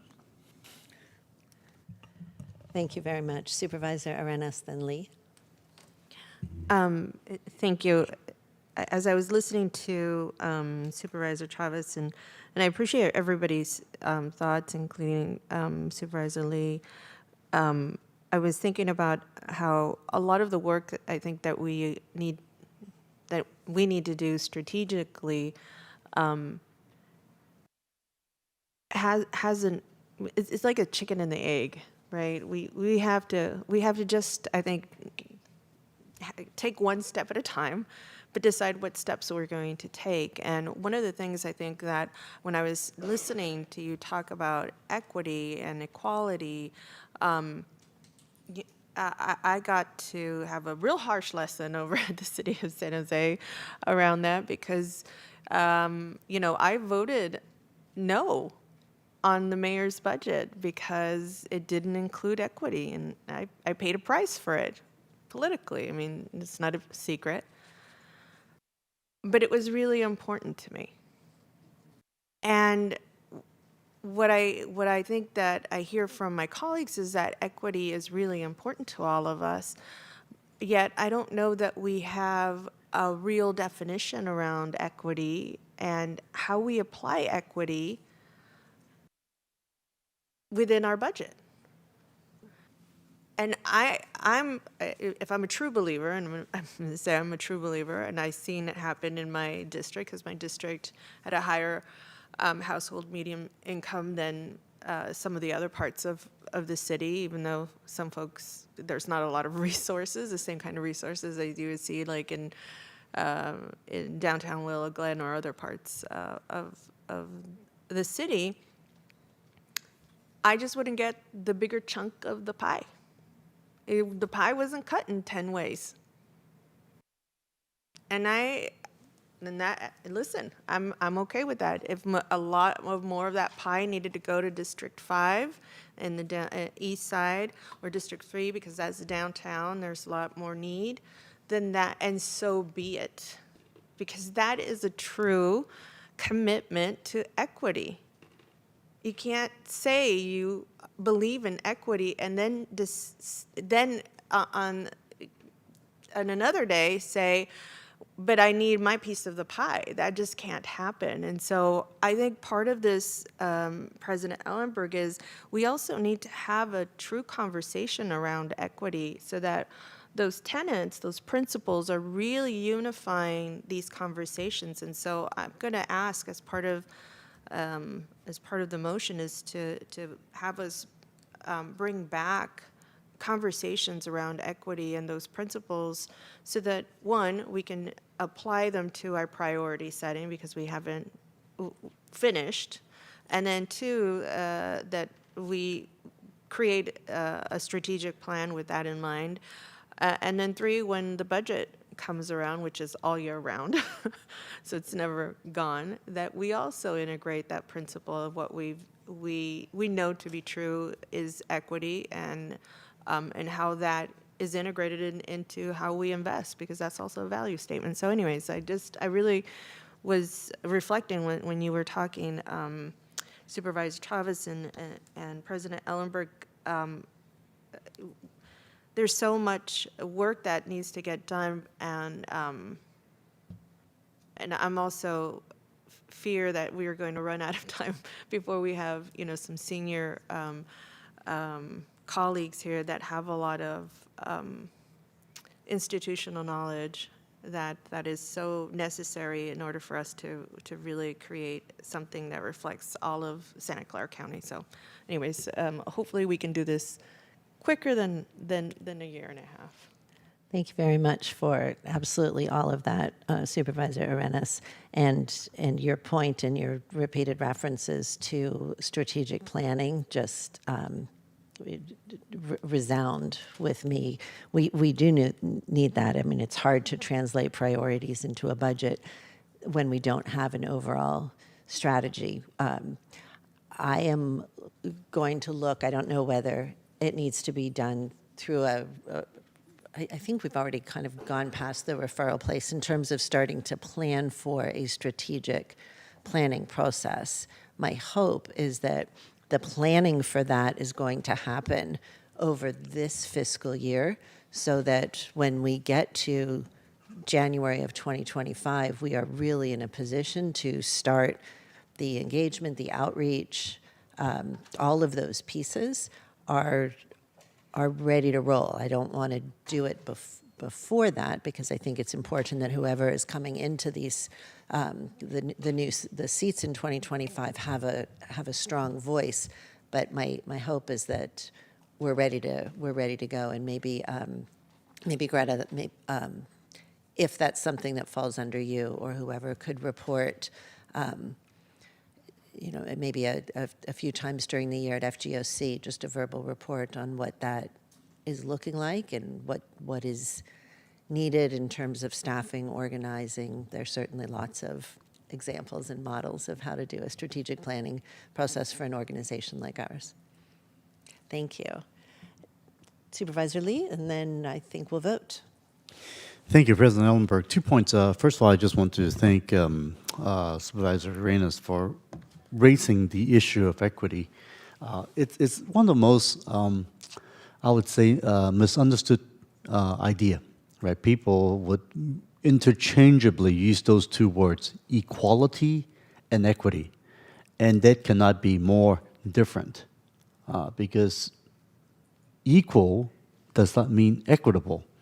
And for those who don't understand what I'm talking about, I'm not going to go through the whole lessons today to explain that. But ultimately, what we are trying to accomplish is not just equal; it's really what's fair, and that's where equitable comes in. That equity is so important. And I just want to raise that point because this is something that we are beyond just saying giving people the same amount and voila, we're done. That's not exactly what is fair. And I certainly agree with the issue of their needs. I think the needs is beyond district.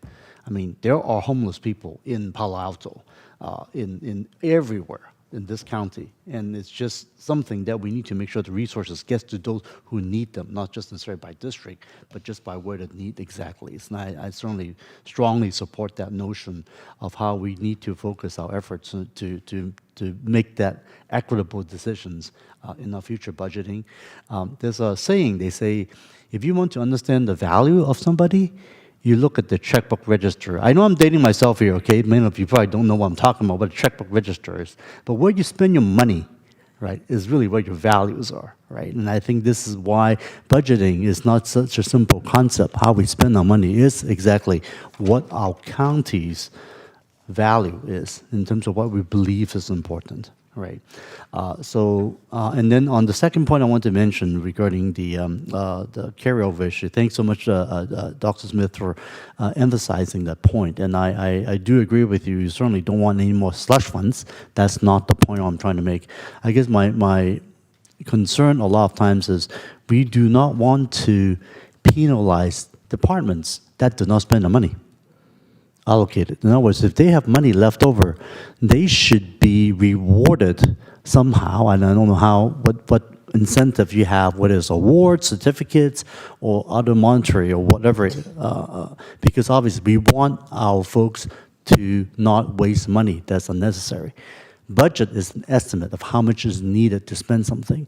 Nothing is ever according to plan. We don't exactly spend what we thought it would cost, sometimes more, sometimes less, right? So I think for those who are able to manage the budget and able to save money, I certainly want to make sure that there is some type of recognition for those who are doing that, so that we are not wasting taxpayers' dollars at the end of the day. So I think that's the point I'm trying to make in terms of trying to emphasize that point, and that departments who are able to do that and manage the money carefully also do not get penalized in future budget allocation just because they didn't spend it last year. That doesn't mean that, oh, wow, now they're penalized, and then obviously would disincentivize them to save money, right? So I think I just want to make that point very clear why I'm such a big fan of making sure that at the end of the day, we are trying to save money for our taxpayers in the long run.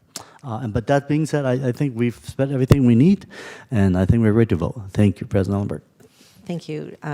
Did we have a motion? Did I make a motion at the beginning? I don't think so. I think I'm going to do that now. So I'll move that we direct administration to consider the recommendations in the memo I submitted, plus the recommendations offered by my colleagues here today, and bring back a plan for implementation. Happy second? Thank you. Supervisor Samidi, and I assume you would have put your light on if you wanted to weigh in. Is that correct? Okay. Yes. Okay. Let's vote, Rhonda. Supervisor Arenas? Yes. Supervisor Chavez? Supervisor Sumedian? Vice President Lee? Aye. President Ellenberg? Yes. Motion carries. Thank you very much. Item 12 is the county executive's report. I think I'll pass. I've had enough to say, except I'll miss you, and I'll tune in to the videos when I feel a little bit of withdrawal feelings. That being That'll cure said, you. Madam Chair, Yes, sir. I did want to just indicate again that at Health and Hospital, we had a conversation about the loss of inpatient psych beds at Good Samaritan Hospital. Have asked our administration to provide us with an off-agenda report, which may or may not have come our way yet. I know that sometimes they get missed in the shuffle of paper and electronic communications that we get, but do want to ask that we do whatever we can to address that issue. It's a issue that concerns, I think, our entire county, and I'll let it go at that, but I just wanted to raise it again because it's a matter of concern, and we're at our last meeting before the summer recess. We are working on the detailed off agenda, but I can give you a little bit of more information. These beds are within a building that Good Samaritan owns, that they use for other resources in addition to these beds. It's the Mission Campus. And so at this point, I think don't really have an option for, quote, taking it over, but we do have a responsibility, I think, for finding other locations where we can expand our bed capacity for the county. And we're strategizing with the board and with ourselves about how we might do that. There are some options in the offing. Forgive me, through the chair, if I may, thoughts about whether or not that conversation can and should be continued either at a board meeting in August and/or Health and Hospitals and/or both. You mean I see you have a phone a friend, whether you know it or not, Dr. Yeah, Smith. she's going to talk about the RAND report. So I'll Greta, let her please answer go it. ahead. I was just going to say in response to your question, Supervisor Simitian, that we are coming back with our now quarterly behavioral health reports in August. And one of the updates that will be included there is just continued discussion around bed capacity expansion efforts, and we can incorporate in that discussion whatever updates may exist with respect to this issue specifically, building on what comes forward to the board in the off-agenda report. Thank you. Through the chair, if I may, I want to communicate to the county executive and present and future. I understand there are limitations given the circumstances and the use of the building and who owns what and what's provided there. That being said, I want to encourage the administration to be as nimble as we possibly can, because once they're gone, they're gone. And I don't want us to find ourselves in a situation where we're suddenly saying if only or woulda, coulda, shoulda. Again, timing's challenging given the recess and the fact that the board's not back in session until, I believe, August 15th.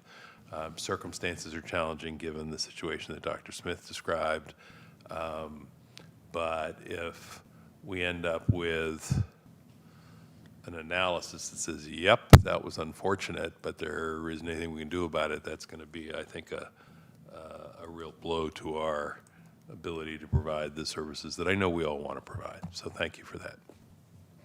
Supervisor Chavez. Yes, I wanted to just lean in on the point, and I really appreciate that that Supervisor Simitian is raising this. And one other additional question I have that doesn't need to be answered today, but is whether or not a response to this, because it has such a significant impact to our community, is something that would need to be discussed or could be discussed in closed session. And I'm asking that more because I want to make sure whatever the array of responses is that we are prepared to take whatever action is needed. And just because I don't know the answer to this, how many beds are we talking about? It's, I think, 18 beds, between 15 and 18. It's 18, yeah. 18. Yeah, that's so significant. I mean, it's really, so I just want to reinforce support for what Supervisor Simitian is raising.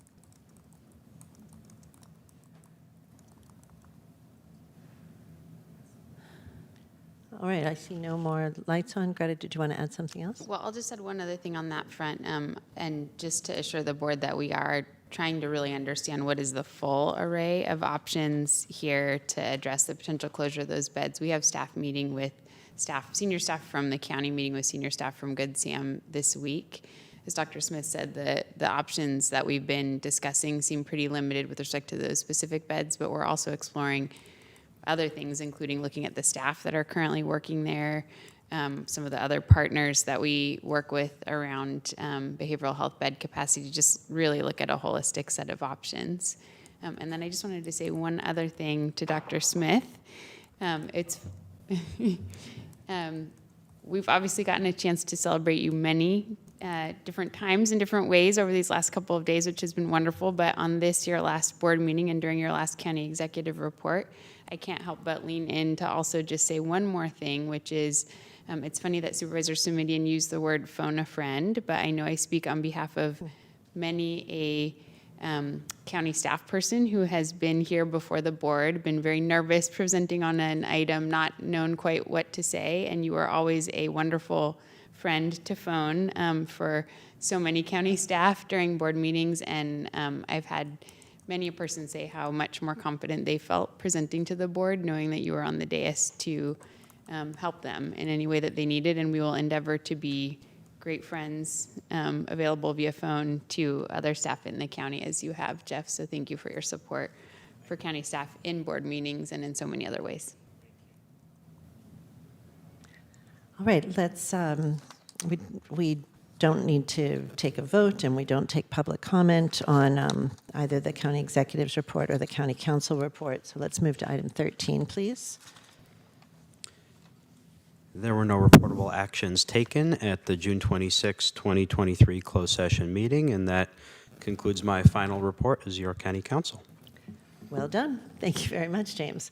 Item 14 is before us next. That's the Valley Homeless Healthcare Program monthly report. Hi, Paul.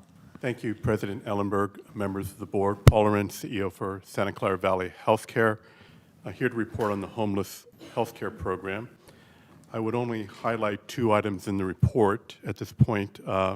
One, once again, we have received our 3-year extension, a grant extension of $2.7 million annually. So some good news there. Not unexpected, though, given the great work of the team. Second, we are, of course, looking to open Valley Health Center Lundy here in the fall. And that program is going to include the TB clinic as well as the refugee clinic that we're so proud of as a county and offering our community. The Valley Health Center in Lundy is going to be added to our scope with the HRSA grant in order to ensure that we can have FQHC reimbursement, cost-based reimbursement for those services. With that, I'm going to turn it back over to you, Supervisor, for any questions. Excellent. Thank you very much.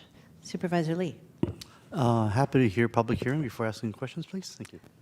All right, let's go to public comment. I currently have one speaker in person. All right. Shujin Lin, would you please come forward? Just a reminder for anybody else who may be intending to speak on this item, you need to get your yellow card at this time to the clerk. The queue will close when the first speaker begins speaking.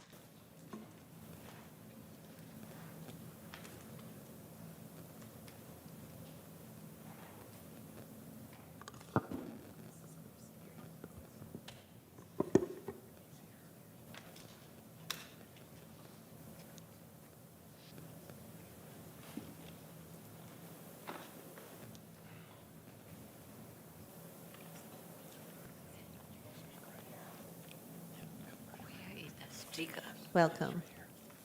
Stand here. You speak right there. That's fine. Is that sticker? Yes. I cannot reach. We can hear you. You don't see the mic, but we can hear you. It'll pick you up.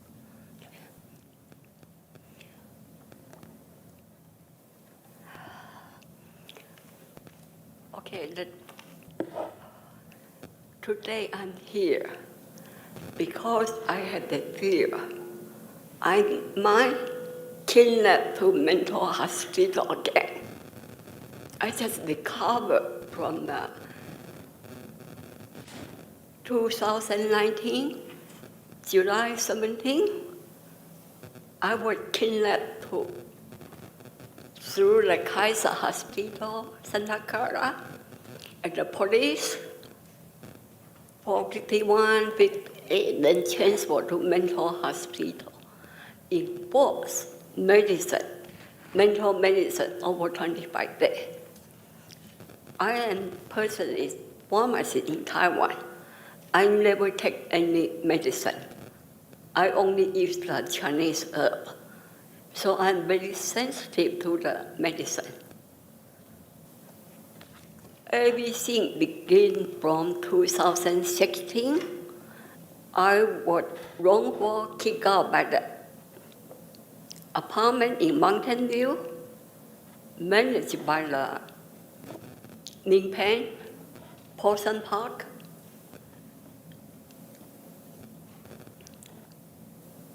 Because I believe 3-4 years ago, I was here one time, mentioned about that apartment. They're very, very abusive, okay?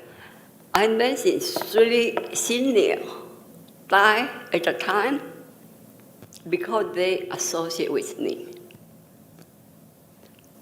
And I will say, if they didn't associate with me, they wouldn't die at that moment. I believe I came here to speak, but was ignored. Nobody cared anything. I got a 2 message. They are concerned about that. Thank you so much for coming to speak to us today. So I'm here. Yes, and thank you. We're happy to connect you with someone, but your public speaking period has just ended. Do we have manager here? We have a team here in the audience to help. Great. Yes, I absolutely hear that. And there's a gentleman walking down behind you who will help you. Okay, he's right here.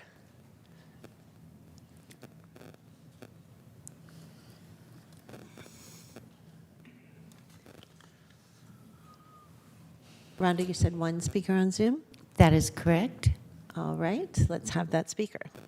All right, our next speaker is David Montiel. David, we've asked you to unmute. Please accept the unmute. You'll have 2 minutes to speak. Can you hear me? Yes. Yeah, my name is David Montiel, Supervisors, Susan Ellenberg. Yeah, talking about the Valley Homeless Healthcare Program monthly report. Homelessness is a big problem in this county. People just can't afford to live here. I came out here in 1981, and the 2 people that were my roommates moved back to the Midwest because they got some experience here, they packed up, and they took off. Because they really couldn't afford, to live here, unless they were like maybe a doctor, a lawyer, an engineer, or maybe anybody in your position there, which maybe gets a pretty good salary that can afford to live here. But that's not I would say, a fair amount of the people here. They just can't afford it. So, like that lady there, she was just saying she was mistreated. It seems like I've been seeing a pattern with county, when it comes to county hospitals, county, county-related things, that it's kind of substandard compared if you go to a regular non-county hospital, a non-county, all the other things. So I think the county needs to step up. Like I say, I'm talking, I heard Supervisor Lee talking about fairness. Well, if fairness is part of equity, right, and it is, right, then you need to be fair to everybody, including the people in our county. And it doesn't matter if a person has a degree or whatever called privilege, people call it all this stuff that goes around nowadays. They need to be treated the same way in a county as we are, as a professional private place. They shouldn't be outpacing the county. You guys have the allocation of funds. You guys have the responsibility to make sure, like I say, that you're a gold standard and not substandard. And I say that in all honesty. I do thank you guys for your work. And that concludes our speakers. Thank you very much. Supervisor Lee. Yes, thank you. I actually have some prepared reports, but given the speaker we have earlier, I saw Mr. Preminger has approached an individual and hoped that they could find somebody who was language appropriate, that could speak Chinese, to help her find help, whatever the need might be. That being said, first of all, I just want to thank Paul, Celine, and the entire VHXP group for this report. I do have a few questions for staff, particularly around the CalAIM Enhanced Care Management, ECM, and community supports here. So this report actually notes that the ECM is a new benefit for a specific population of focus. Paul, could you help expand on how people would become eligible for the ECM services for the populations of focus here? Thank you, Supervisor Lee. I'll start, and I'm sure Michelle Delicaya, who is our Director of Integration, can add. So first of all, under CalAIM, case management is a benefit for which individuals that meet certain criteria based on their diagnosis or other supporting needs, that they would be referred for such services, including housing and other supportive programs offered under CalAIM. So what we were working to do is work closely with the case management team offered by the health system and the homeless program to ensure that we identify those individuals and provide them the support that's needed. Good. So at what point is the VI-SPDET check is being administered to the patients at the VHHP, and how does it actually happen? Ms. Delicaya can respond to that question. Thank you. Hi, good afternoon. Oops. Good afternoon. Here we go. Michelle Delacaille, Office of System Integration and Transformation. I work closely with the CalAIM and the ECM projects. The VI-SPDET is not specifically related to CalAIM per se. However, it is often used to help complete the assessment in partnership with the patient to gather information and get them entered into the coordinated entry system to get access to housing supports. It is administered by asking questions to the patient and getting the information into the system to get a score. And the patient does have to provide that information. It's best to have a good relationship where somebody is trusting to be able to get accurate information to best reflect the need of the individual. The VI-SPDET would be performed when it's identified as being needed and anytime there's a significant life change. Right, and currently I don't believe that's the case, but if you could clarify for me, I think there is a point that you could get for being over, I think, 60 years old on the VI-SPDET program. But let's say if you're over 70 or 80 or something like that, there's no additional points for being somebody who's much more older, correct? I would have to defer to persons better experience with the tool itself. Yes, Supervisor, and Keeley from the County Exec's Office. Yes, Supervisor Lee, you are correct. The current assessment allocates scores, and one of the scoring criteria is sort of age. And if you answer 60, that's 1 point, and then there's not subsequent scoring based on age stratification. Right, so I would imagine the need of an 80-year-old would be higher than the one who is 62 years old. Let's say if they have two people being all equal, but based on the current system right now, they get the same number of points, assuming everything else equal, right? That's how the score is the tool is being utilized right now. You may recall that the board gave us several referrals to look at modifications to or improvements to both the assessment tool, the prioritization or the scoring, and then how that all fits in together with the coordinated entry system. And we are working on those aspects right now. You're looking at coming back maybe August timeframe when we have finished our break on that issue? Yes, right now the committee is finalizing its recommendations. Then that should be complete around August with an implementation or a pilot plan. So maybe around August or early fall. Thank you, Key. So what I would like to do is ask the administration to come back with a report back at the August VHHP monthly update on the engagement outcomes for the ECM services, because I certainly would like to see the effectiveness of these engagement outcomes for the ECM services, and how effective it is in terms of the outreach strategies, whether through letters or by mail or by email, if that's okay.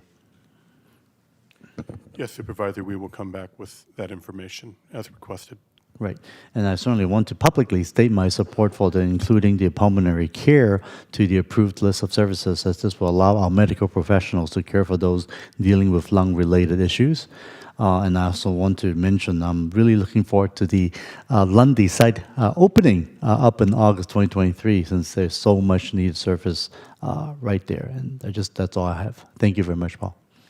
Thank you very much. I'm going to stay with the ECM for a moment with a little bit of a narrower focus. At last week's Reentry Network meeting, Michelle, you provided a report on the CalAIM ECM and community supports being provided to the justice-involved population.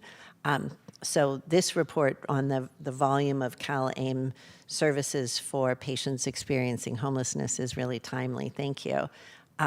You discussed at that meeting the need to look at all of the eligible populations for EMC and CS together to assure that we're maximizing the reach and the revenues for these services across departments. And I recall that I recall nothing. I wrote it down.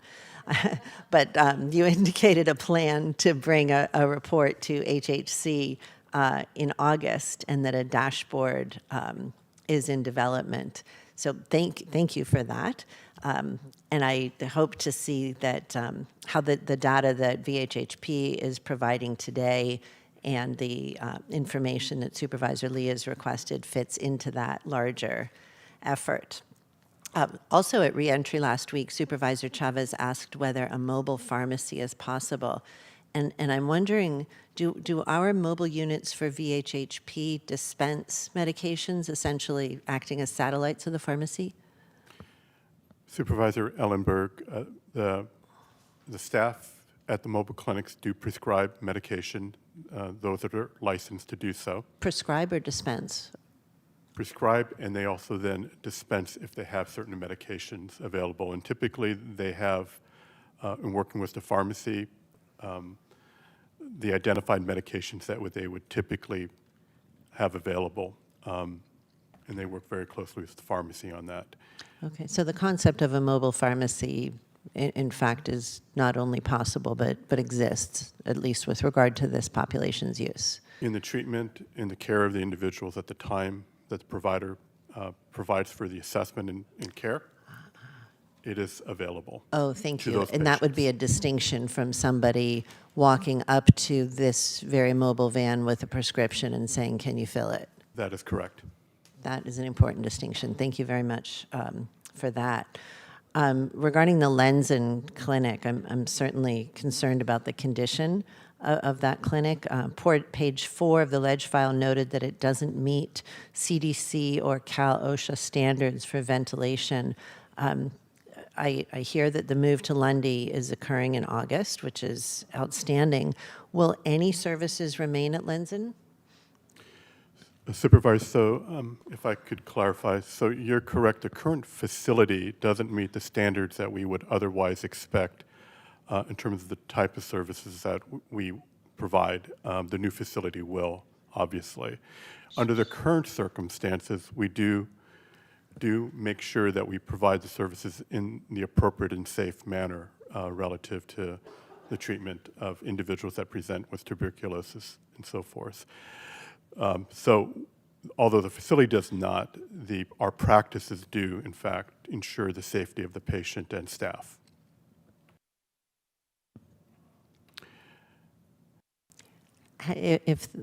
So, I would describe it as the facility being the ventilation system, et cetera, Right. Where we can obviously meet certain standards that we Right. would otherwise expect. The current facility, although it does not, we do have certain practices in place to ensure That compensate for that the individuals are not lack of- exposed to any type of communicable disease. Okay, that's certainly good and encouraging to hear. Thank you Yes. very much. That's all I have. Do my colleagues have any questions on this report? If not, I will move that we accept the report and include I think that was actually your motion. I'll second Great, I'm happy to move it. And Supervisor Lee's motion directing a report to come back next month, and I will second that. And do we have public speakers on this item? We do not. Then let's vote, please. Supervisor Arenas? Yes. Supervisor Chavez? Yes. Supervisor Simitian? Aye. Vice President Lee? Aye. President Ellenberg? Yes. Motion carries. Thank you. Item 15 needs to begin with the Levine Act announcement. This is the military-style equipment annual report. Item number 15 is subject to the Levine Act. Any party or their agents must disclose on the record a contribution of more than $250 made to a board member as described on page 3 of the agenda. Participants who have a financial interest and their agents are requested to make a similar disclosure. And Madam President? Supervisor Semidion. Thank you. Before we hear the presentation and/or from the public, I want to indicate again on the record that we've been advised that item 15 on today's agenda may be subject to the Levine Act, as is indicated in the language on our published agenda. We've also been advised that pursuant to state law, any party or their agents must disclose on the record a contribution of more than $250 made to a board member, as described on page 3 of our agenda. And I want to ask at this time that if any party or agent has made such a contribution, that they disclose that contribution immediately so that I may promptly recuse myself. I would also ask that if any participant in these proceedings, as defined by the Levine Act, has made such a contribution, that they disclose that contribution immediately so that I may promptly recuse myself.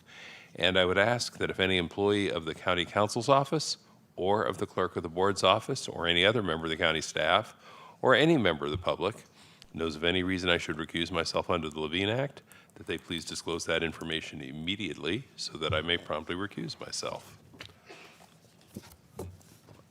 Thank you very much. Thank you very much. Yep. All right. Good afternoon. Hello there. Would you please introduce yourselves? I can't see your faces clearly, and looking forward to the report. Good afternoon, President Ellenberg, members of the board. Brendan Omori, Captain with the Santa Clara County Sheriff's Office. Good afternoon, Captain Thomas Duran. Welcome.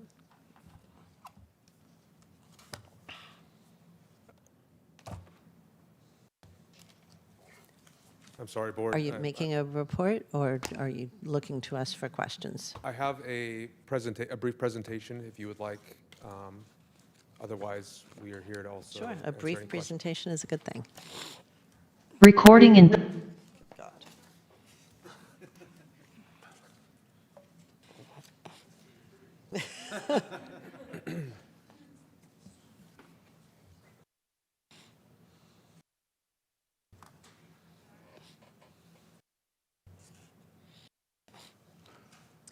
And now, are we waiting for slides to be put up? I believe I'm sharing.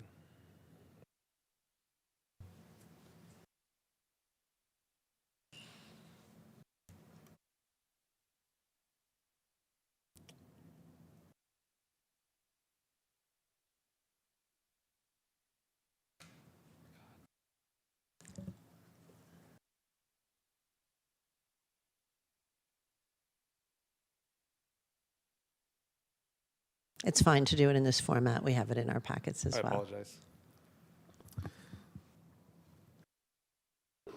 Good afternoon. We're here to present our annual report for pursuant to AB 481. And I apologize, the technology is not working. The report that we provided to your board conforms to statutorily required requirements to include uses and purpose of the equipment. I apologize. I don't quite understand. That's all right. I don't want you to read. The slides are all very text heavy, which Sure. you don't need to read to us since we have seen them. Is there just an overview verbal summary that you want to make? Yes, the biggest takeaways that we had with this report is that there have been no complaints for the use of any of our equipment. We have actually relatively low usage numbers across all categories of equipment. We have 6 categories of equipment out of the 15 that the Sheriff's Office has equipment listed under, and those usage rates are fairly low. We have analyzed and evaluated our equipment per the board's request to see if there was any equipment that we could potentially delete, and we have identified some items of equipment that are no longer necessary for us to have an inventory, as well as some requests for some new items. We want to also acknowledge the fact that we are committed to transparency with the use of this equipment, and we have taken measures to not only have community meetings, we've also worked closely with OCLEM, and we've also shared this report and had conversation with CCLEM. And we're here to open it up for any questions you may have.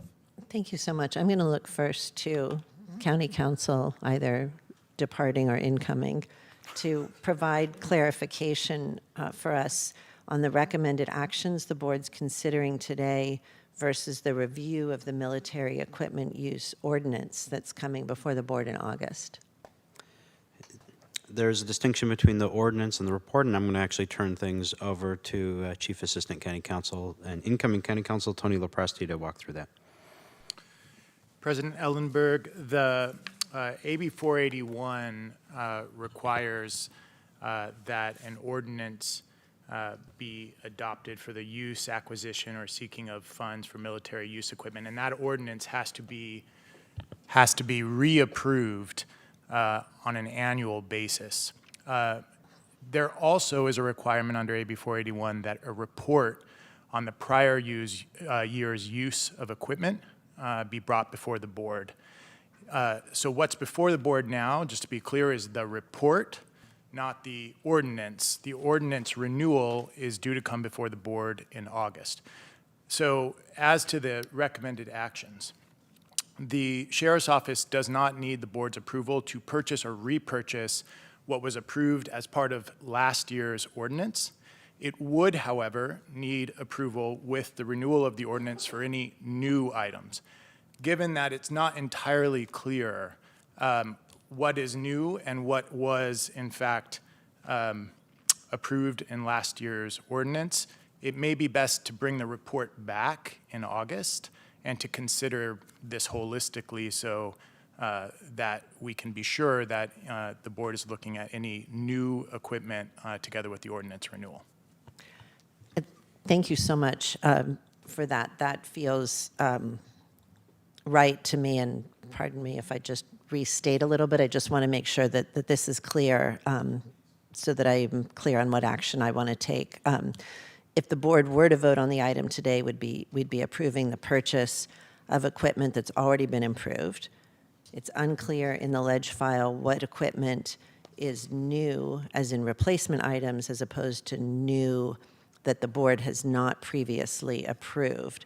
So what I'd like to do, I have a few concerns about the report that I'd like to request responses on today, but I will start with a motion to defer any vote on this item to August, when the board can consider all items together with the ordinance and attach responses to my request for information to that motion for deferral.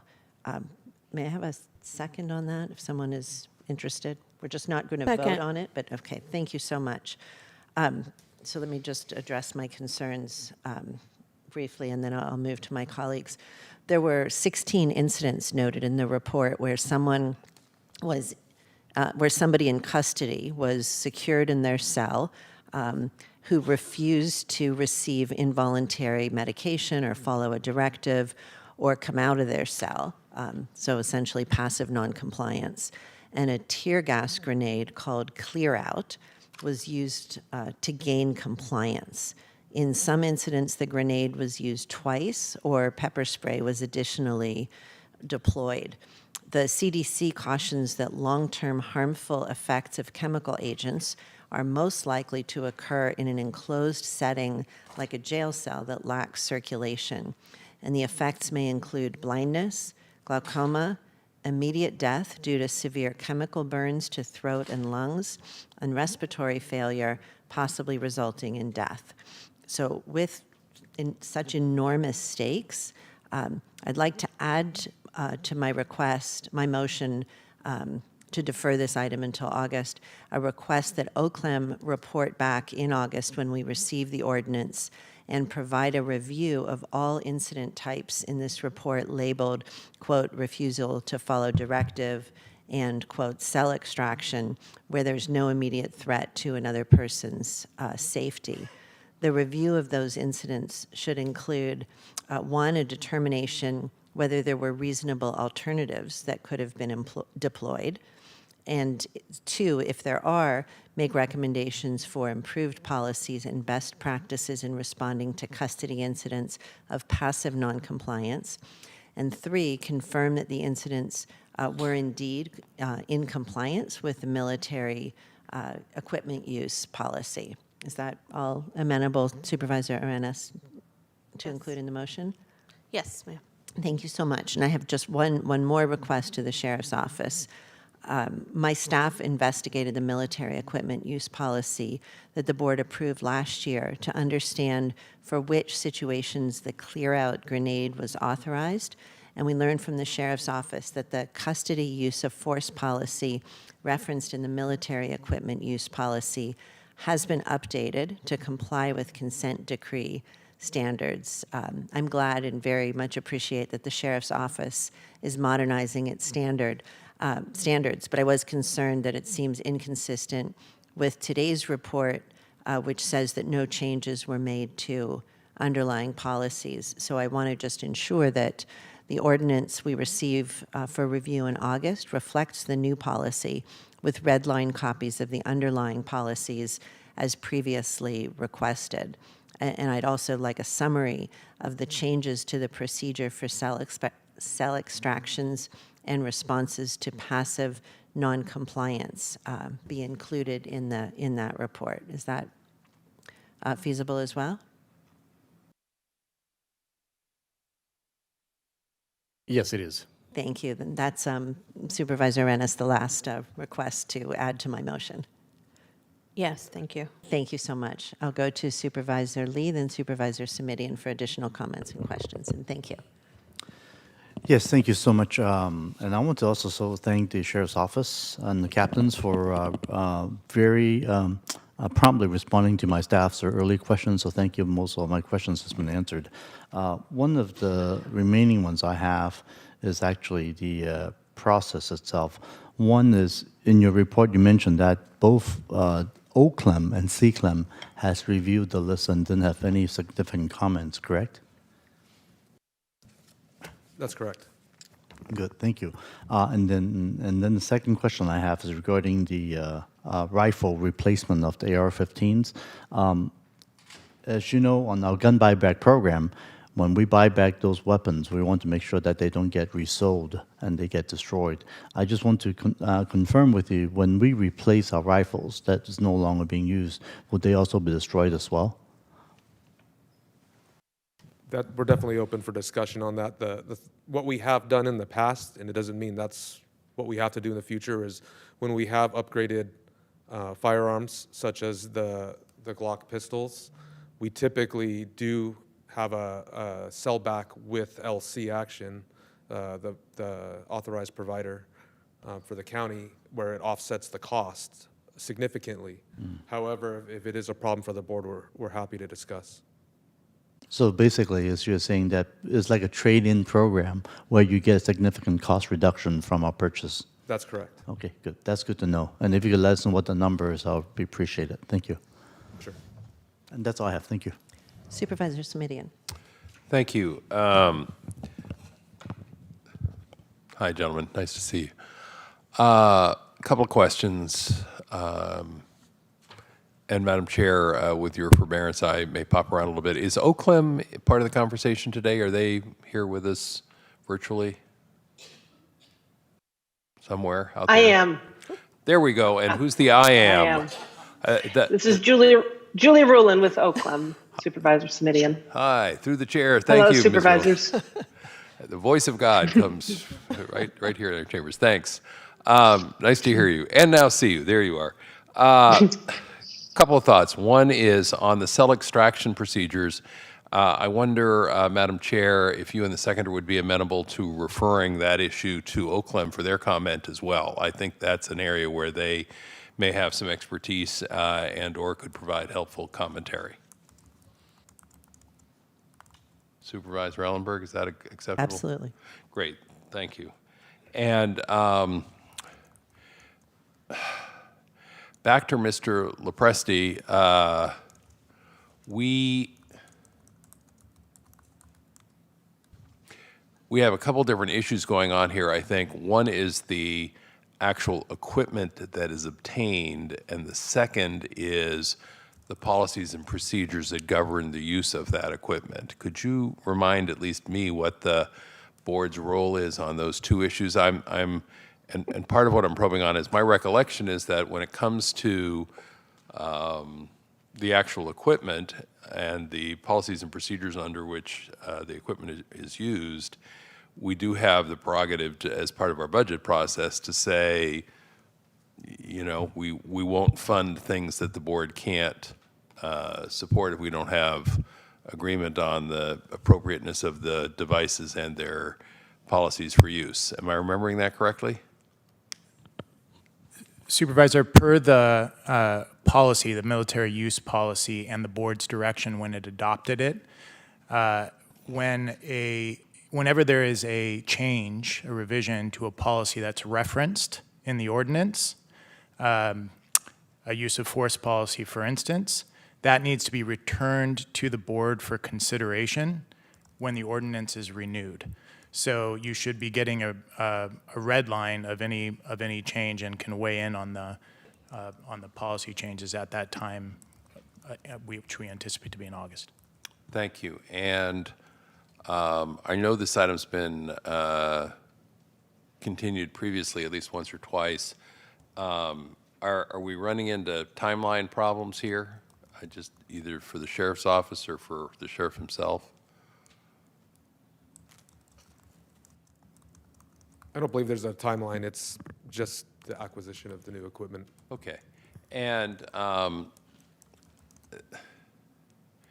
there was a little bit of commentary from Mr. Lopresti, and the board chair raised concerns about what may or may not be changes in policy. My understanding is it may just be a change in formatting and structure, or pulling various documents together in a different way for different presentation purposes. I honestly haven't wrestled that one to the ground yet myself, but what I would like to say is I think there are a couple of areas, and I want to highlight these for you gentlemen and for the sheriff, where we just need to be careful and make sure that everything is as transparent as you indicate you want it to be. One is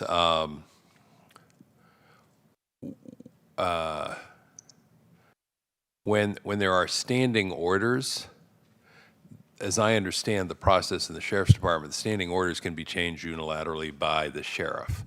But sometimes those standing orders are then used or incorporated by reference in the policies. So what I am a little concerned about is making sure that if someone says, here's what our policy says, and then in the policy says, and we incorporate by reference the standing order, when the standing order changes, if it does, then that means the policy changes. Am I making this clear with my sort of virtual in-the-air PowerPoint here that I'm waving at you? Absolutely. We discussed this last year. When we were going through so the approval let's, when you come back in August to Supervisor Ellenberg's point, let's just make sure we're clear about what did or didn't happen, or has or hasn't happened, or how that issue gets addressed, because I think that may be part of the conversation here. For Ms. Rulin and her colleagues at OIR Group, who serves our OCLEM function, first question I would ask just broadly is there anything, I mean, here we are today after having had this conversation a while ago, is there anything today in the way of the equipment that the Sheriff's Department has that causes you concern in terms of it being inappropriate or excessive for civilian law enforcement? No. Okay. Then let me just say, and full disclosure on my lack of expertise, I don't know what an I-Core technology mini caliber robot is or does, but it caught my attention. In part, I have to admit, because you may recall, gentlemen, that there was some robot discussions in San Francisco that quickly took a turn for the worse. What does the I-Core technology mini caliber robot do? This is a new item that is requested as I read packet page 215. Sure, it's another bomb disposal robot that solely our bomb squad would be using to help mitigate and assess potential explosive material from a distance, a safe distance.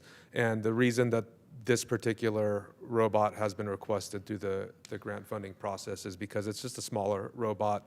The main robots that we use are very large. They're the size of a small truck, and they take a long time. This would allow the facilitation of somebody to take this quickly into the field and evaluate the situation without the use of a large truck and multiple deputies.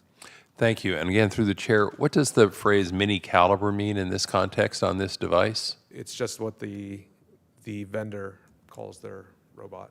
Okay, I'm going to keep asking questions here just again because in the category of things I don't know a lot about, I-Core technology mini caliber robot would be right there at the top. Does it fire projectiles of any kind? No, they're not weaponized in any way. Thank you. I think that's it for me today, Madam Chair. Thank you. I appreciate your willingness and I think the seconders to incorporate the referral to OCLEM of the cell extraction issues, and look forward to seeing the item in August with some clarity around this issue of standing orders, the potential change in standing orders, and how that affects policy when the policy includes language that incorporates by reference standing orders, which are subject to unilateral change by the sheriff, as I understand the process. Thank you very much. Thank you very much. I see no other lights on. Did we do public comment? No. Do we have speakers on public comment? Yes, I currently have 2 public speakers on Zoom. All right. If anybody else is on Zoom that wishes to speak on this item, now is the time to raise your virtual hand. The queue will close when the first speaker begins speaking. All right, our first speaker is Victor Sin. Victor, we've asked you to unmute. Please accept the unmute. You'll have 2 minutes to speak. Good afternoon, Supervisors. I'm Victor Sin, Chair of the Santa Clara Valley Chapter of the ACLU of Northern California. The ACLU does not support any type of possession of military equipment by local law enforcement. In addition to mandating an annual report, Assembly Bill 481 prescribes responsibilities for the Board of Supervisors to review and approve use policies for military equipment. We encourage you to take this opportunity not only to determine whether each type of military equipment has complied with the standards for reporting approval, but also to scrutinize whether each type of equipment meets the necessary standard, and to review and update the military equipment use policy. For example, the use policy should specify what uses are not authorized. It should also clearly define the terms riot and crowd control situations. Protections for peaceful protesters should also be spelled out in the use policy. Thank you. Thank you. And our final speaker is David Montiel. David, we've asked you to unmute. Can you hear me? Yes. Okay. Yeah, my comment was I know there's a representative. I'm not sure what official capacity she is. That's in Oakland. I know she's and she had a comment about she didn't see any issue with any of the type of setup or way or even the equipment that people use when they have a person that's out of control and in need of subduing, if they have to do an inspection in a cell and things like that. And I'd like to leave it up to them because they're the ones that have to deal with it on a daily basis. Now, yeah, there's ethical questions. You want to know, could it possibly harm them? Could it possibly, and all that? That's true. But when a person is non-compliant, there are only a few options, I would say, that you can actually do. Even if you subdued the individual, there's heart rate goes up, He's under stress. He's on the ground. Maybe even have to pin him down. I mean, he's kind of in his own irresponsible situation where the police have to try to figure out a way to to fix that problem, you know, in a necessary type of way when it's necessary to do that. So that's a fine line. That's a fine line to walk between the police responsibility and the responsibility of the inmate.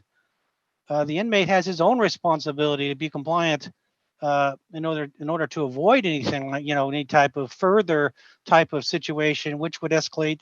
Even like I say, if it was just a physical, they had to, you know, pin him or something like that. Or so I agree with the officer in Oakland that there are things that have to happen sometimes. Uncomfortable, yes, but their safety is also as important as the safety of the person that's non-compliant. Thank you. And that concludes our speakers. Thank you very much. Any additional comments from my colleagues? So it was motion by Ellenberg, second by Arenas. Supervisor Arenas? Yes. Supervisor Chavez? Yes. Supervisor Smidian? Vice President Lee? Aye. President Ellenberg? Yes. Motion carries. Thank you very much. Item 16 is the Mental Health Services Report.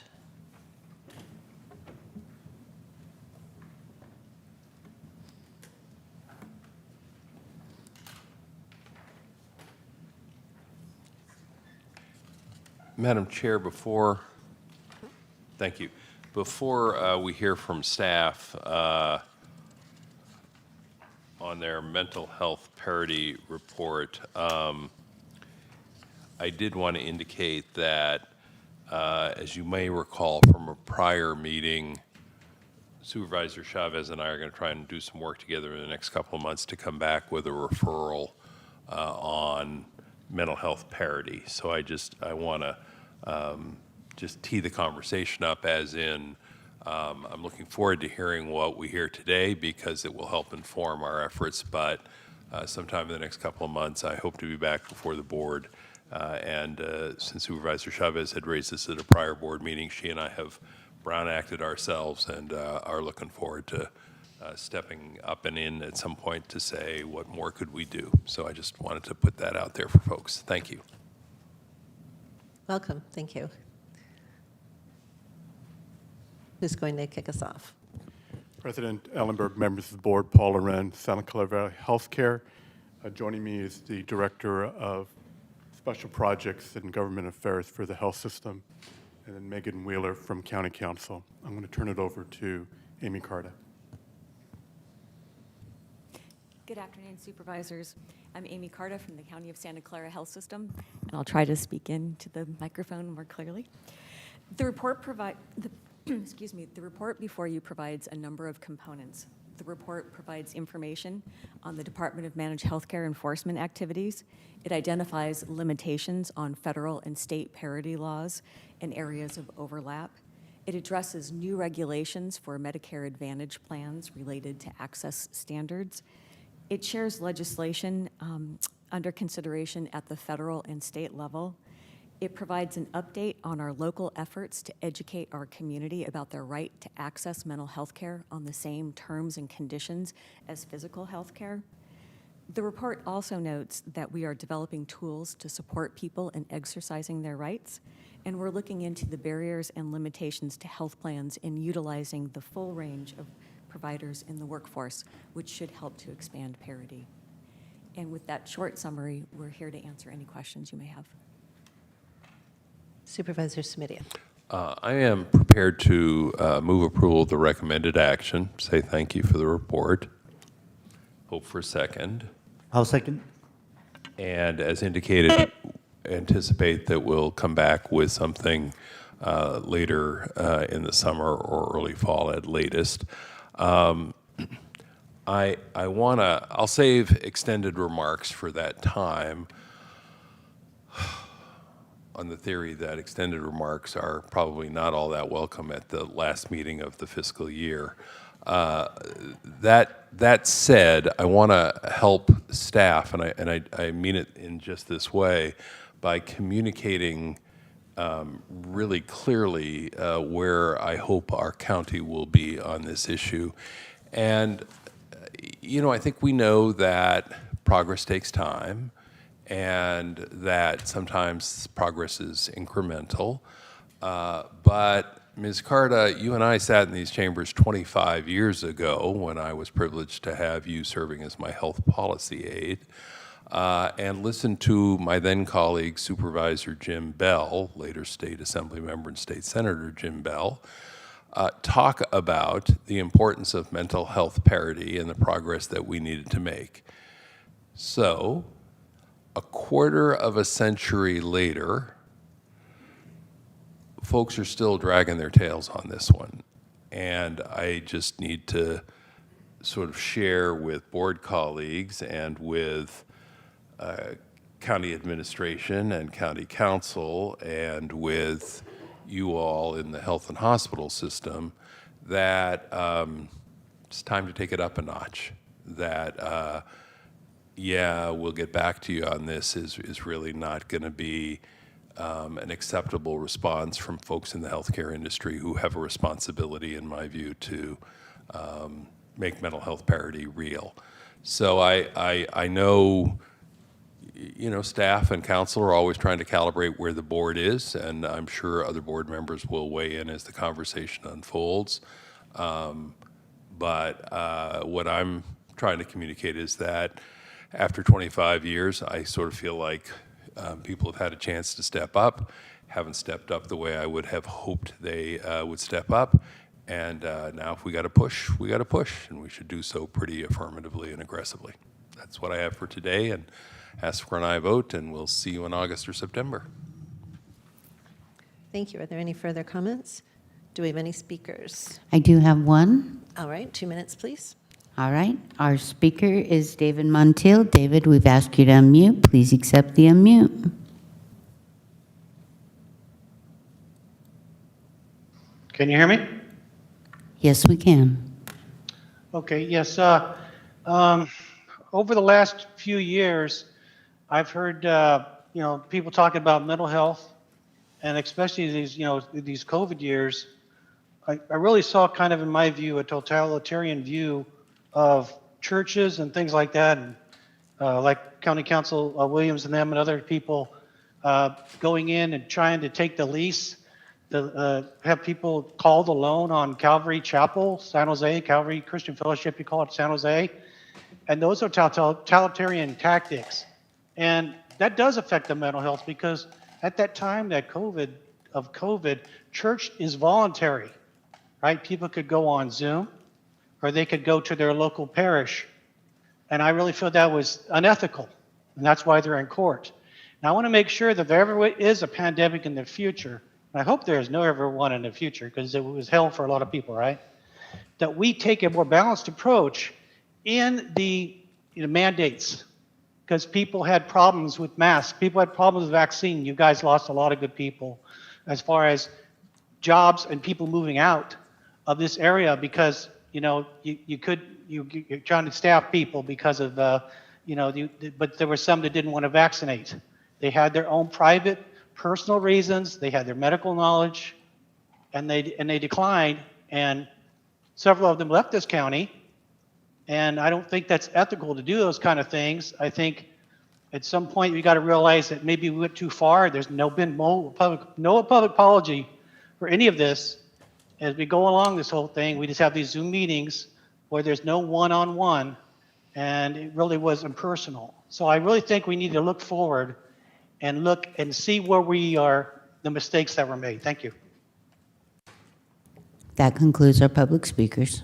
Thank you. Let's vote on this item, please. It's a motion by Samiti and second by Lee. Supervisor Arenas? Yes. Supervisor Chavez? Yes. Supervisor Samitian? Aye. Vice President Lee? Aye. President Ellenberg? Yes. Motion carries. Thank you so much. Item 17 has been held to August, so we are ready to hear item 18, which is expanding animal care services for the unhoused population.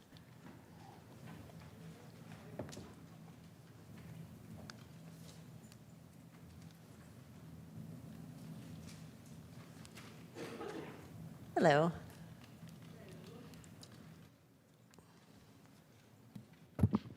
Can you hear me? Yes, thank you. Great. Good afternoon. I'm Lisa Jenkins. I'm Program Manager with County of Santa Clara Animal Services. I had the pleasure of joining the backpack program on one of their days out, I guess you can call it, and with the purpose of evaluating the animal services needs in the community there. I was actually pleasantly surprised to find that of the pet owners that I talked to that day, that all of the pets were spayed or neutered and vaccinated, so that's a really good start.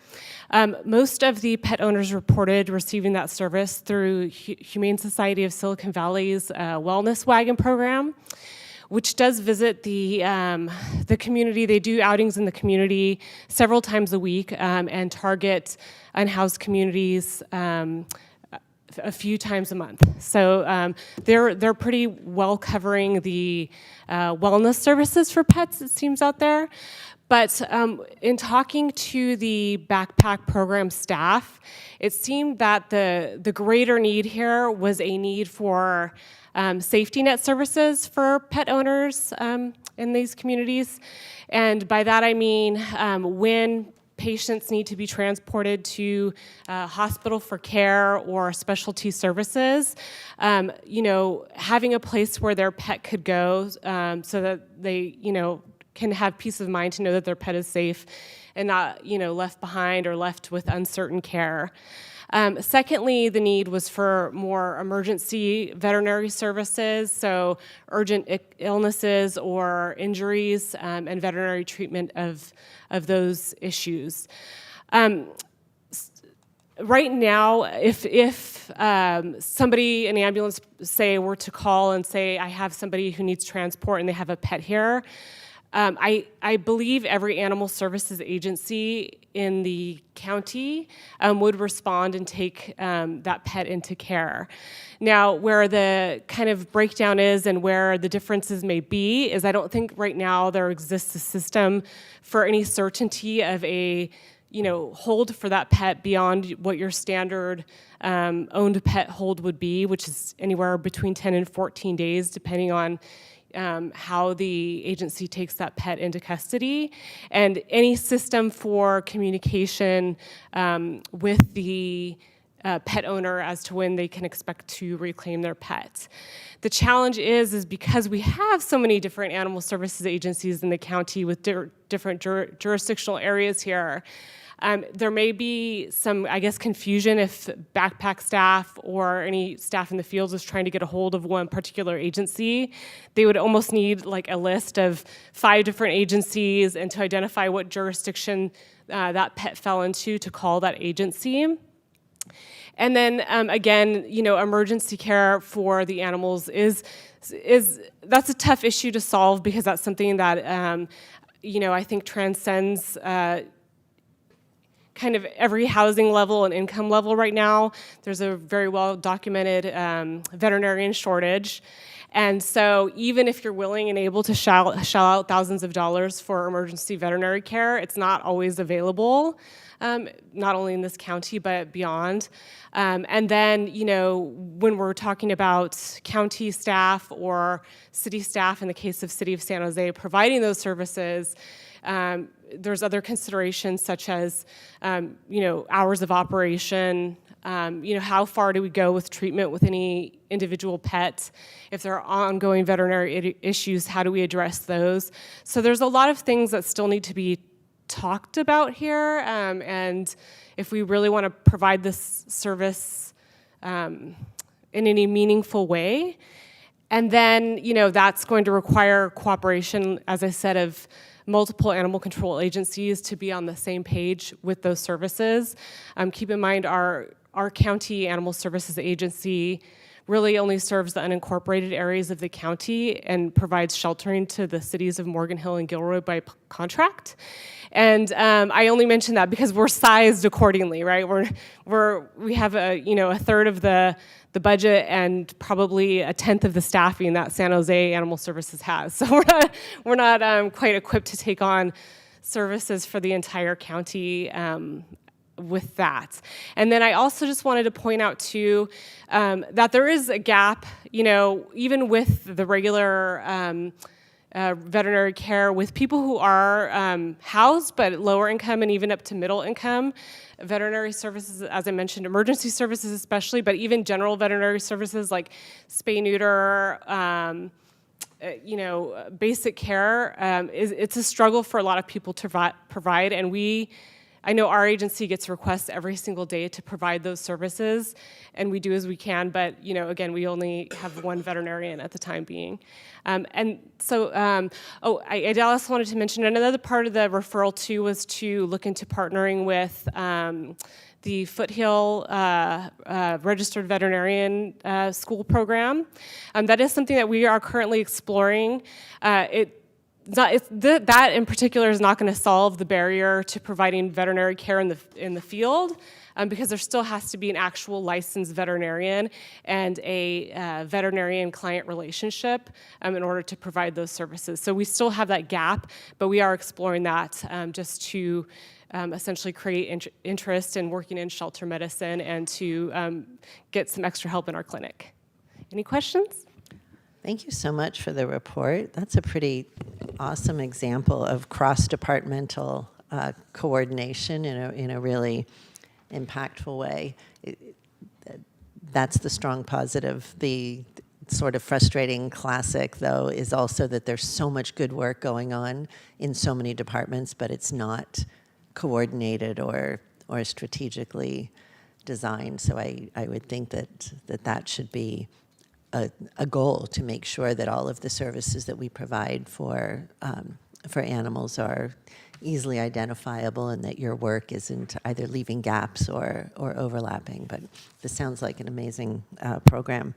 Supervisor Lee.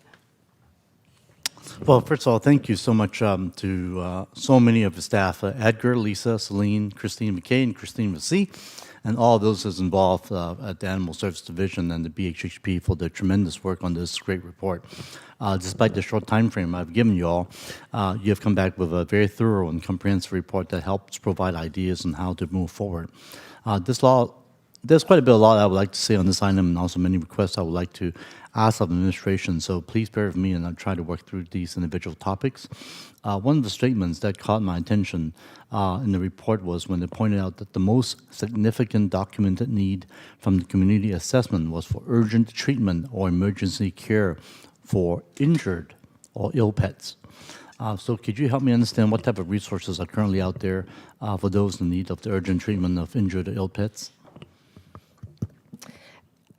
Currently not, unfortunately, not many resources exist tied to this.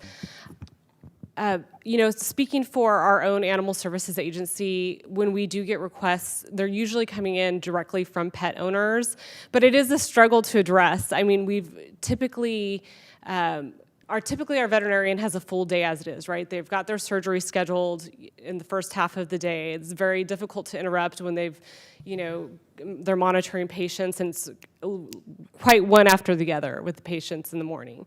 And then going into the afternoons, they tend to have, again, a schedule like any other vet would. When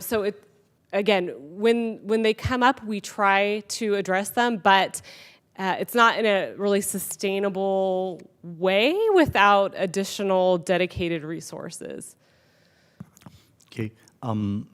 I guess the question I also have is, are there any type of educational resources we could provide them to help them on this issue?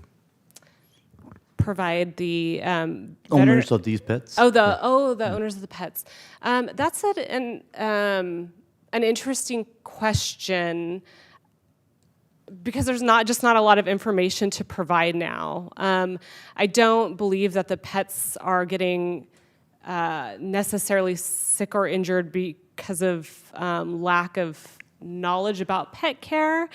However, if there were a service available, it might be education about how to reach those services.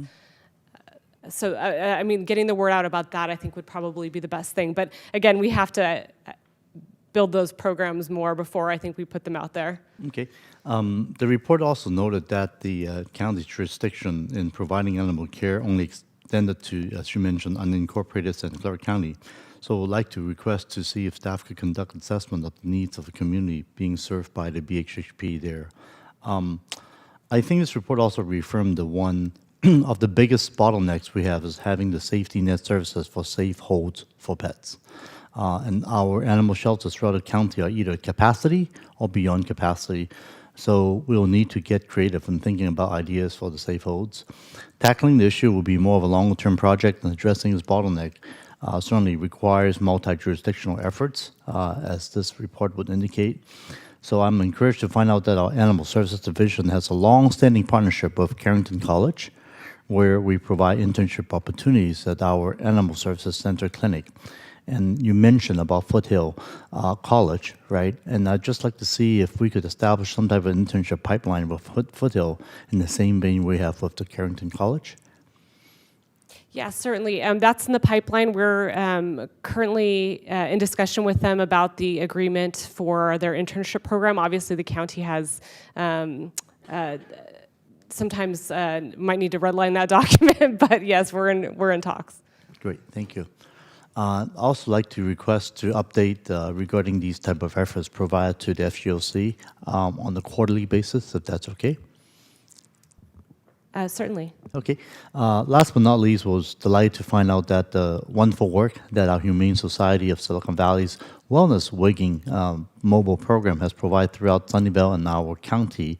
I want to state for the record that I'll be submitting a referral where I'm calling on the administration, specifically our Facilities and Fleet Department and the Space Use Committee, to meet with the Humane Society of Silicon Valley and assist with providing locations for them to use at a no-cost basis in the future as a program. And it's my understanding that the organization already has some areas in mind, and they just need the space to be guaranteed to be made available for them once monthly. And I'm looking forward for these quarterly reports back to FGOC, and that's all I have. And I would just like to make a report to receive the report and all the comments incorporated. Do I have a second? Seconded by Supervisor Chavez. Okay. Yep. Do we have any speakers? No speakers. Okay, let's vote. Supervisor Arenas. Yes. Supervisor Chavez. Yes. Supervisor Smedian. Aye. Vice President Lee. Aye. President Ellenberg. Yes. Motion carries. Thank you. Thank you very much. Item 19. Here is the Zone Haven training protocols and collaborative activities. Good afternoon. Can everybody hear me in the chambers? Yes, we can. Okay, wonderful. Good afternoon, President Ellenberg and Board of Directors. Swanakert Gal, Fire Chief of Santa Clara County Fire Department, with me today on Zoom and available to provide additional information as needed. Brian Glass, the Assistant Fire Chief, and Veronica Nebula, who is our Business Services Director. In response to the referral request from Supervisor Chavez at the May 3rd, 2022 Board of Supervisors meeting, the Fire District has returned to the Board with a report back on the county-wide regional Zone Haven training protocols and collaborative activities. This report was prepared in collaboration with the Office of the Sheriff and includes updates regarding the regional Zone Haven project. As you may recall from our previous report, Zone Haven is an all-risk evacuation tool and can be used for wildfire, flooding, snow, mudslides, tsunamis, debris flows, earthquakes, or law enforcement events and advisories. The reports in your packet includes county-wide coordination and training updates, details on the implementation model and use, and information on additional training and coordination efforts. I can go into further details on the specifics of this report or pause here to take any questions you have on the report. Thank you, Captain. Supervisor Chavez. Thank you, and thank you, Chief. And I see our Sheriff is here as well. There were really just kind of three big areas I wanted to ask about. One is on the sheet where it explains, and this is page 2 of the report, has a list of all the fire agencies, and it says agreement not completed, and then some some that were declined. And what I want to understand is if the agreement's not completed, does that actually mean that we're having discussions with them? Like we're pretty far into discussions and we just haven't finalized those discussions? Director Nebula is on the line, and she has been working closely with each of the city entities or the agency entities, and some of them had paused going through their own counsel. There's some folks who are delayed because of just some changes within their city organization, and specifically the one that declined is a federal government agency. And so the rationale behind that, Veronica could speak to a little bit closely, but that's the status of why some of these agencies are not further along as the other agencies. But the ultimate goal is to get all the agencies that are in a position to go into the agreement with County Fire, with the district, to be available, to be on the platform. So, and Chief, if I may. Great. Who is that? Veronica Nieblin, Director of Business Services. Welcome. Thank you. So I can provide a little bit of insight into your question, a little further detail on it. So each of the fire agencies were contacted. They were contacted numerous times to participate in the participating agency agreement. And so the listing that is provided in the report where it says the agreement is not completed, we have outreached with each of those agencies multiple times, and for various reasons, they've chosen to hold on the project. And so any of the ones that have agreement not complete means there has been progress. They just have not completed the signatory portion of it or come back and accepted the terms and conditions. So what I'm going to request is that that we get an off agenda that's just very detailed. And the reason is that if it requires the county exec to talk to the city manager or something like that, I for one just want to make sure these are all moving forward and that you're not spinning your wheels or wasting time. And so I think that would be very helpful to understand. And then the second issue that I wanted to raise is that I saw that there's a reflection here of the model and use and highlighting where we have police departments involved. And what I'm wondering is, could you just take a couple minutes to talk a little bit about the collaboration between the police agencies and the fire departments in terms of understanding Zone Haven and using Zone Haven?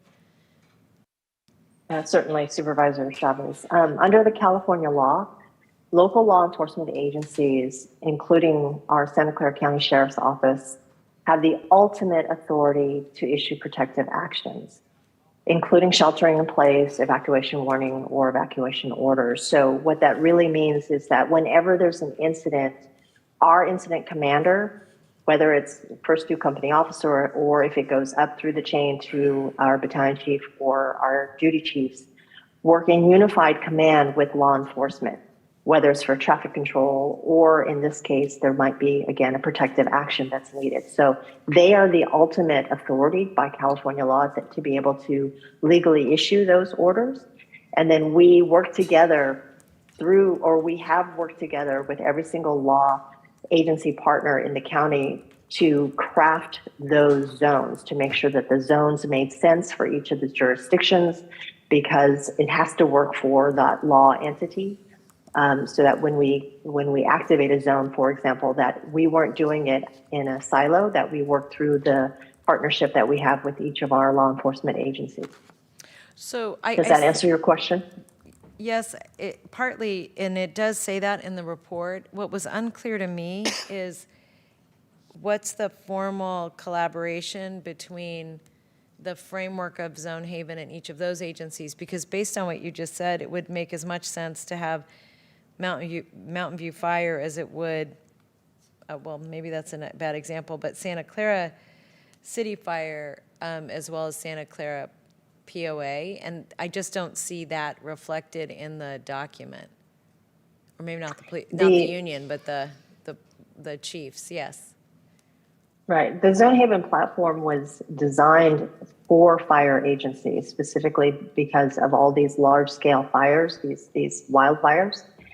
And so when we work through the actual way the platform was designed, it's fire agencies that use it, but we need the collaboration from the law agency in terms of the authority, right? So if I'm understanding the question, question, you're asking, well, why not work through the law agency? But really, the law agencies thus far wouldn't necessarily. This is not their tool that they would use as a first for their incidents. It's really a fire tool that's used, but we can work collaboratively in that unified command, which often happens on large incidents anyways, to make those notifications. Well, again, or not notifications, but to determine which protective action would be appropriate given the incident.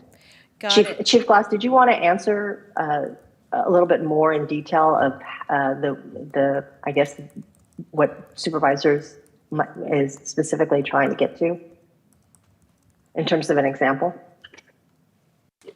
Yes, Chief. Supervisor Chavez, you were trying to interject there. I just threw the chair. Yeah, so what I was asking is, I see the list of fire departments. What's unclear to me is why we don't also have a concurrent list of the police agencies. And especially if ultimately they're the ultimate decision makers. And colleagues, the reason I'm raising this as an issue is that during one of the fires, we had conflicting interactions between the fire life safety teams and our public safety, our police partners. And what I'm really trying to understand is why we're not using the tool to make sure that prior to an event, there's deep understanding and shared partnership on Zone Haven, even if the tool is primarily a firefighting tool, if in fact we're relying on the public safety, the police side of the aisle to ultimately make decisions about ingress, egress, and escape, because it's clear to me that at least in one serious and significant incident, we didn't have the level of education and coordination that we should on the ground. Through the chief, if it's okay, I'll answer with an example. In the CZU Lightning Complex, I was deployed with a member of our Santa Clara County Sheriff's Office, now Captain Valenzuela. We worked under the leadership of Captain Urena to activate zones in the Zone Haven platform to alert Santa Clara County residents on the border with Santa Cruz County. And so what we did there was a collaborative approach. As the chief stated, we didn't really have the tool available at the time, but because Santa Cruz County did, they allowed us to use it. Again, it really streamlined the approach. It provided us clear communication to the public, and we were learning together. It is a user-friendly tool, and as our report back states, those cities and their police departments and their offices of emergency services were invited to the collaborative training sessions to talk about the build out of the zones. So I think there is that collaborative approach between the different disciplines within each of the jurisdictions that have signed on to the program. Hopefully that answers the question. It's not reflected in this report to the degree that you just described it, Chief. And so what I would just say is that I'm more than happy to receive the report, but what I would ask for is something much more detailed that outlines by jurisdiction their level of engagement.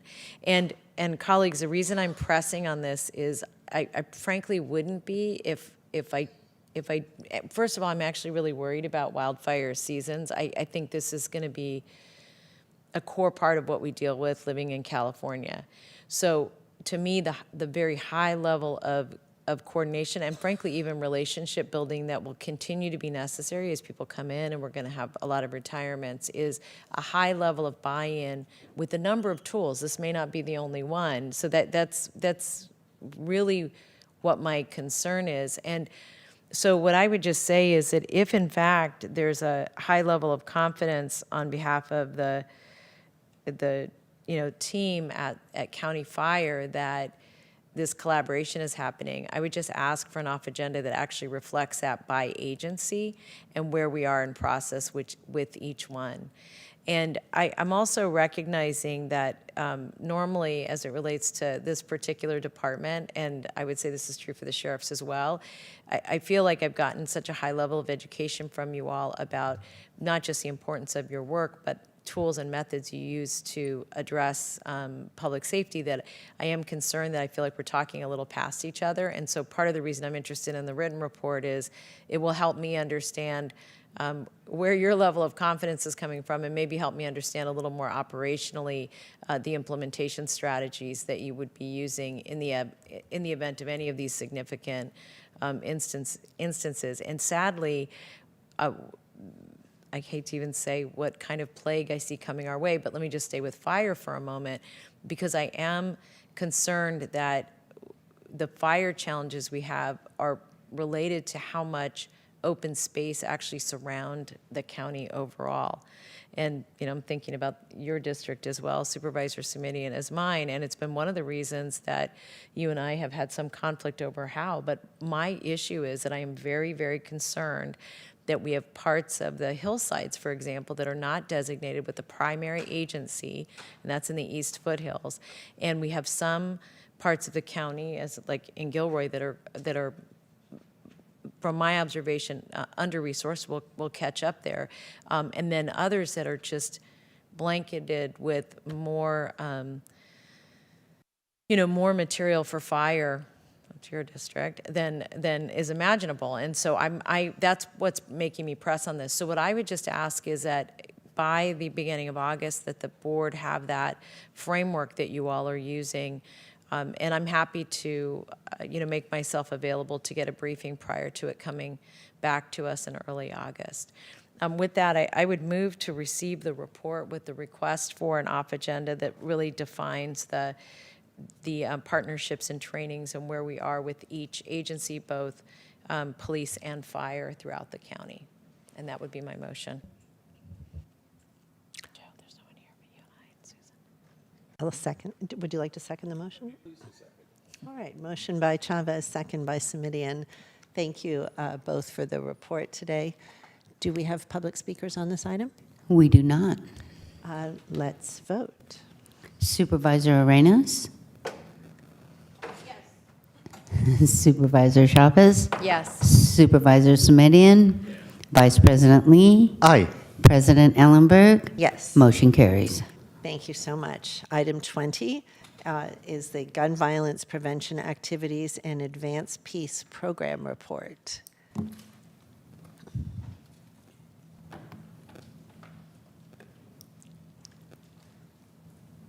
Welcome, team. Thank you so much, Madam President, Board. I'm Dr. Sarah Rudman with the Public Health Department. I'm pleased to be joined today by Ms. Halkin, our Deputy County Executive, as you know well, and then my colleague, Angelica Diaz, who is the Branch Director for our Healthy Communities Branch, where the majority of the violence prevention work in the Public Health Department sits. And we're here today to provide the board with this report that details an overview of the gun violence work happening across the entire county, describing both that related to law enforcement and non-law enforcement. Some additional detail about what work is already happening within the Public Health Department and where we may be expanding work in the coming year. And then some additional detail provided by Ms. Halkin around the Advancing Peace program and her team's analysis of how that may serve the county. And we have nothing further to share in advance and are just happy to take your questions. Thank you. Thank you so much. I will look to colleagues. Supervisor Chavez, do you want to begin? Yes, thank you. First of all, I want to thank you for the report, and I think there's some really exciting opportunities embedded here. And, colleagues, one of the challenges that I'm having with this body of work is actually understanding how the dial gets moved on the violence prevention and intervention in a real and concrete way. And part of the reason for that, and I'm glad Supervisor Arenas is here because she's probably had these discussions for example, as it relates to the city of San Jose. But I, for one, am very, very interested in us consolidating our approach to prevention and the activity component of it in a more robust way. And so I was struck in this report where one line in it says, you know, public health doesn't provide direct services. And that makes sense to me because when I think about public health, I often think about the robust level of research that you're able to do in communities. And to me, creating that, maintaining that, for lack of a better word, sort of neutrality as it relates to gathering information and giving feedback based on observation is really critical. And what I'm wanting to think about with my colleagues is how we allow for the definition of the research component, but think about the implementation work in a different way than we do today. And so what that means to me, and what I thought was very interesting about this report, is I was very intrigued with thinking about the partnership both with the city of San Jose and the city of Gilroy, given their structured work around violence prevention. And frankly, where I think we could add our best efforts is being that research and accountability component and looking at best practices and really challenging cities, which is really where they have a level of expertise with after-school programming and recreation and all that, to be more on the implementation side. Like, I really, really like that. What I would say for the county is I am very interested in getting your perspective on how, as a county, we look at the research and policy side and then separate out the implementation side, and whether or not that means that that's a county implementation role or our city partners or probation or whoever. Because right now, when I look at this plan, I feel like there's such an overlap between public health actually kind of leaning in on implementation in, for example, in the peace partnership versus the really us research funding and looking at best practices. Am I understanding this framework the right way or not? It's entirely possible I don't. Thank you for taking those terms out the other place. I think I can help answer that. Supervisor Chavez, again, Angelica Diaz, Healthy Communities Branch Director. I think that's exactly what we're trying to do as a department is use the cost of gun violence study to then conduct further research in the form of engaging community partners for feedback, as well as conduct a mapping exercise to understand what the current strategies are in the two most impacted areas like Gilroy and San Jose, to then develop some sort of criteria that will help us implement the funding that will be available to community partners. So let me just lean in and make this request. And I think I'm actually going to do this through the county exec's office because I think this might be more of a, it might be a structural issue that leads to a different approach, which is that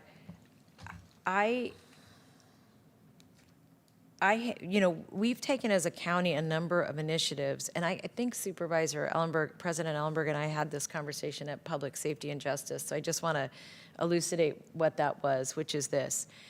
When I think about some of the roles the county stepped into, we did it when cities were really struggling. And as an example, in the city of San Jose, we have the Neighborhood Safety Unit as a geographically based set of strategies in the east side of San Jose. And it was really done because Supervisor Cortese and I came from the city of San Jose when we had really intensive neighborhood serving programs that were really robust and focused, and they were geographic, right? And they were looking at how do we squeeze out, dangerous behavior in a very specific area. And then, we had the peace partnership, which kind of rose up and to me was more of a communication plan, but it's not really clear what it is, right? Is it a communication plan? Is it a neighborhood leadership plan? What is it?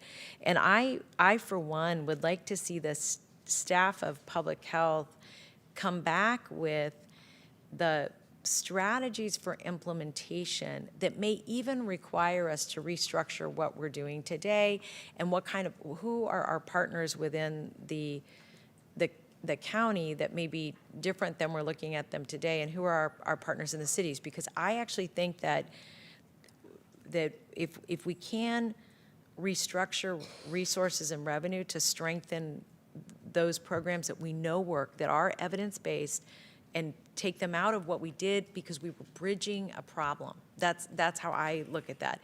And I love the Neighborhood Safety Unit program we're doing, but to me that partnership has to be so much deeper with the city of San Jose if in fact we're gonna drop violence among youth. Like that, so I feel like we're on the precipice of that. And then the other thing is nobody has been more direct or forceful, or to some of my colleagues annoying about about investing more money in gender-based violence and the protection of children and women.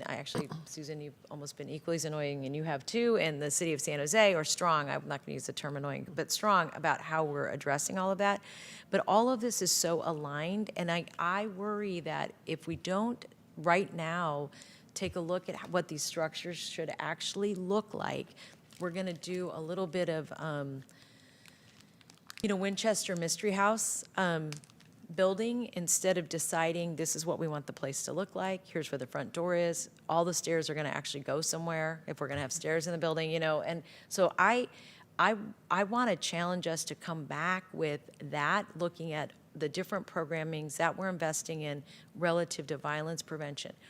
And we know nationally and even locally that when we see significant gun violence, most often it's with families, and when it's not and it's expressed in the community, we have usually a perpetrator who's committed an act of violence toward their families. Like, we actually know a lot about violence. So understanding the very best ways to treat it instead of being quite so worried about everybody's territory is really what I want to challenge the team to take a look at, and to look at our city partners and frankly have a higher level of expectation about how we're aligning our investments with them to have the kind of outcomes we want to see in our communities. And we have a couple of areas that are ignored, like the east side of San Jose. Absolutely, we need to dig in deep.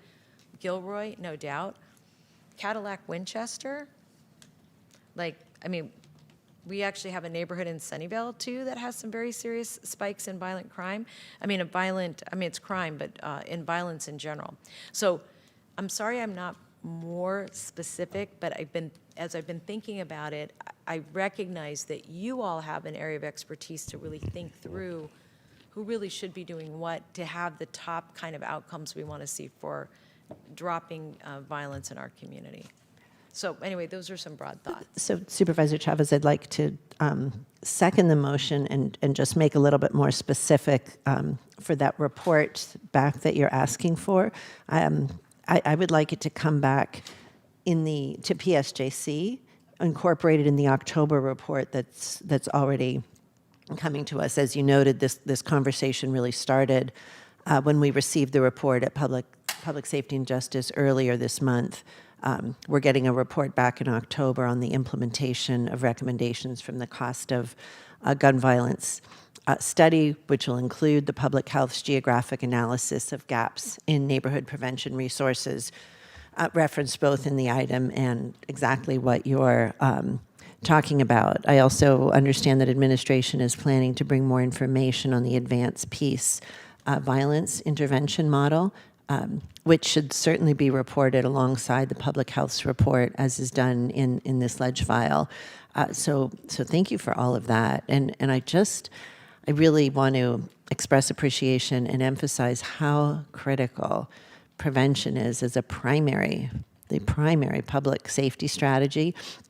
Really appreciate Supervisor Chavez for being a longtime champion of this work, and Supervisor Arenas for her advocacy for the needs of South County around the work. The cost of gun violence study explicitly quantifies for the county just how much we can't afford to wait until we're downstream to invest in public safety.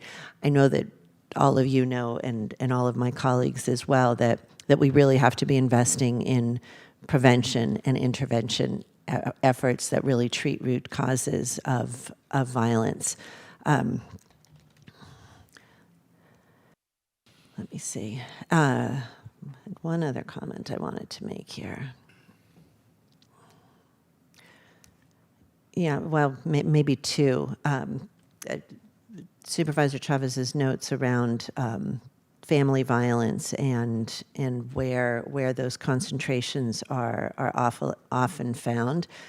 All of the data that we see shows us across the nation that only a relatively small population is responsible for most of the violence in any given community. So, of course, targeting resources to that population, employing trusted members of the community to engage them can really be radically more effective than after the fact arrests and prosecution. And in fact, there seems to be more scant evidence that criminal penalties actually act as a deterrent for individuals who employ violence.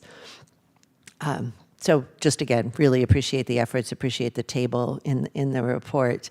I'd like, with the hopeful agreement of the maker of the motion, to direct that October report to PSJC also include a description of services that are provided under each program, as well as the budget, staffing, funding sources, and any available KPMs or metrics for each of those programs. Can that be first? Is that all right with you? That makes a lot of sense. And could I just add one point to that? In this report, and I can't remember if it was in the report before, I apologize, I meant to pull it. You have a list of a menu of options on one sheet. And one request that I would make is that based on what we're already doing, if you would prioritize the options. I think you did by saying, hey, we should work in these two communities, but with the programmatics, that would actually be really helpful to understand what you would recommend. Thank you. Thank you. Supervisor Lee, then Arenas. Thank you. I would like to, first of all, thank you so much for the report. This is very, very timely and extremely important for our community, given the amount of violence that's been caused by guns, as we have learned that the number one cause of death for our children now is guns, not illnesses, not car accidents. So I think the timing can be more appropriate. A few other gun violence reduction strategies I just want to mention, if we could also add to the work that you're doing, is promoting the awareness of the gun violence restraining order and the process of how to obtain the GVRO for friends, families, or neighbors who are unfit to possess guns in our community. I think that's an important thing to get out there, because our families are the ones who would know who really shouldn't have them.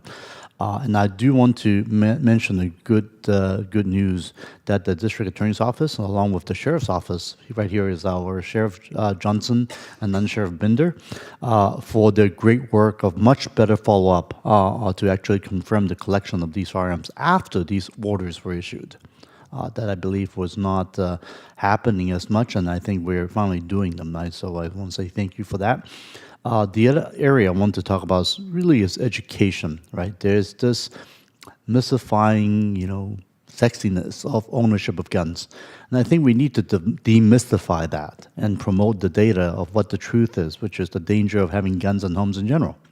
And I think the needs for example, using gun locks, if you want to have guns at home, what responsible gun ownership means and how important to have gun locks to avoid accidents. So I think those are things that we could also help out on that. And of course, along with that is for those who want to turn the guns, we have our gun buyback program. So I think all these are strategies that we could work together that needs more outreach and promotion. Thank you very much. Supervisor Arenas. Thank you. I'm also really just grateful for the, what did you call it? You said it was originally annoyance. Persistence, yes. Whatever works to get our policies across the finish line. And I really like that you bring your voice and strength to these issues, especially those in the gender-based violence. You know, we collectively, we did quite a bit of work, and some of that work I left behind over at the city. There's still a work plan there for gender-based violence, and so one of the things that I had asked as a council member was that the gender-based violence work plan and the San Jose YE, I'm just going to call it YE, I'm not going to say the whole thing, integrate. Because as you all know, that the number one reason why young women touch the juvenile justice system is due to gender-based violence. I mean, it just originates there, right? Some of the issues that then create risks that lead them back into the juvenile justice system. So I want to make sure that is something that we continue to do with within our own system and the other systems that are working with us. And so I'm really grateful for those comments, Supervisor Chavez. I also think that we need to make sure that the program is very ethnic-based. We all know this. It's place-based, that we take advantage of what the other cities have. And the city of San Jose has Project Hope, which used to be Project Crackdown, and of course we changed it because we want to make sure we change our perspective about how we interact with our community, and we want to provide hope and not cracking down on anybody. And that really is equivalent to the NSU program in many ways. And there's I think about 6 or 7, or 6 or 8, excuse me, because they have to be on even numbers, not odds. So there's 6 to 8 Project Hope sites throughout the city of San Jose, and I think that that's another opportunity for us to really potentially focus on some of those neighborhoods that have been historically impacted by crime and gun violence and all that. You know that create risks for our youth. Which leads me to my next comment, which is Gilroy really doesn't have that, right? And that's why we have this task force that is over the years has developed a current strategic plan that is, I think, really leading them into some sustainability phase and the next level where I think they can bring in more resources than what they have. But they don't have them. The city of Gilroy doesn't have a youth center. So, you know, if we leave it to the cities, I think, you know, even the city of Morgan Hill will do its part because it's more resourced. City of Gilroy just won't. There's also some political will, I think, that needs to get built there, but the resources are lacking in Gilroy. I believe the city of San Jose will do their part. And so I'm concerned that I want to make sure that our county continues to be and play the role that we've had within South County so that we can continue the success. And so one of the things that I had asked the South County Youth Task Force folks to share with me is, you know, to just give me some feedback. And of course, one of the things I think they had shared was that neither the San Jose Youth, the San Jose YE and the Youth Task Force in South County didn't have a preventative gun violence model, but I think the city of San Jose has adopted one just recently, and so we might want to look at theirs and see, I think theirs is Operation Ceasefire. So we might want to take a look at theirs and see what value or how we can line up there. The second thing is that one of the things I think the youth task force really could benefit from is to have public health participate in their discussions. I think there's a vacancy that has created maybe an absence at the task force, but if we can ensure that there's somebody who's covering in order to not miss any of the really good conversation that's happening, that would be wonderful. So at the policy and tech team meetings, that would be wonderful.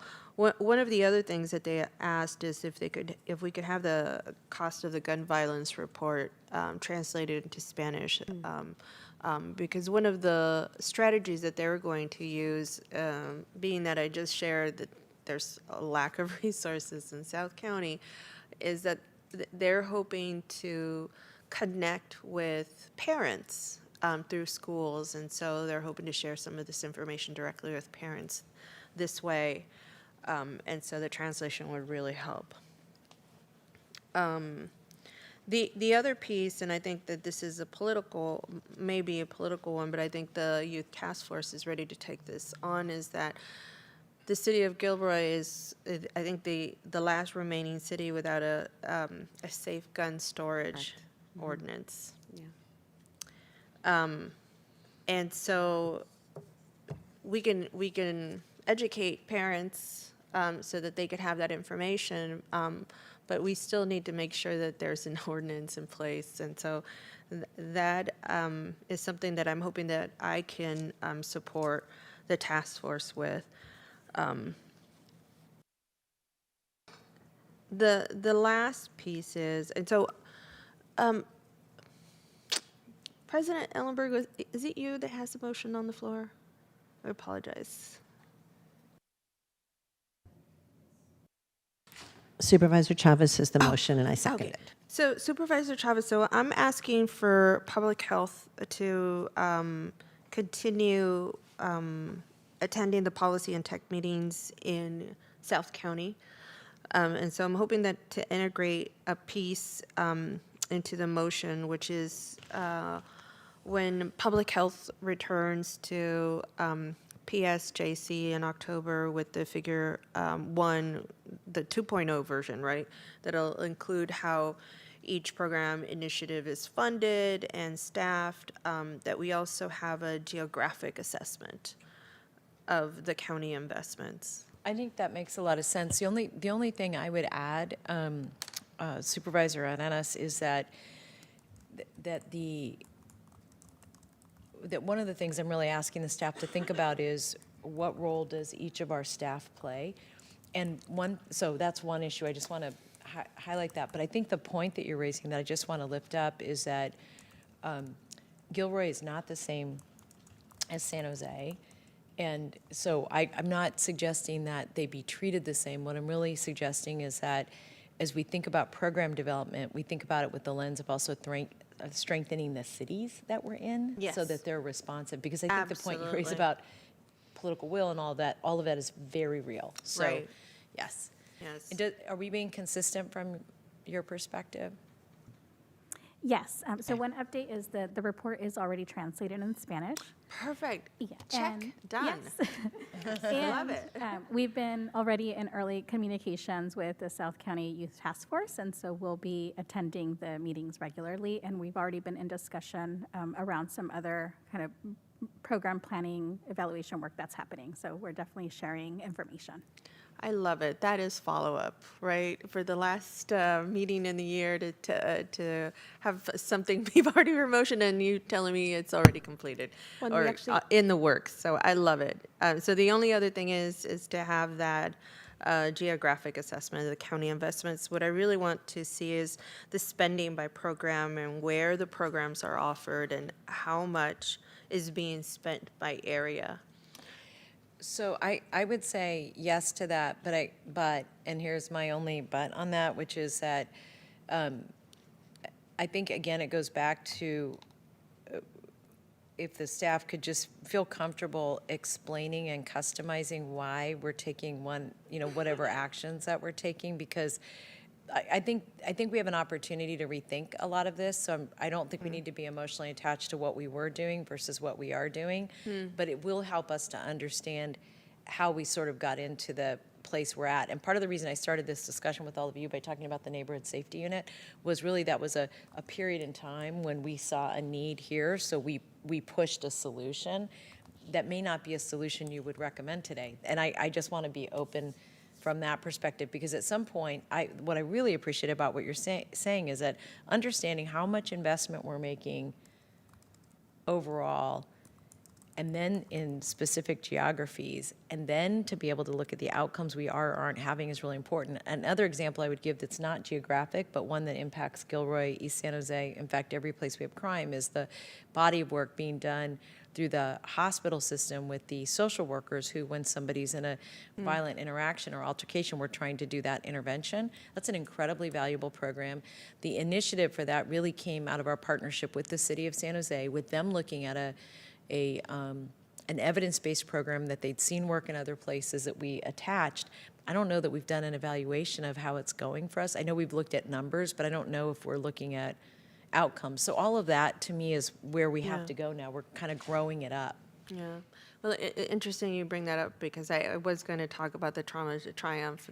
That particular program is only offered in Valley Med, as you know, and it would be interesting to figure out how our residents are supported, or I'm not going to say that our youth only are supported in the Triumph,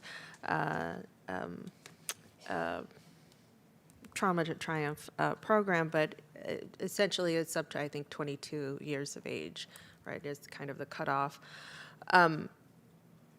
Anyways, I do think, and that makes sense, Supervisor Chavez. I think that there's another opportunity for us to connect with the work that's being done, and that I've got to tell you, we worked really hard to have a child and youth master plan over at the city of San Jose, and I did this because of what we're kind of talking about right now. Like, let's create an assessment of what are our programs, what do they offer, and what are the outcomes, and what are the gaps.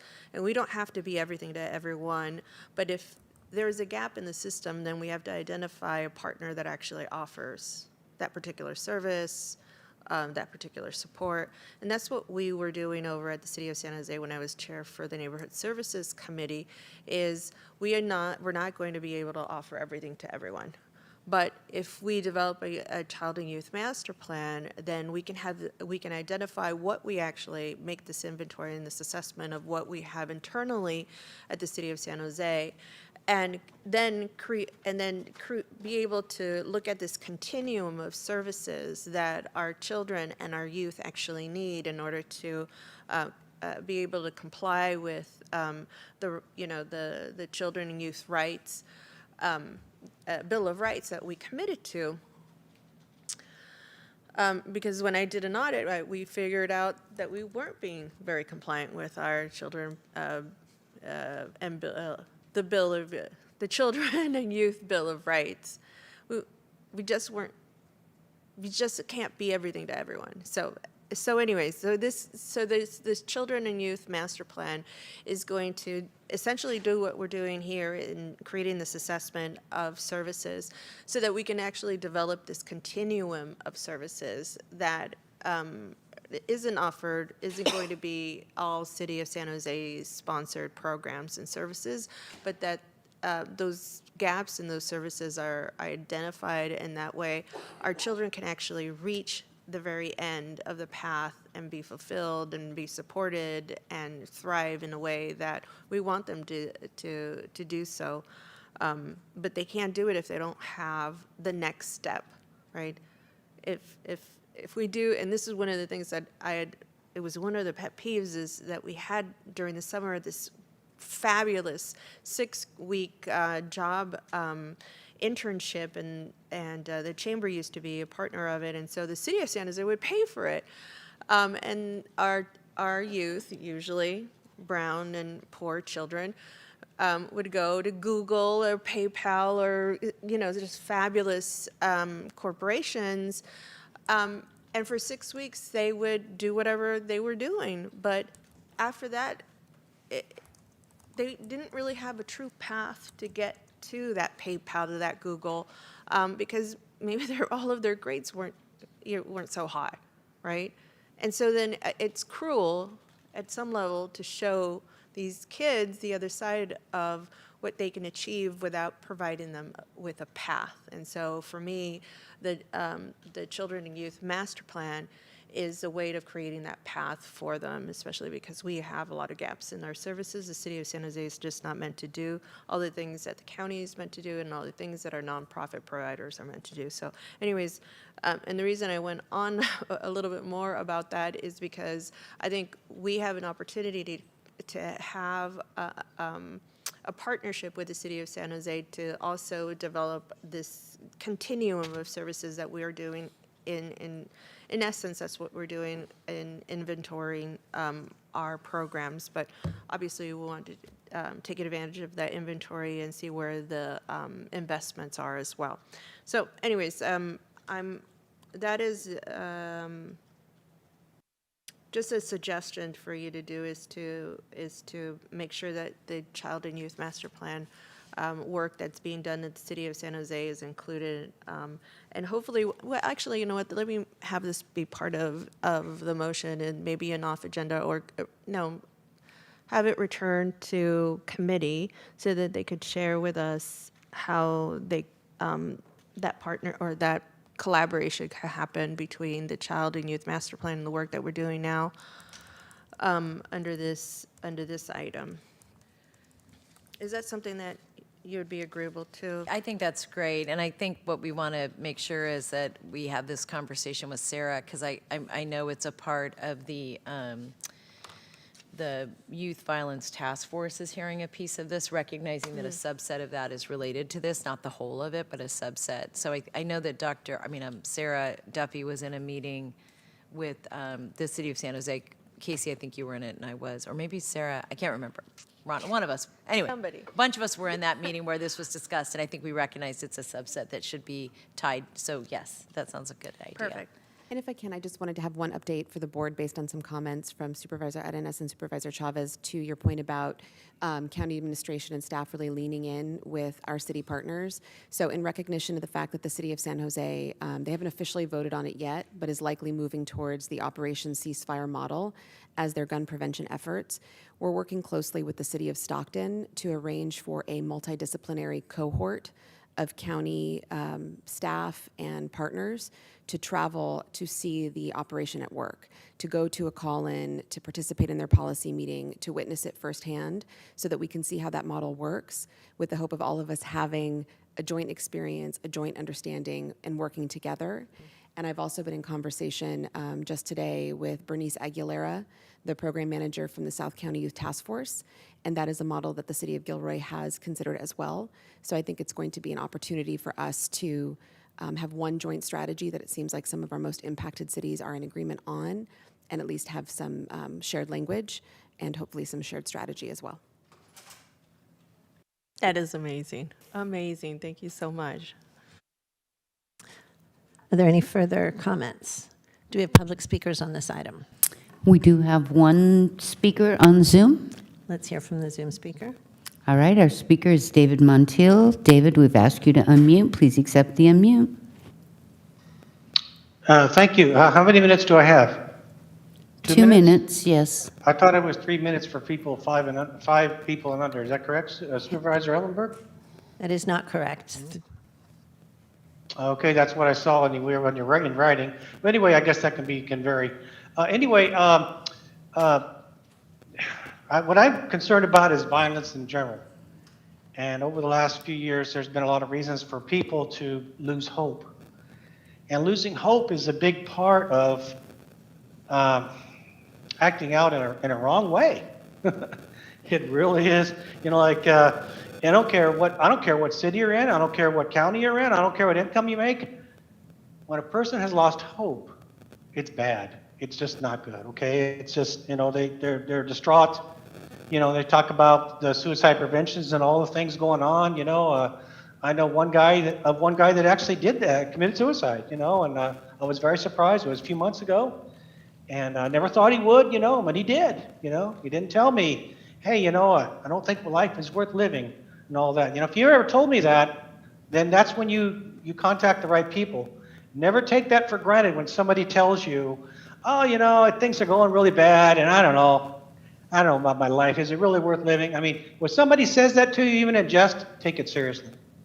Just take it seriously, because I've heard, we had one other neighbor that did that. That was neighbor's mom that told me about their son that said that, and my wife and I said, you need to contact somebody, and they did, and the son did not follow through with it. Thank God.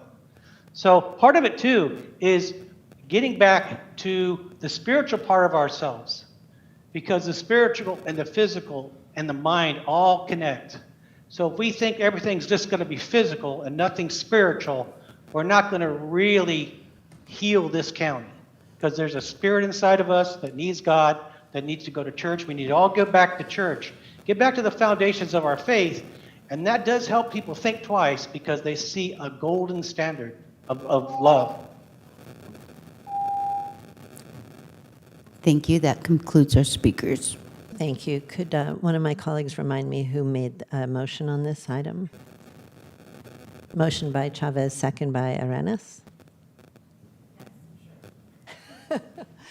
Let's vote, please, Rhonda. Supervisor Arenas? Yes. Supervisor Chavez? Yes. Supervisor Smidian? Vice President Lee? Aye. President Ellenberg? Yes. Motion carries. Thank you. Before we go on to items removed from the consent calendar, Curtis from the clerk's office is going to make an announcement and request some action of the board.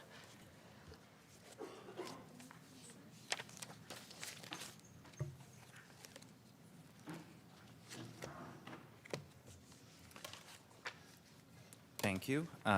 Curtis Boone, Assistant Clerk of the Board. Good afternoon, President Ellenberg, Honorable Board of Supervisors. After the consent calendar was adopted this morning, we learned that one of the corrections on the consent calendar update was based upon erroneous information. Item number 95 should have been approved as originally submitted without the modification read into the record for Action A regarding the end date of the agreement. So I am here to request that the board correct the record, which would mean a motion, second, and vote to reconsider the consent calendar, and a motion, second, and vote to readopt the consent calendar as previously adopted, with the exception of item number 95, which should be approved as originally submitted. So that's an option. Do the first one or do the second one? It would be both. Do you need us to do both? I'll move reconsideration of the consent calendar. Second. Any comments, questions? Let's vote on that, please. Supervisor Arenas? Supervisor Chavez? Yes. Supervisor Smidian? Aye. Vice President Lee? Aye.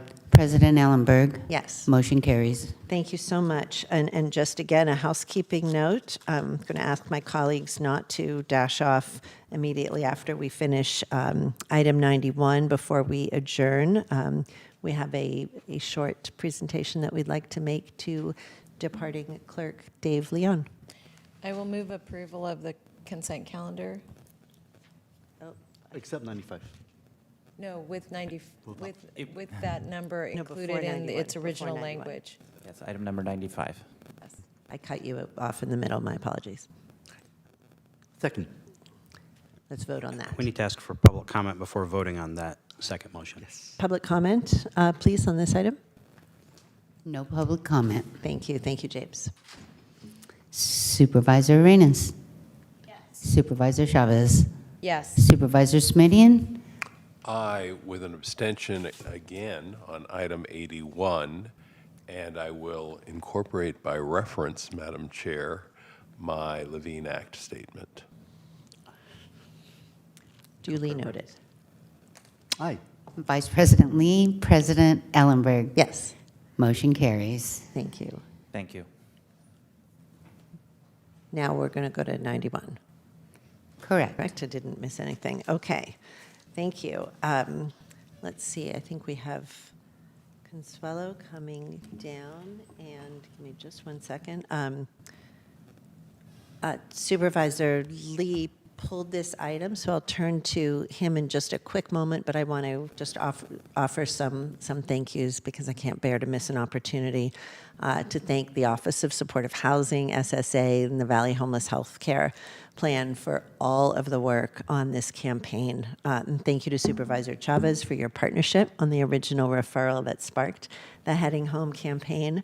I am grateful to our partners at the Santa Clara County Housing Authority, the City of San Jose, Destination Home, Amigos de Guadalupe, Abode Services, Bill Wilson Center, Carry the Vision, Family Supportive Housing, Home First, St. Joseph's Family Center, and the YWCA Golden Gate Silicon Valley for their collaboration on this effort. It is soul-filling to hear that 923 families with children have been housed through the Heading Home campaign. To house 1,740 children and 1,331 adults in 18 months is simply outstanding. Your report back lets us know that you are doing everything you can, and then you're doing more to leverage all available resources. So with all my heart, thank you. Supervisor Lee. Thank you. I certainly want to echo the same congratulations on this very exciting report on the Heading Home campaign, leveraging emergency housing vouchers, expanding rapid rehousing programs, expanding prevention strategies, and of course, creating new permanent housing, which are some of the most difficult things that we can do, and it is certainly no small feat at all. And I just want to say thank you for all that exciting report here, and of course our colleagues that work so hard, especially as Supervisor Chavez, for your amazing work on Measure A to get the funding to make a lot of this doable, right?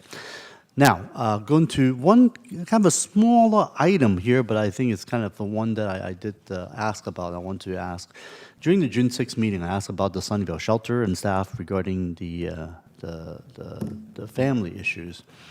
And trying to see if there are ways we could find a separate trailer facility for kids.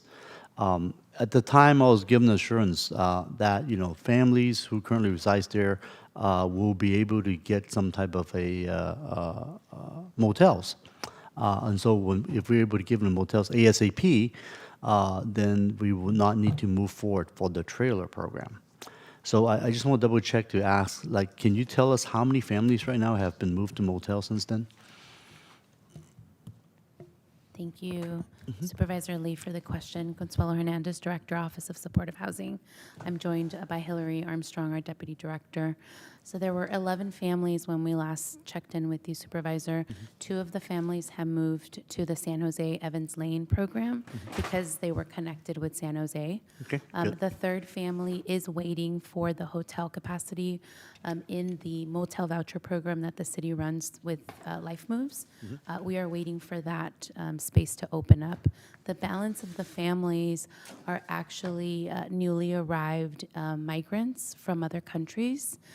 And we're working with the Office of Immigrant Relations because offering them a hotel without an exit strategy or without a pathway to permanent housing, we feel that they will get more support staying at Hamlin versus putting them in a hotel with no services, no access to food. So we are working with the individual families to identify paths that are best for each of them and don't have the opportunity to provide more specific personal information about the families through this update.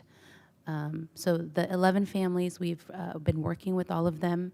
3 will be connected in hotel programs the way that you requested. The other families, the answer is just not that simple. Okay.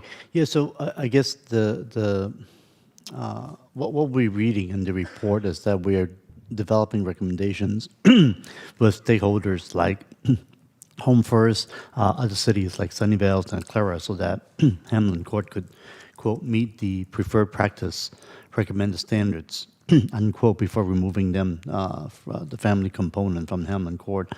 And that you need more time to analyze the costs and programs parameters associated with providing temporary motel stays for families, children, when non-congregate family shelters and motel-based shelters are full.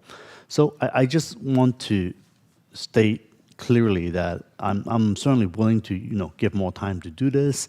But I really need you to come back with some, real solutions. I'm not saying easy solutions; these are very difficult solutions, but relatively soon, because I'm very concerned about what these kids will end up in the interim.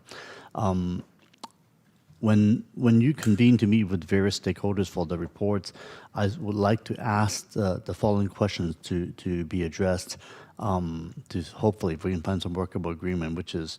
A is, what is the current status of the families residing in Hamlin Court until the other accommodations being secured for them? The type of options being explored, like you mentioned, was Evans Lane, what is motels, and one process will be in place to ensure that, let's say, our nonprofit partners that we're working with will be notified that Hamlin Court may not be suitable for children. In any type of extended period of stay. I'm not talking about like short term, obviously. They need a place to stay, that's great. But having them stay there for a month, 2 months onward doesn't seem to make sense to me, especially if we don't have this like trailer program that we're talking about. And that whether or not we have some type of a program that we could be available if they are not eligible through the Heading Home campaign. I'm certainly not comfortable to not do the separate trailer facility that we proposed earlier, but I would be willing to pause on the request if you could work on this follow-up report. So basically, I'm trying to find ways to help our kids.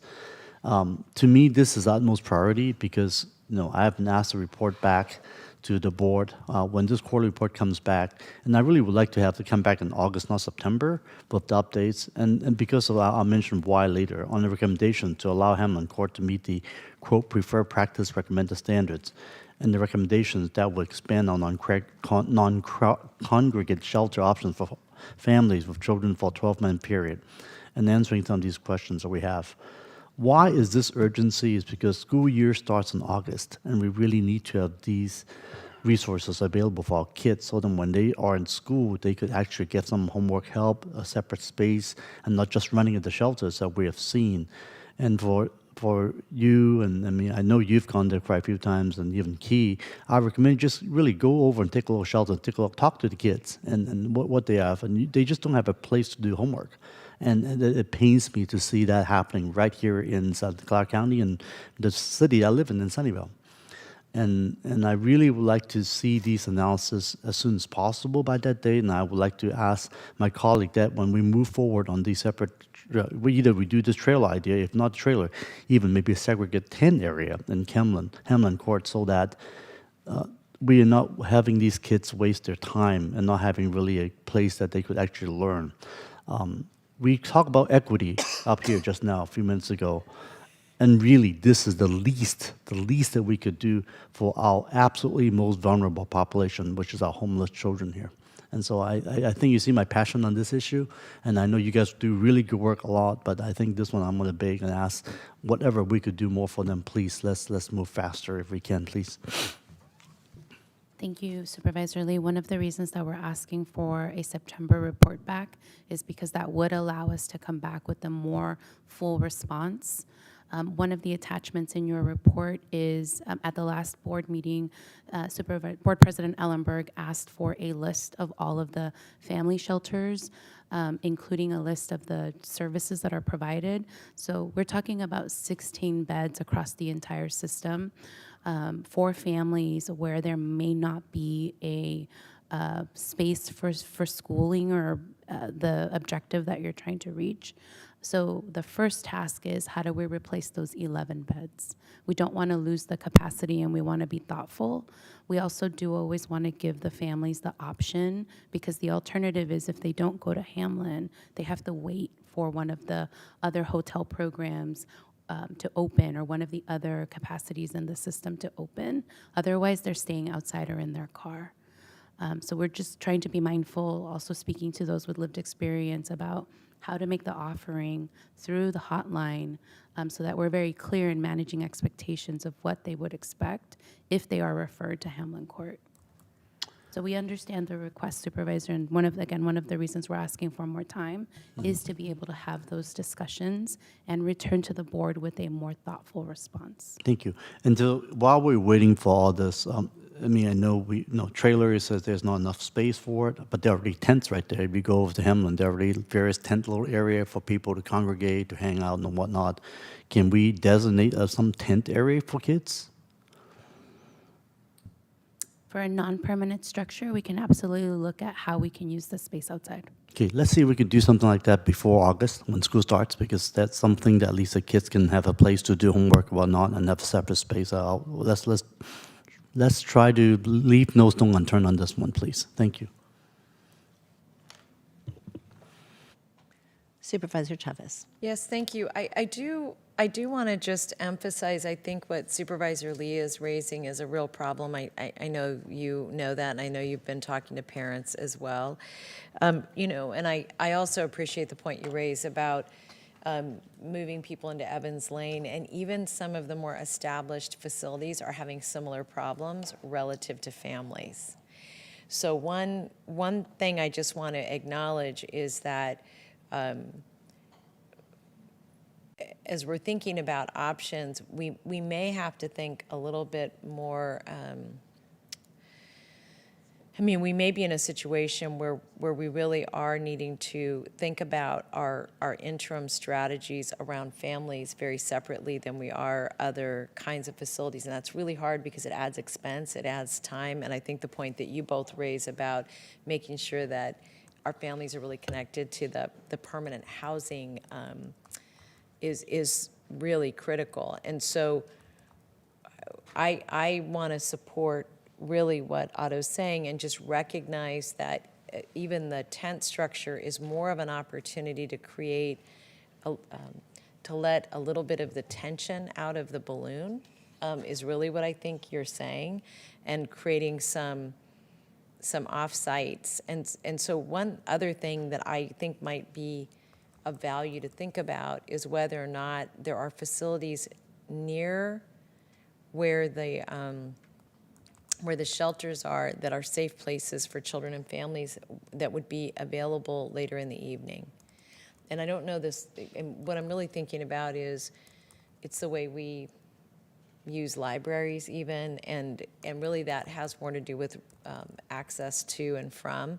So I think we're going to have to think about interim strategies, and I think there's a lot of value, or I know there's value in talking to some of the volunteers, have had some ideas that I think are actually very interesting.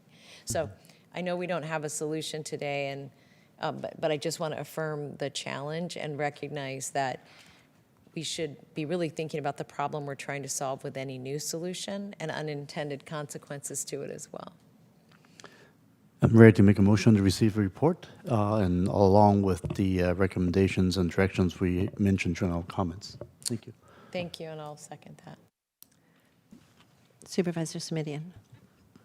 I think it would be helpful for staff, at least it would be helpful for me to know what that direction does or does not consist of at this point.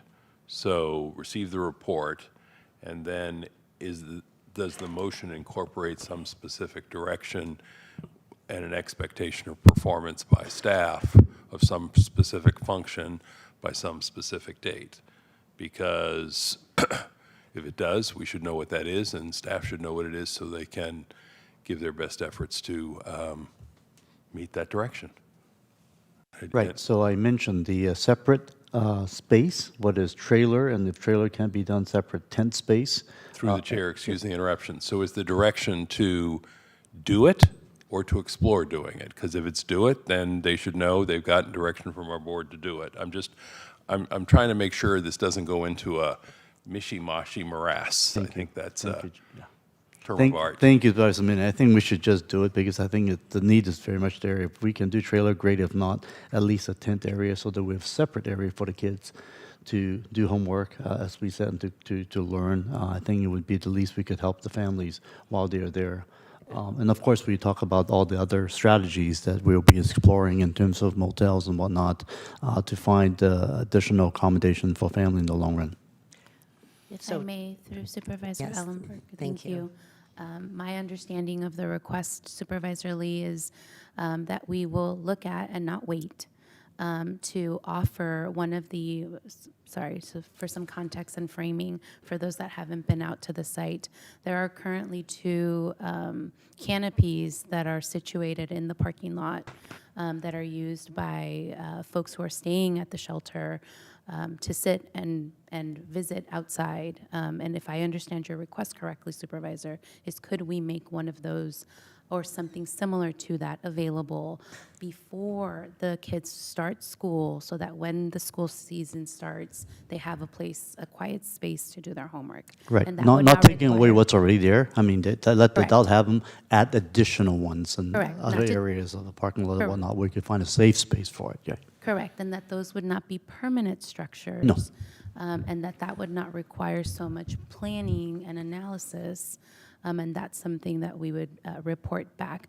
I think one point of clarification, and thank you Supervisor Samidian for requesting that, is how would you like us to respond to that? Is it when we come back and give you an update of our expansion efforts in September, is that through an off agenda, or are you modifying the recommended action? I'm happy well, my goal really is to make it happen, right? I mean, we could read many off-agenda reports, and I'm certainly happy to read it in September coming back to us. But more exciting to me is really let's get that space created so that the kids will have a place for I've said it enough times, and let's see if that would work. And so, just like any pilot, we'll try that. And then, there's one point I actually want to say, thank Supervisor Chavez mentioning of maybe neighboring spaces.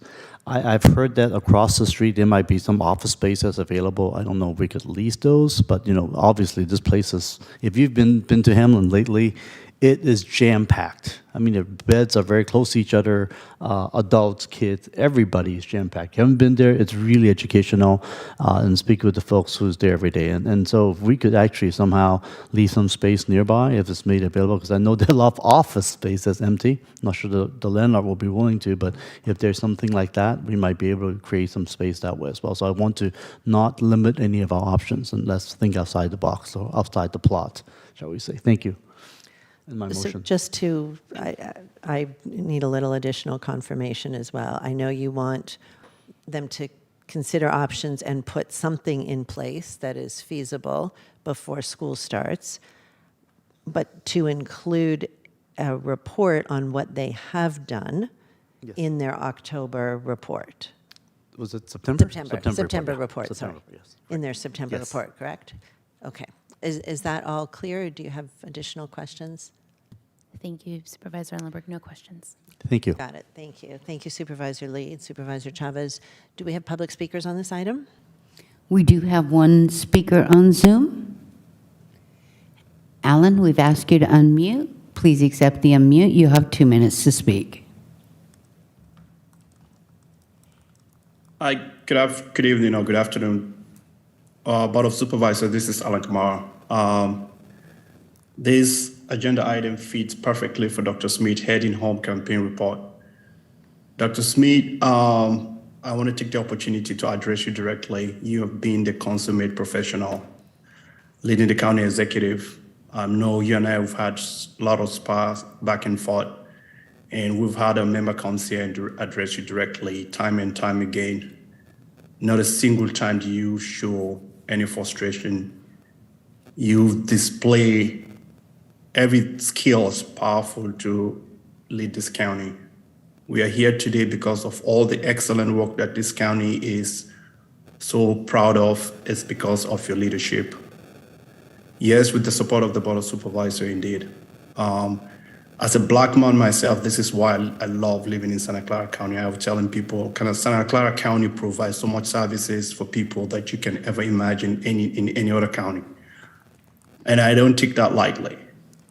You have demonstrated that you are such a skill at what you do.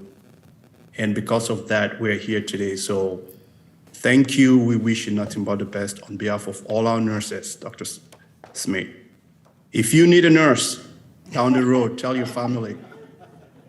Alan Kamara will be there to help. I promise you that. Tell your family if they need a nurse, let them call on Alan. I know we're busy, but I will make my way to San Mateo County. To the Board of Supervisors, I want to salute you all for giving the space and time for all of us to come and speak to you. But because of that man right there, Dr. Smith, you need to go and spend some time with your family. We will miss you. So congratulations on your graduation. Thank you so much. Thank you, Alan. And that concludes our speakers. Thank you. Let's vote on item 91, motion by Lee, second by Chavez. Supervisor Arenas? Yes. Supervisor Chavez? Yes. Supervisor Sumedian? Aye. Vice President Lee? Aye. President Ellenberg? Yes. Motion carries. Thank you very much. Before I adjourn this last Board of Supervisors meeting of the fiscal year, we need to note that it is the last meeting for one of our indispensable board clerks, Dave Leon. Why don't you come down here, Dave? Dave joined the clerk of the board. Dave joined the clerk of the board in 2009 as board clerk 1. In 2015, he was promoted to board clerk 2 and later became the BC2 lead. In 2015, he was awarded the Employee Excellence Award for clerk of the board. Prior to joining the clerk's office, Dave worked at the Gilroy Dispatch and the San Jose Mercury News. He studied music at San Jose State, is still a music director, is at present very active in local theater, is a known Disneyland aficionado, and has a wonderfully decorated work area. Dave, we have a commendation for you. We'd love to take a photo with the board. If you'd like to say anything first, you're welcome to do so. Thank you. Thank you, President Ellenberg, and thank you, board members, and thank you to whoever wrote that bio for me.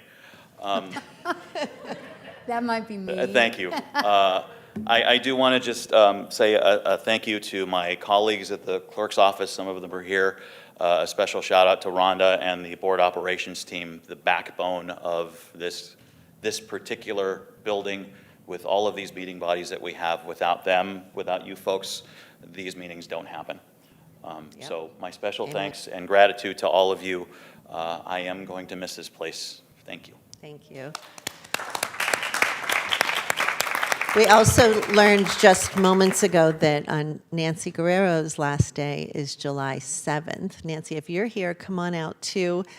We'll get a certificate to you by the end of this week. Unfortunately, Nancy is not in today. Then I will organize that nonetheless. Thank you to all of the clerks. You really all do just an incredible job for us all year long. We're so appreciative. And in fact, if all of the available clerks who are out here or back there want to join the pick, come do that, please.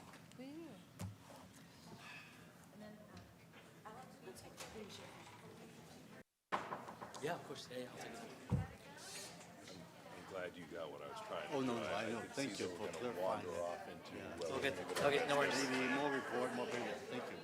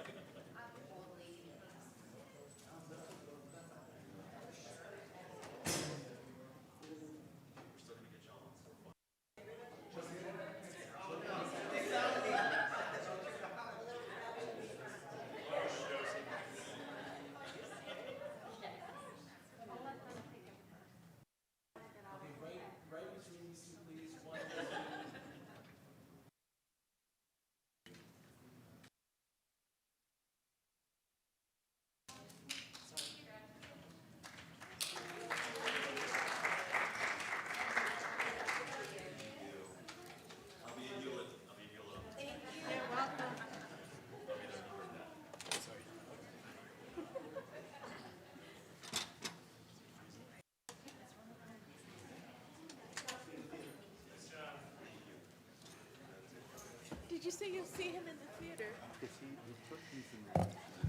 With that, The last meeting of the 2022-2023 fiscal year is adjourned.